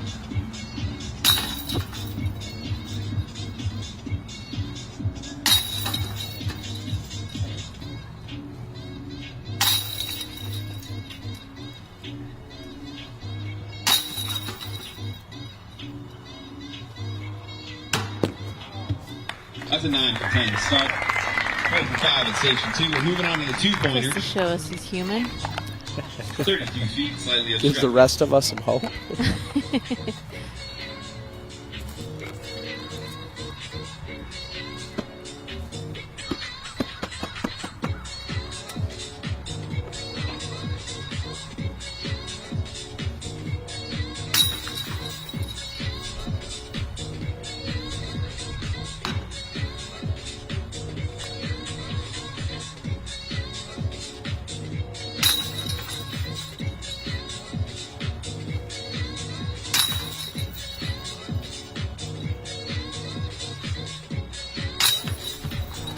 His release had to bring his hand so close to that tree to make sure that he was still 17 online. on the board for Andrew, going to the So, second.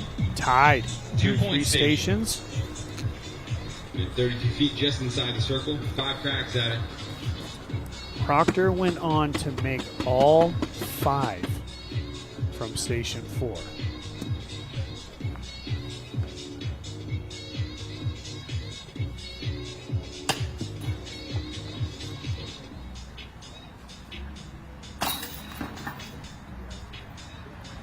A little shaky here to start.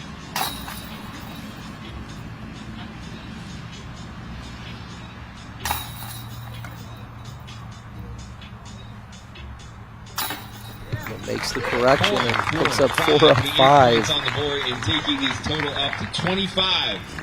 So Going it'll into have the to be a 3-point comeback stations. victory for Reminder, he's Marweed chasing with the down last 42 2 points, stations. sitting at 25. Proctor Each of made these 5 putts, of 3 points the apiece. 10 They'll have 5 putts cracks available at in it. these final 2 stations. They're all worth 3 points. At this point, Marweed needs to at least match that and leave it up to a bonus, or just make 6 of them.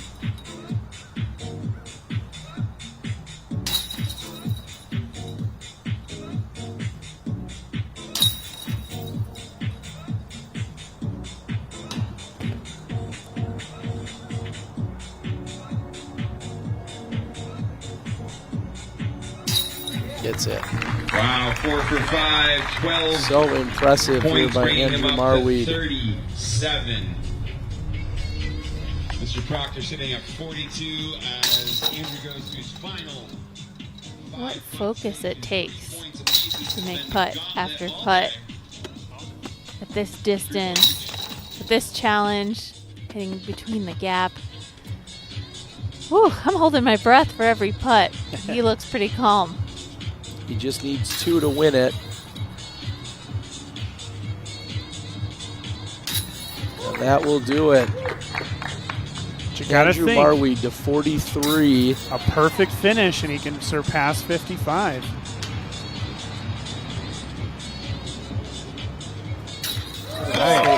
Bringing to 49. He's at 49, so he'd need to get both to have the highest score of the day. Points with a 4 for 5 showing at the hardest station. Really earning this victory. That was the putt that did it. As he goes to the bonus station, trying to take down Andrew Marweed 55 high score. currently with 49 points. Just 2 putts remain.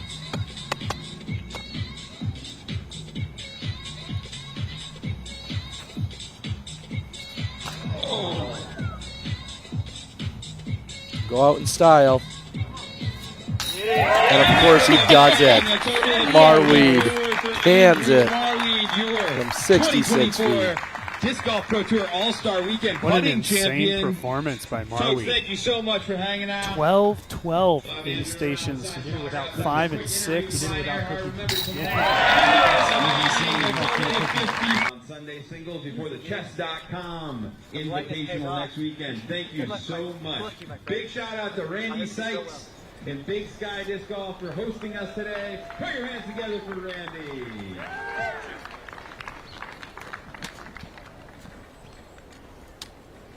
Marweed with 54 points.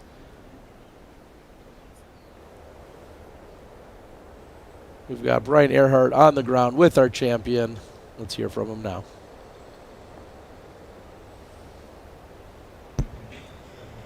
Andrew, you dropped another hot round there. Champion of the 2024 putting competition here at All-Star Weekend.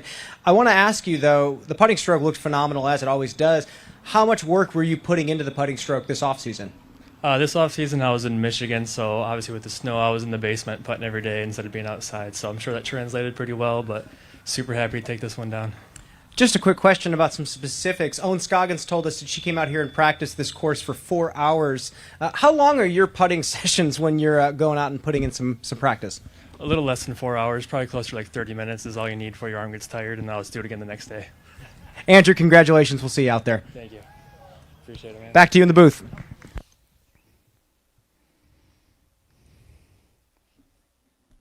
So impressive what we saw there from Andrew Marweed, as we're also taking a look at the overview here at out at the Olympus course, one of the signature holes that we'll be seeing tomorrow and the rest of the weekend.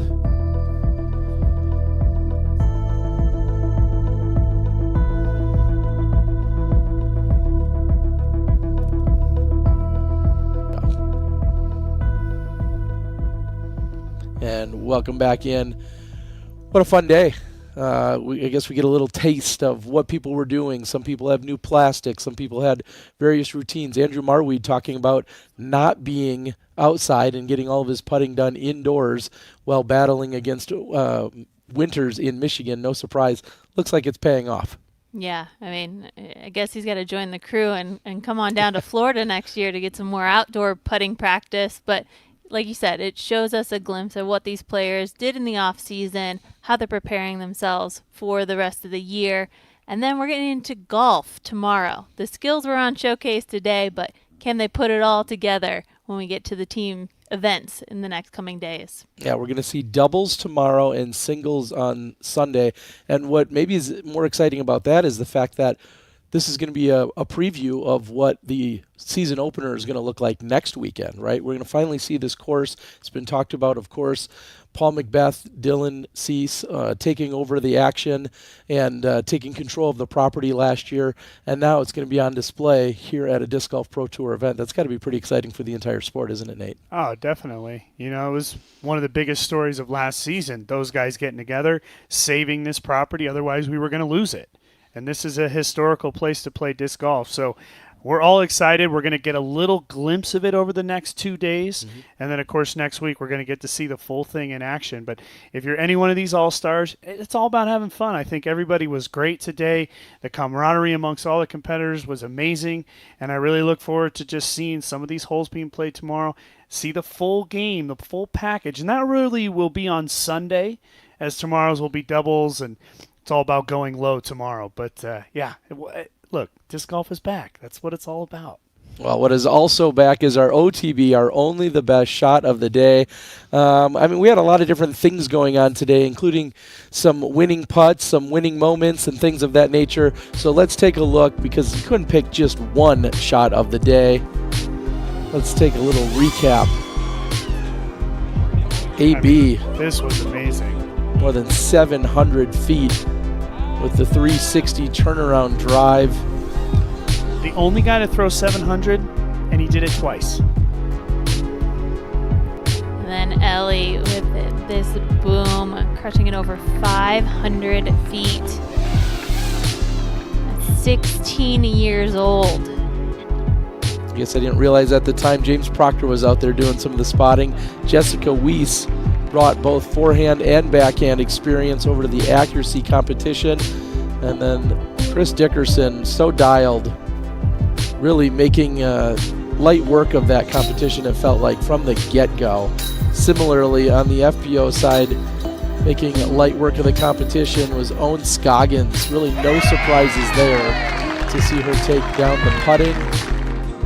And to close it out, Andrew Marweed, our best C1X putter that we've seen since keeping C1X stats. And Marweed, your champion on the MPO side in the putting competition. Take a quick look at our broadcast time for the rest of the weekend, because we're going to have all the action right here on Disc Golf Network. Tomorrow, doubles. The FPO kicks off at 9:30 Eastern, and then we'll have the MPO action at 2:30 Eastern, all coming to you guys from the Olympus course. For day one, in terms of our skills competition, Nate Doss along with Valerie Jenkins and Brian Earhart out in the field. I'm Terry Miller. We'll see you guys tomorrow for doubles in Brooksville.